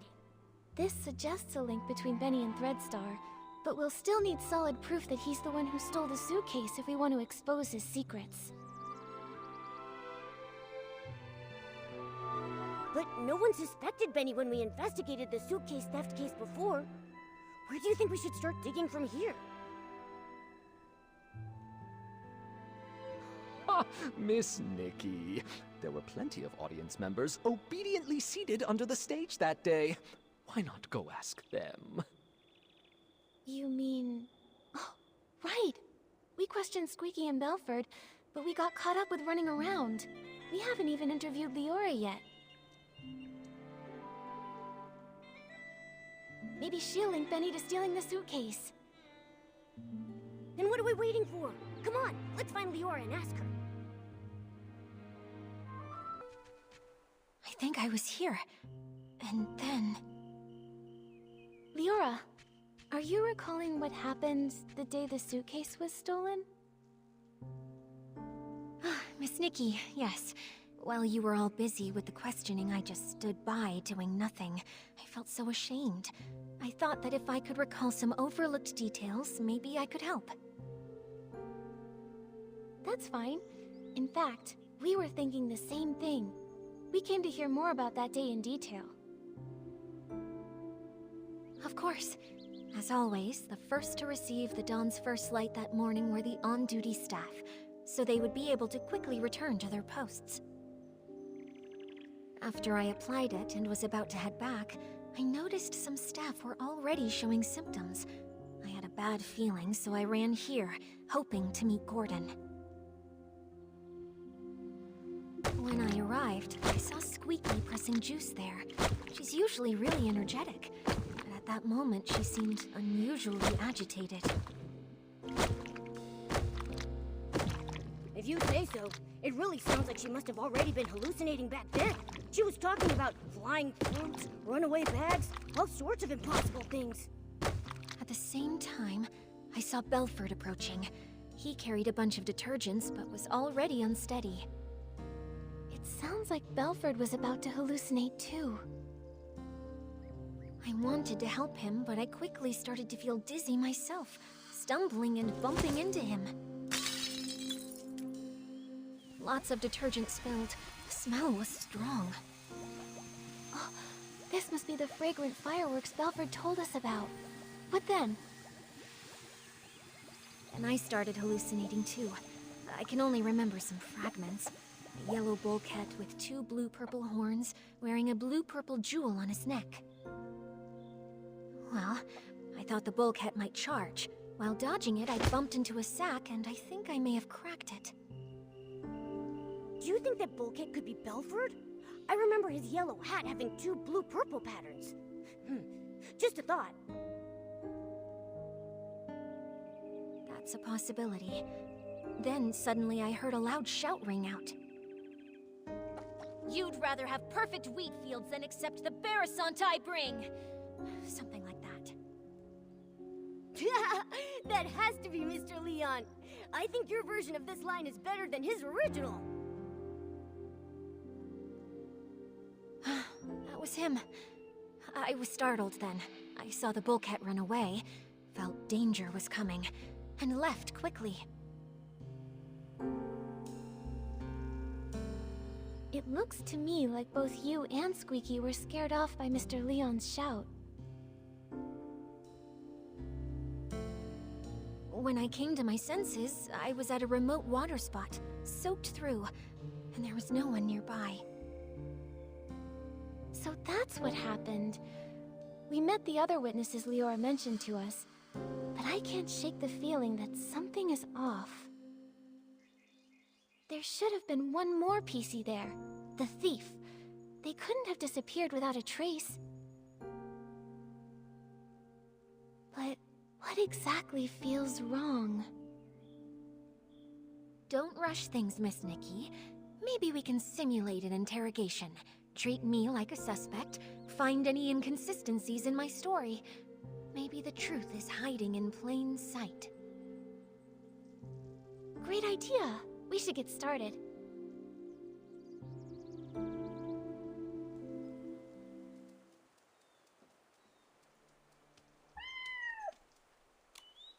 Ready, Miss Nikki?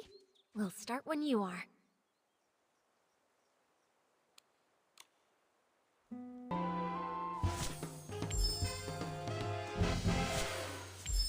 Leora, could you please describe again what happened nearby that day? Especially the part where you saw Squeaky and Belford. Not a problem. When I arrived here, Squeaky seemed already caught up in hallucinations, pressing juice with wild agitation. Belford was on the other side, transporting detergent but already unstable.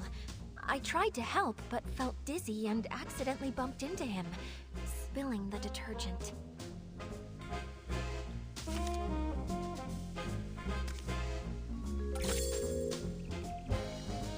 Got it. Leora testified that she bumped into Belford and accidentally spilled detergent all over the place. Since both of the hallucinating PCs left after that happened, there's no way they could have neatly arranged the detergents found in the corner. But last time we investigated here, we saw lots of organized detergent bottles near where they bumped into each other. Someone stood the bottles back up, and that PC who did so is very likely the culprit. Miss Nikki, please let me examine these bottles. This one's scent. It's Benny. Why do you think it's Benny? I'm not sure you remember, but I mentioned when Benny was my agent, he was incredibly scripts I carelessly left lying around would be stacked neatly, and any makeup I may have spilled on my desk would be arranged just like these detergent bottles. I should mention, this detergent scent is the one Benny usually uses. We often see Benny washing his hands. It seems he always carries detergent with him. Yeah. Although this fragrance he usually uses is quite common and very mild, when placed alongside these other nearly scentless detergent bottles here, you can still figure out the difference between them. Moreover, only this bottle has been slightly used, and the bottle's cap has an extra seal ring inside of it. That's Benny's signature. If Benny stole the suitcase, after doing the dirty work of lockpicking, he'd want detergent to clean his hands. I now suspect that the big sack I accidentally bumped into, after being startled by Mr. Leon's performance while I was hallucinating, was actually Benny. Benny was washing his hands while he was also startled by Mr. Leon, bumped into you, and dropped this detergent? Exactly. That's definitely possible. But so far, it's just speculation based on Benny's habits. It's hard to prove. Exactly. And since this detergent is so common, Benny could easily blame another PC for leaving it behind. I think we'll need to dig a little deeper. This interrogation simulation has been really helpful to us, Leora. If you can keep assisting us while we clear things up, we would really appreciate it. It would be my pleasure. Ready, Miss Nikki? We'll start when you are.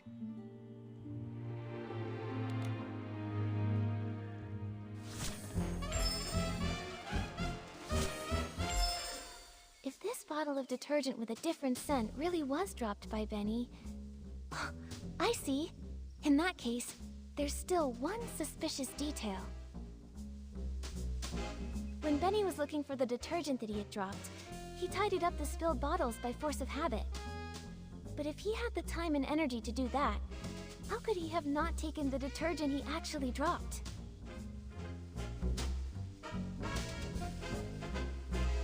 Indeed. In his case, not having detergent is probably as bad as not wearing clothes.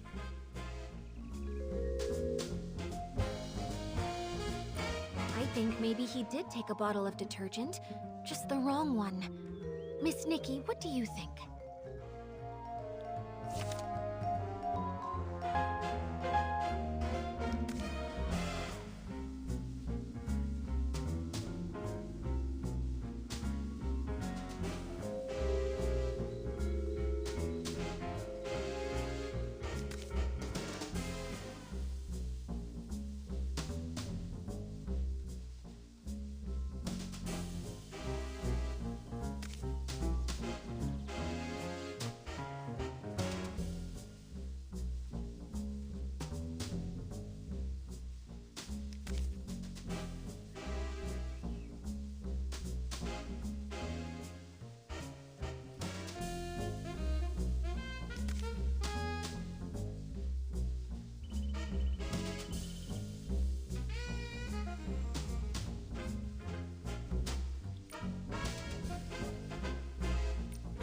Right, all these bottles look the same. Maybe he hurriedly took another bottle by mistake. Detective Nikki, what do you think he took?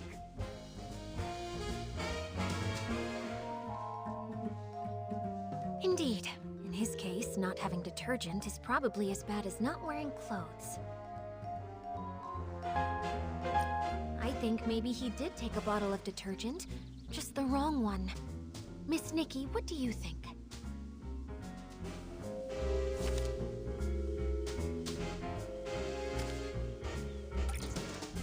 This might not be related to what we're discussing now. What we need to figure out... I think maybe he did take a bottle of detergent, just the wrong one. Miss Nikki, what do you think? This might not be related to what we're discussing now. I think maybe he did take a bottle of detergent, just the wrong one. Miss Nikki, what do you think? Right, all these bottles look the same. Maybe he hurriedly took another bottle by mistake. Detective Nikki. Indeed. In his case, not I think maybe he did take a bottle of detergent, just the wrong one. Miss Nikki, what do you... This might not be related to what we're discussing now. I think maybe he did take a bottle of detergent, just the wrong one. Miss... I remember Belford mentioned that the only detergent he's been transporting recently is the Super Duper Pond detergent. It doesn't smell like anything, and matches the characteristics of these detergents.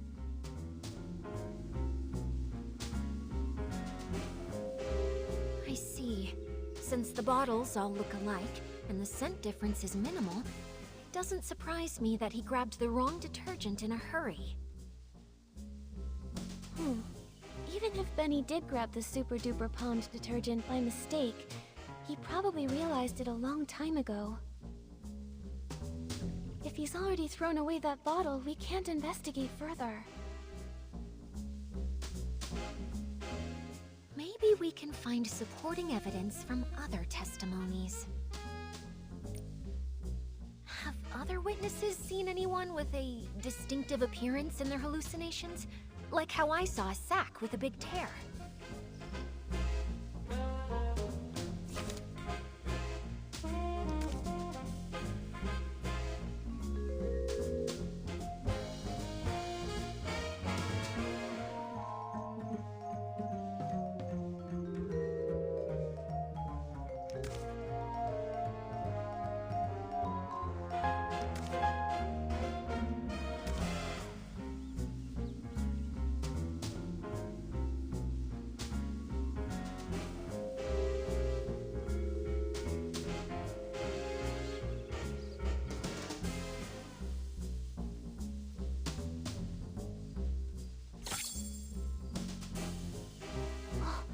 Squeaky said she saw a big sack split open after being scared by another noisy sack. Maybe what she actually saw was Benny, who got a big shock from Mr. Leon. That's definitely possible. Looks like I'm not the only one who saw a hallucination resembling Benny. So the truth has been right in front of us all along. We just didn't see it. Great! Now we have both the detergent he dropped and the descriptions mentioned in everyone's testimony. Nikki, can we go interrogate Benny now? I'm still a bit worried. Will these ambiguous pieces of evidence really make him confess? I also feel something's missing. From what I understand of Benny, the more stressful the situation, the more eloquent he gets. We've seen that behavior before. Even with a mountain of evidence, he just keeps arguing. Hey, could this be a trait of a showbiz manager? Huh, you could say that. In the ruthless entertainment world, it was a skill he really took pride in. Given his personality, when faced with this evidence, he'll probably claim he was poisoned and ran to the scene, but he'll firmly deny touching the suitcase. Yeah, I can picture that. Looks like we need solid proof to show he did actually come into contact with Madame Julie's suitcase. Leora, please help me one more time. Just one last interrogation simulation.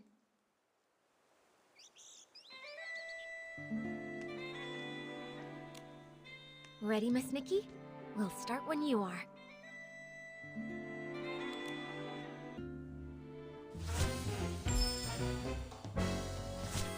I think the key is right here.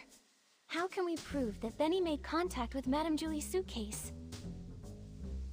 To prove that, we need to find marks on the suitcase that only he could have left.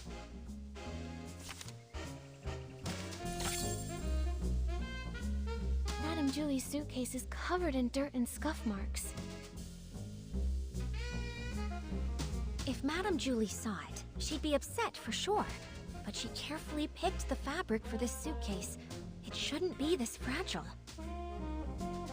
Dirt or wear and tear. These might be the crucial clues to cracking the case.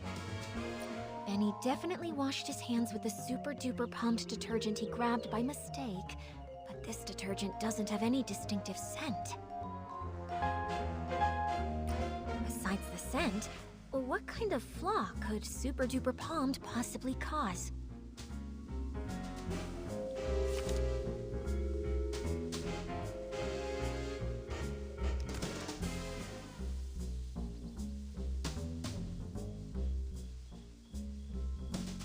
Unfortunately, this doesn't prove. Besides the scent, what kind of flaw could... Alan once told us that Super Duper Palmed can amplify the effects of other types of detergent. So powerful that the estate won't even sell it to any outsiders. That's especially true when it's combined with One Breath Bliss and One Wash Fresh detergents. So that's it. Madame Julie's suitcase has always been maintained with One Wash Fresh, and that detergent has deeply soaked into the fabric. That's why Gordon could make a special tracking reagent to help us find the suitcase. But when One Wash Fresh is mixed with Super Duper Palmed, it becomes a detergent with cleaning power that's too strong. The marks on the suitcase aren't from wear, but damage caused by washing. During the theft, the suitcase was covered in dirt, and Benny washed it with the detergent he had on hand, but the two detergents combined, damaging the fabric. Exactly.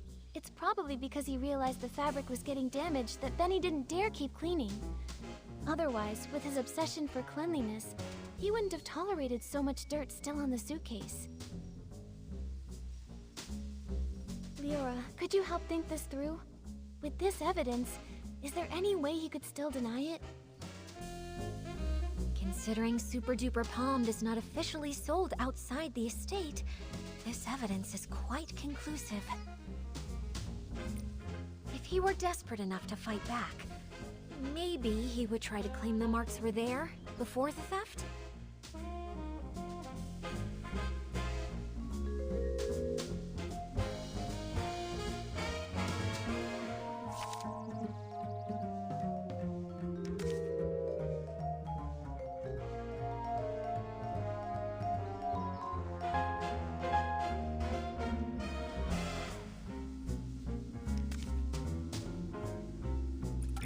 Might not be enough to refute his excuse. If he were desperate enough to fight back, maybe he would try to claim them. That might not be enough to refute his excuse. If he were desperate enough to fight back, maybe he would try to claim the marks were there before the theft?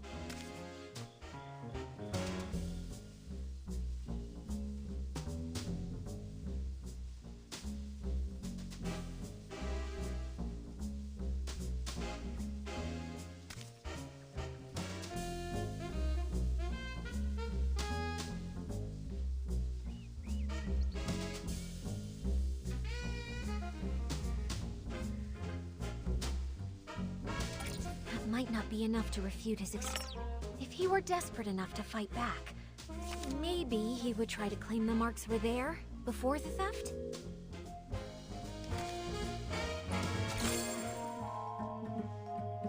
This is it. This is the photo Palmy took when the choo-choo train delivered Madame Julie's suitcase. Look, the suitcase looks perfect here. Those obvious wear marks must have appeared after this photo was taken. Miss Nikki... No, Detective Nikki. You did it.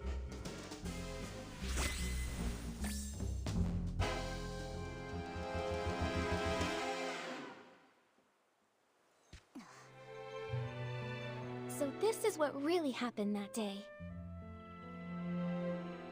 While everyone was hallucinating, Benny snuck onto the scene. No one knew that a new guest had arrived at that time, except for Colleen. After stealing the suitcase, Benny washed his hands out of habit, using the detergent he'd brought. Then, Mr. Leon shouted his lines, startling all the PCs. Leora knocked over Benny's detergent bottle. When he went to pick it up, he couldn't help but organize the scattered bottles. But he took the wrong detergent, the super-duper Palmed, the one that Belford was responsible for transporting.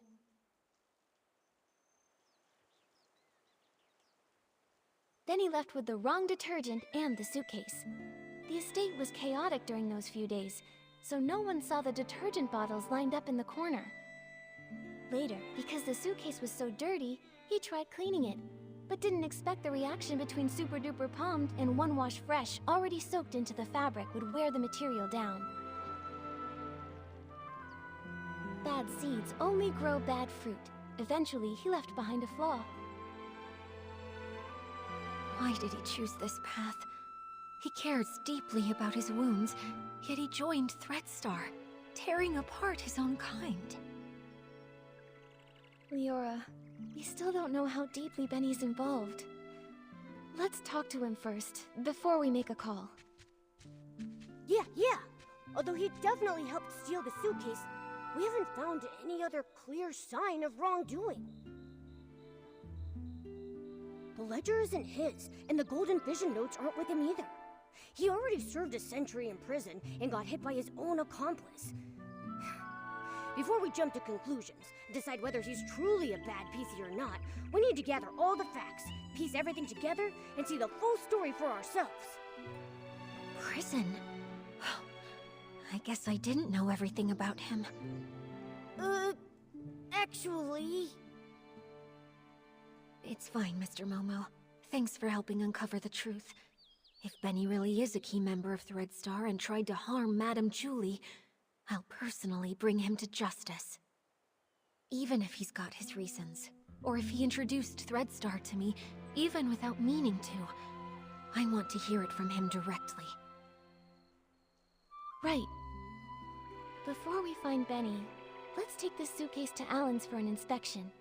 With a professional detergent expert's report proving that 2 detergents made these marks, our interrogation will be stronger. Alright, let's go! With Nikki and Momo on the case, and Leora helping out too, there's no way we can fail. We're definitely going to catch him. Oh, by the Silvergale! Isn't this Madame Julie's suitcase? You found it! But why is it so dirty and damaged? The Sovereign of Sexy should always be elegant, charming, and flawless from their head to their toes. Oh, I can't stand seeing this! Actually, we wanted to ask you about the damage on the suitcase. We're wondering, could it have been caused by detergent? Well, you have certainly come to ask the right person. As a detergent tester myself, I am the most familiar with how to identify different types of detergents. And I am also someone who simply cannot handle when the beauty of this world falls victim to destruction. So, Alan, can you tell what they are? Unbelievable. Which staff member was so careless to make such a basic mistake? Both detergents, One Wash Fresh and Super Duper Palmed, were detected on the suitcase. Their combination created the special Super Clean Palmed formula, which is too strong and damaged the fabric. Just like we guessed. Do PCs that come in contact with the special Super Clean Palmed formula leave marks on their own fabric? Definitely. That is why this special formula was only sold internally. The Ripple Estate doesn't even keep a single bottle of it in stock. Who made this mistake? Bring them here, and I'll test them thoroughly. I'm sure I can detect the residue of the special formula. That's great! Sorry, Alan, we're a bit pressed for time right now, but we'll fill you in on what happened later. With your help, we'll finally breathe easy. Momo, let's find Benny. He can't deny anything this time. Here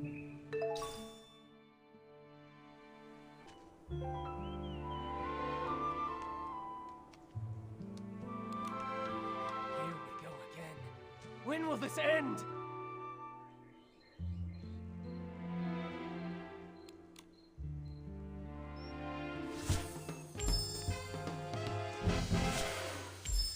Benny, we've brought solid evidence this time. There's nowhere left to run. Tell us everything about Threadstar's plot. No way. You're just trying to trick me. You really think I'd believe you? How many times do I have to repeat myself? I've got nothing to do with Threadstar!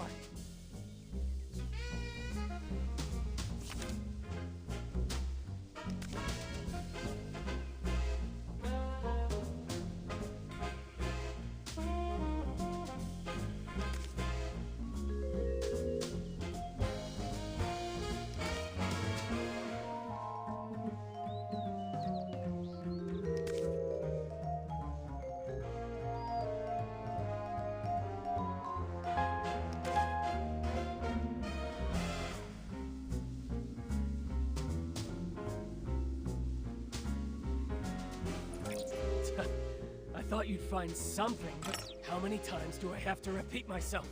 I've got nothing to do with Threadstar!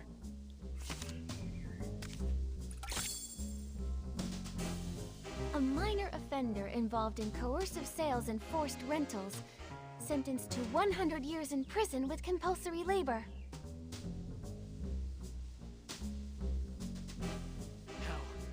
How did you find this? Don't bring that up. No! You served Threadstar centuries ago, and we should believe you're not involved with them now? Benny, if you keep this up, you'll only end up back in prison. And for even longer next time. Why won't you confess? No! An old newspaper can't prove a thing! It happened so long ago. How is that evidence? I never stole the suitcase, or tried murdering Julie. Colleen! She's the one who did it! Centuries ago, I had no idea that Threadstar's costumes were even made like that. I have nothing to do with them!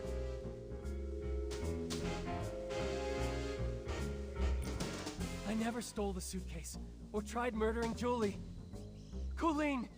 She's the one who did it!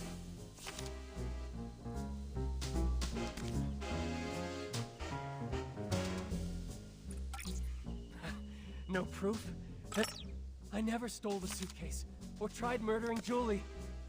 Colleen! She's the one who did it!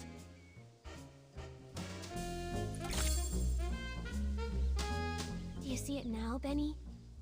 Madame Julie's suitcase has traces from the mixture of Super Duper Palmed and One Wash Fresh, the latter being the detergent used to clean the suitcase regularly.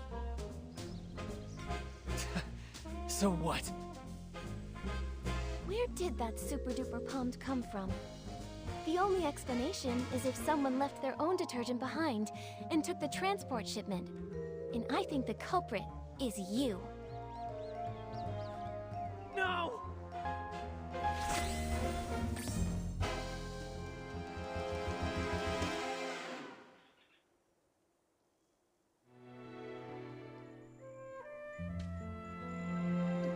Actually, we've got another crucial piece of evidence. If a professional investigator examines you, they'll tell whether you're truly as clean as you claim. Maybe you ended up just as over-clean as the suitcase, after coming into contact with the same mix of super-duper palmed and one-wash fresh. Enough! Enough! Stop talking about things I already know! I know I damaged the suitcase. I know I hurt the PCs. I know I'm an accomplice, but I've already tried to break away. Why can you just not let me go?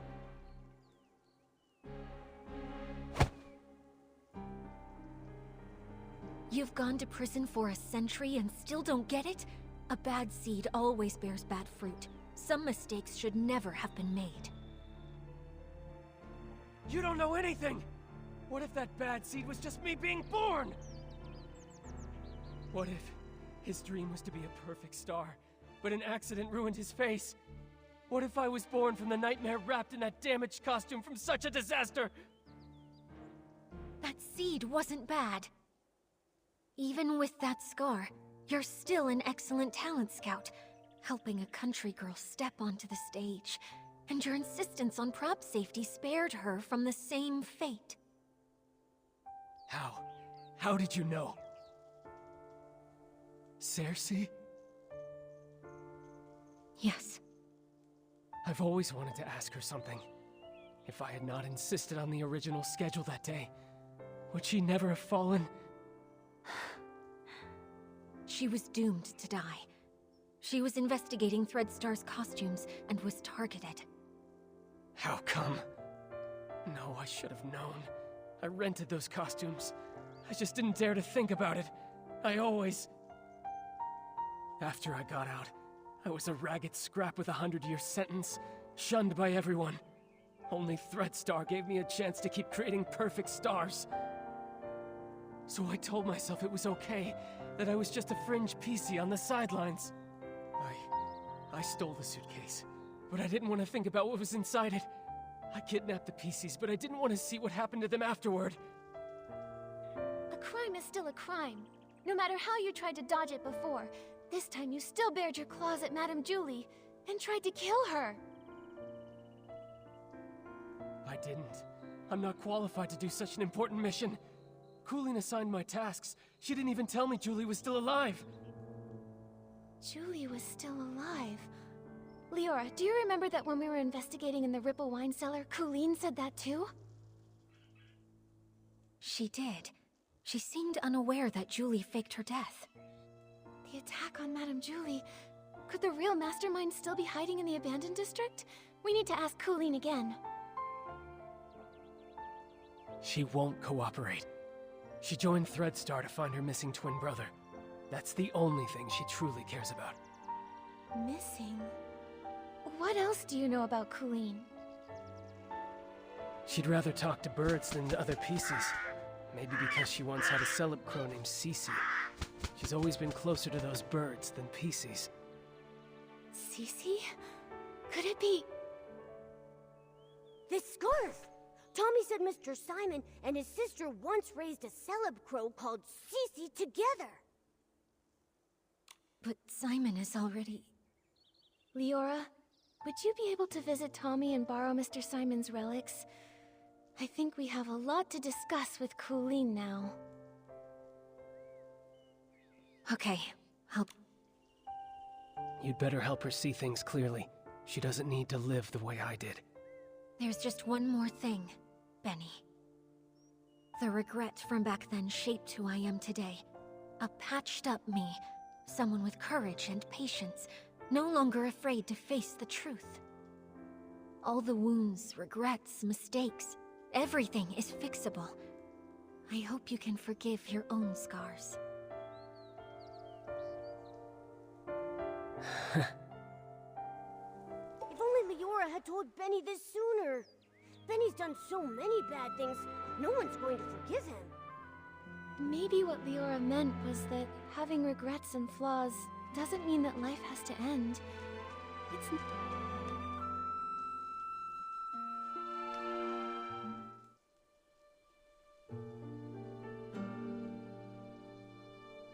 This again? Ask away. You're wasting your time. that's where you're wrong. We've discovered something we'd like to show you.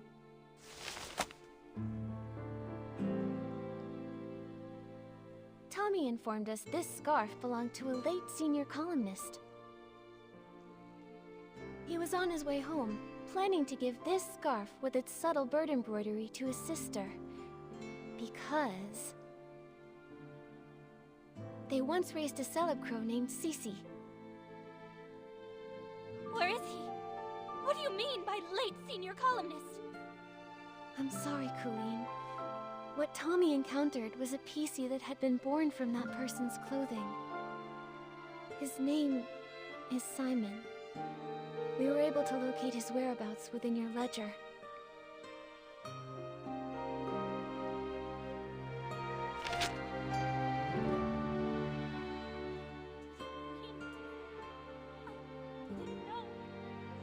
I didn't know! I think this letter was meant for you. It's possible he may have taken on a new PC name to conceal his true identity, hoping to meet you again someday.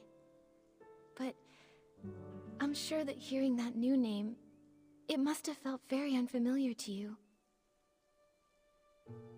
I've been waiting for him to come home. I took my medicine. I took good care of Cece. I promised, even sick, I'd live longer than Cece, longer than him. I wrote the newspaper letter to every address listed in our book. Later, I went knocking door to door. None of them knew. He'd gone too far away. I then became a PC, and my brother. There must be another PC born from his closet. I waited and waited for such a long time. I kept all of his clothes safe. But why, brother, why did you leave me all alone? His strongest wish was to go home and see his sister. He only had the clothing he wore outside. The road home was too long. Why did you think joining Threadstar would help you find your brother? The final costume, the forbidden outfit, can capture every gaze and control every mind. So many people walk the streets of Sichi and beyond. There are so many cities that are just like it.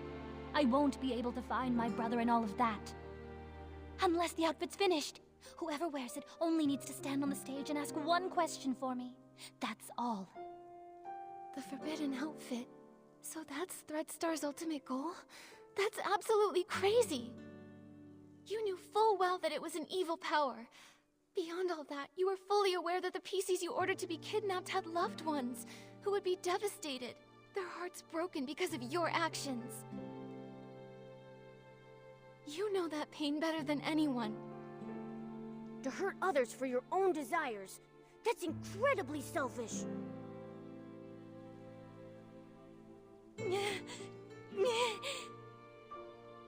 Enough of this, Colleen.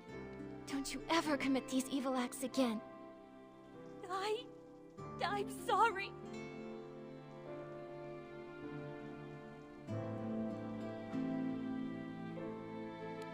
I want you to be honest, and tell us who your accomplice is. If it's not Benny, then I'm really not sure. I can't seem to figure out if Julie is really dead, or what the fabric I took was even about. The orders have always come from someone behind the scenes, Threadstar's founder. The forbidden outfit is almost complete. Julie is a natural star, and the Golden Vision is aimed at using her as the final material. So, you're telling us there's a hidden boss giving you orders? We've been tracking the culprit all along, yet they somehow saw through Madame Julie's fake death and responded right away. They couldn't have reacted so fast without being at the scene. This matches the plan between Madame Julie and Leora. Right here, in the abandoned district, lies the true mastermind behind all of Threadstar's evil plans. The problem is, we still can't figure out who they are. No matter how many accomplices they have, we'll catch them all! Right. Madame Julie got hurt, so she's probably still resting now. When it's daytime, we should talk to Madame Julie. Oh, this is so exciting! What's next? Madame Madame Julie, Leora, what are you talking about? Just bragging about how smart and brave my little Nikki is, and how she took down Threadstar and smashed their schemes. Yeah, without Nikki's help, I don't think our risky plan would have ever worked. And I'm just a first-time detective. I couldn't have come this far without everyone's help. However, the matter isn't fully resolved yet. The mastermind behind all this isn't Benny or Colleen. It's someone hiding deep in the shadows. Until we've caught them, Threadstar could still hurt Madame Julie or any one of us. Dear, you're as kind and just as little Cersei. I really like you. But it can't always be you running around for me. Now it's my turn to pitch in. Do you have an idea, Julie? My little Cersei, do you remember our masterpiece? As the rain falls, as the flowers bloom. I've seen reports about it. It was a play starring Cersei and Juliet. That's right. Rain won't hold back my steps. Let the storm rage even harder. I'm setting out to find clear skies. That's what the elder sister said to her younger sister when she left Rain City behind. Yes, and then it goes... But sister, they say beyond the city lies only deeper darkness. How will you pass through the clouds? How will you withstand the lightning? We are the sorceresses, and we ride our brooms! Look, the storm clouds lit by lightning! I'll pierce through them! Pierce through the storm! You long for clear skies, only proven with your eyes! Only proven with your eyes. That's right! Julie won't go down easy! Madam Julie! It's really great to have you back. Oh, that's all thanks to my little Nikki. If she hadn't caught the remaining Threadstar remnants, I wouldn't be standing here today. Everyone can relax now. The last of Threadstar's remnants, Benny and Colleen, have already been captured. Ripple Estate is safe once more. How dare they try to take Julie down? I should have defeated her, just me! The two of them have no shame. The raindrops creating ripples are the rhythm of my dance. Only through celebration may we drive the darkness away. Friends, let's celebrate together. The Ripple Estate soiree is about to begin.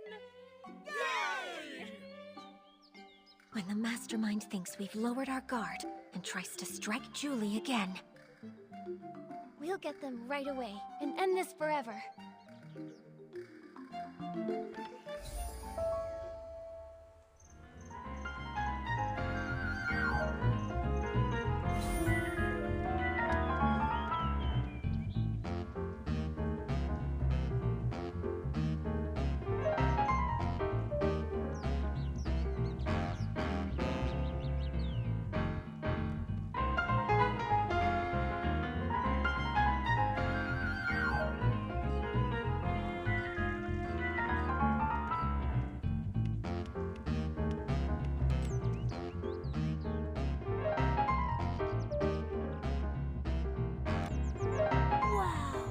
It's so lively here. Oh, just one breath, and I'm swept away by the aroma of the Vin de Ripples. We can't let the villains ruin this celebration. Nikki, let's go talk with Leora about the final plan. Or talk to some PCs to gather intel.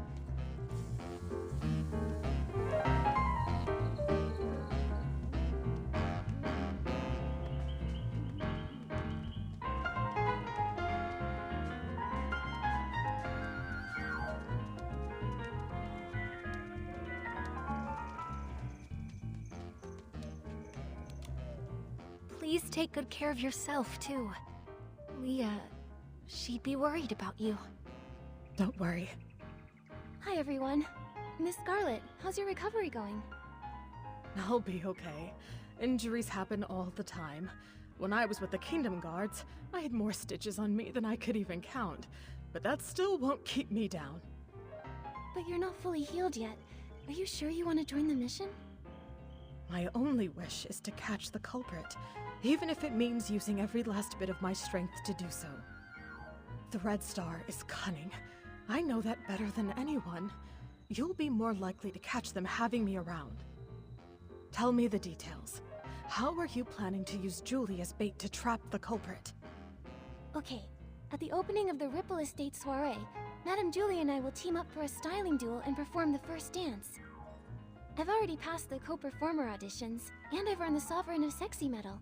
Everyone in the Abandoned District already knows about this, so it won't raise any suspicions among any of the PCs there. During the performance, Madame Julie will purposely let me win, but just enough to keep it believable. Then she'll pretend to be upset and say she's going back to the village to change into a new outfit, so that we can have a rematch. Great plan. Since you said the last remnants of Threadstar are wiped out, and Julie's making a public appearance, Threadstar should assume we've lowered our guard.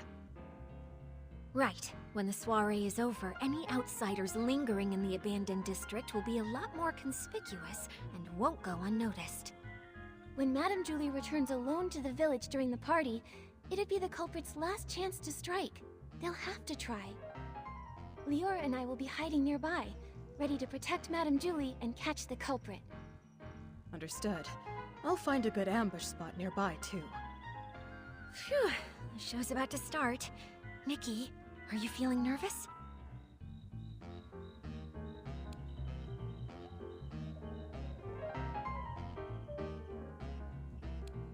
With you and Miss Scarlet here working together, I feel like we can handle any danger. More than that, I want to catch this culprit, teach them a lesson, and put an end to these crimes. Such a familiar feeling. Back when I performed as Rain Falls as Flowers Bloom with Juliet, I was always nervous. Every time the curtain rose, I faced a new audience. How would the audience react? Would I hear their applause or their boos? Would the stylists like what I was wearing? Would the critics like how I delivered my next few lines? Then, Juliet turned to me and said, "Don't see the audience as a storm you have to push through. Imagine that you are the storm." That really sounds like something Madame Julie would say. I'm afraid I still don't have that kind of boldness, even now. So I'll take it as a blessing. Yeah, no matter what tricks the culprit pulls, if we execute the plan well, we'll catch them for sure.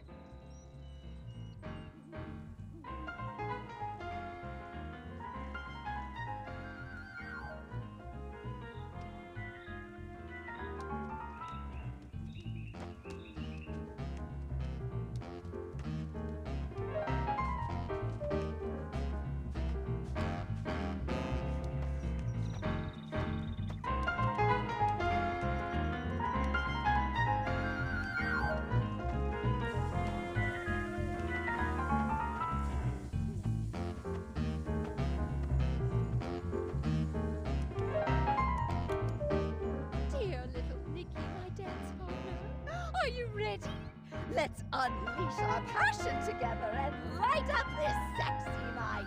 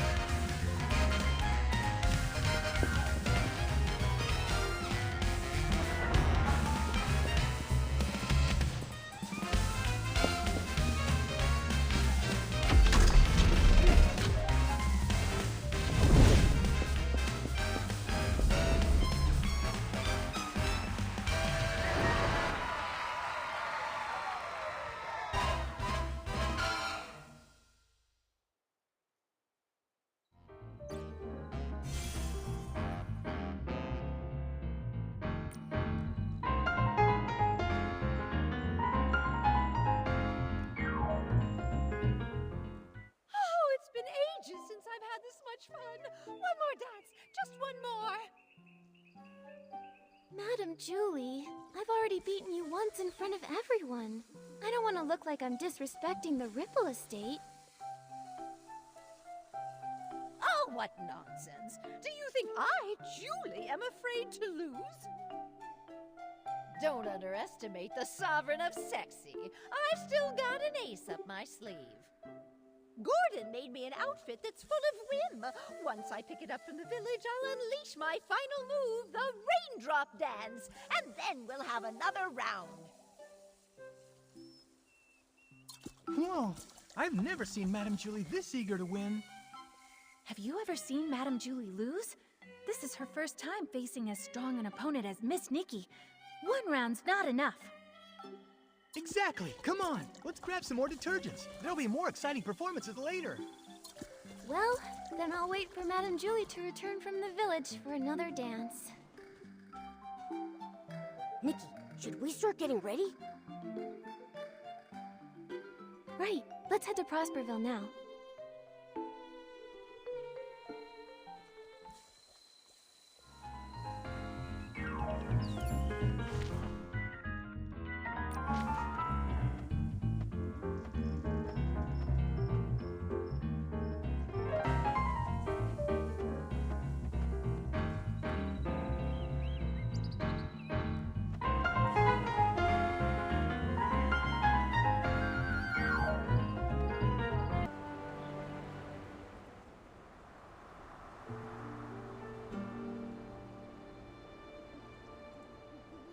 She stands in the rain, atop the tallest spire in the Rain City. The downpour is swallowing the horizon. When the flowers bloom, I'll set out. But the flowers haven't bloomed yet, sister. And I only have one seed left. Beneath the curtain of the rain, she seems to see her sister's silhouette dancing familiar steps in the rain. Raindrops fall, sister dances on. Ripples splash where her feet touch. The city's reflection blows. Her steps quicken, becoming stranger. This is no raindrop dance, but a new dance for clearer skies. She steels her resolve, looks toward the dark clouds, and grips her broom tightly. Madam Julie, please accept my interview! From the highest tower, she finally left.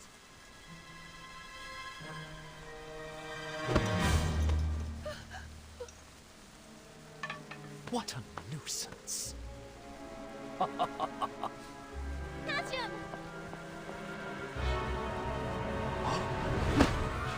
She will pass through the storm. She will find clear skies. After him. Rain will fall. Flowers will bloom.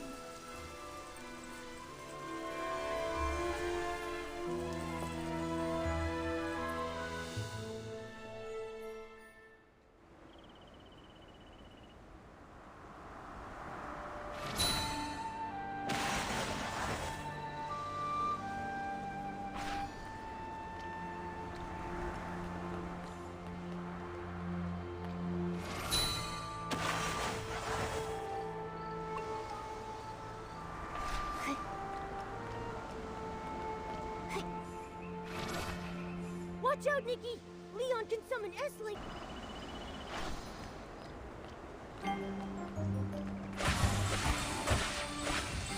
Look at your face, full of anger.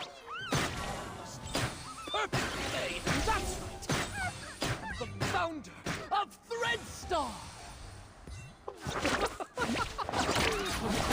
This is just the most boring cameo ever played. Miss Detective, you Attacking head-on isn't working. Try going to the back instead.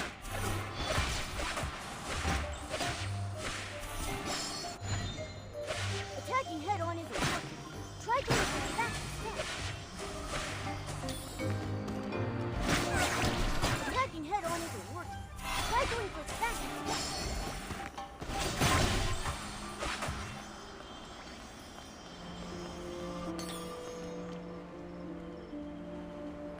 O rainy night, grant me forbidden knowledge. The Grand Vision's final piece is Julie's fabric. Take it! The victory you crave!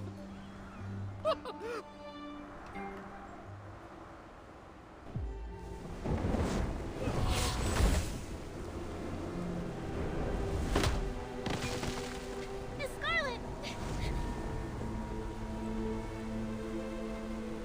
I've 10 lives for these reckless beings.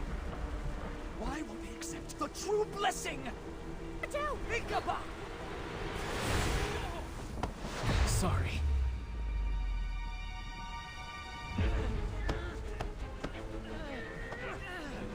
No, it can't be! Do not look down on me!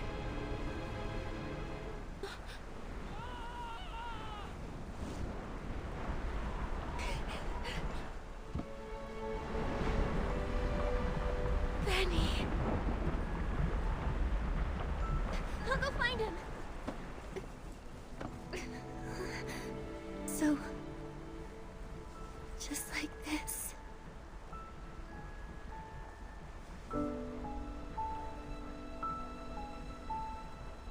Small flower braids in rows, the dreaming child with secrets glows.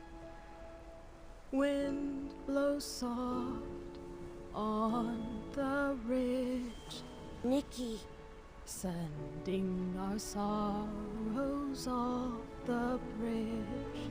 Birds leave their nest and fly so high.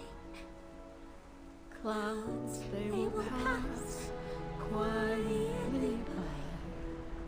Sing all day long this ancient song.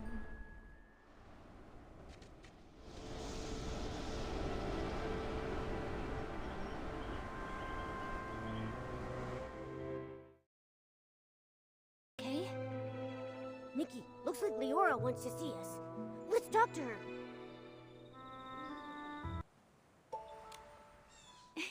Leora! Miss NIKKI! It's so good to see both you and Mr. Momo looking so lively. Thanks to Madame Julie setting up the barrel home, Momo and I both got a good rest. Oh yeah, dancing for 3 days straight at the Ripple Estate soiree really wore me out. Thanks to you, everyone is celebrating to their heart's content. Madame Julie is exhausted and resting at home, not to mention the Forgottens who joined for the first time. Miss Scarlet insisted on guarding Colleen herself. She wouldn't even put a single drop of detergent on just in case. Hey, I don't think I've seen Tommy around either. Strange that he didn't join the fun. Tommy is busy investigating Mr. Leon, saying he wants to write an in-depth report. Maybe in a few days you'll receive his first draft. I heard they found where Yarny is too. Luckily, he hasn't been harmed. Miss Scarlet contacted the Kingdom Guards and they'll bring him back soon. Miss NIKKI, I actually stopped by to say goodbye to you. Wait, you're leaving already? Yes, now that Threadstar's conspiracy has been thwarted, and my wish to become a PC has been fulfilled, I've got no reason to stay in the abandoned district. How have you been these past few days? I'll be okay, Miss NIKKI. I will remember Benny. I think he would want me to remember him in that way, as a friend who sacrificed himself for others. Not exactly good, but not completely bad either. Maybe I'll write to him. Who knows? It might help, writing letters from different corners of the continent, telling him that even an imperfect being can still find other ways to live. Yes. The wind has stopped, and the birds can finally fly free. Leora, I believe you'll also find your own dream on the road. Do you mind if we see you off? Of course. I may not be as good at showing feelings as Madame Julie, but Miss NIKKI, though we haven't known each other for long, you should know that you're the human I respect and like the most. I am hoping to set off with your blessing. I plan to leave before sunrise. Please meet me at the Ripple Estate platform. A journey brought by the train must also end with the train.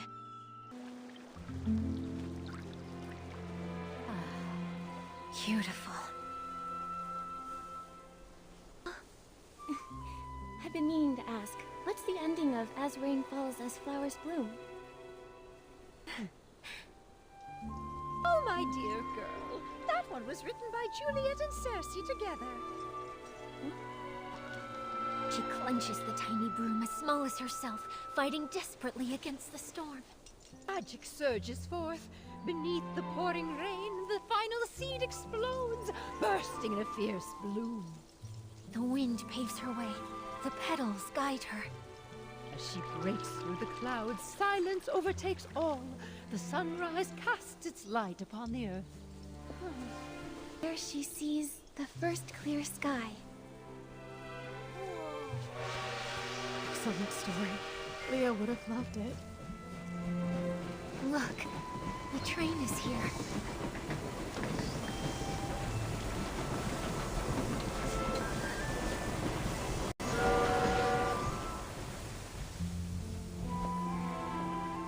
Bye, Miss Leora. Bon voyage. Travel safely. Right. Nikki and I will both miss you. You too. I'll miss you both so much. Oh, little Leora, at times like this, you know I always have too much to say. I don't want to hold you up. I'll skip the fuss and simply wish you never-ending joy and freedom that knows no bounds. Thank you, Julie. Take care of yourself. Miss Scarlet, you know if you change your mind, I can leave it with you. Don't worry about me, kiddo. Take it with you. Take Leah to see the faraway places. This world is beautiful, isn't it? Let's go. Time to leave. Goodbye.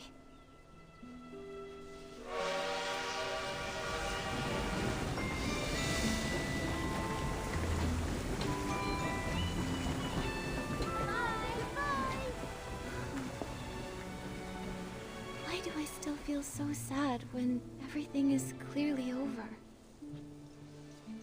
It's all right, my friend. Tomorrow will be a brand new day.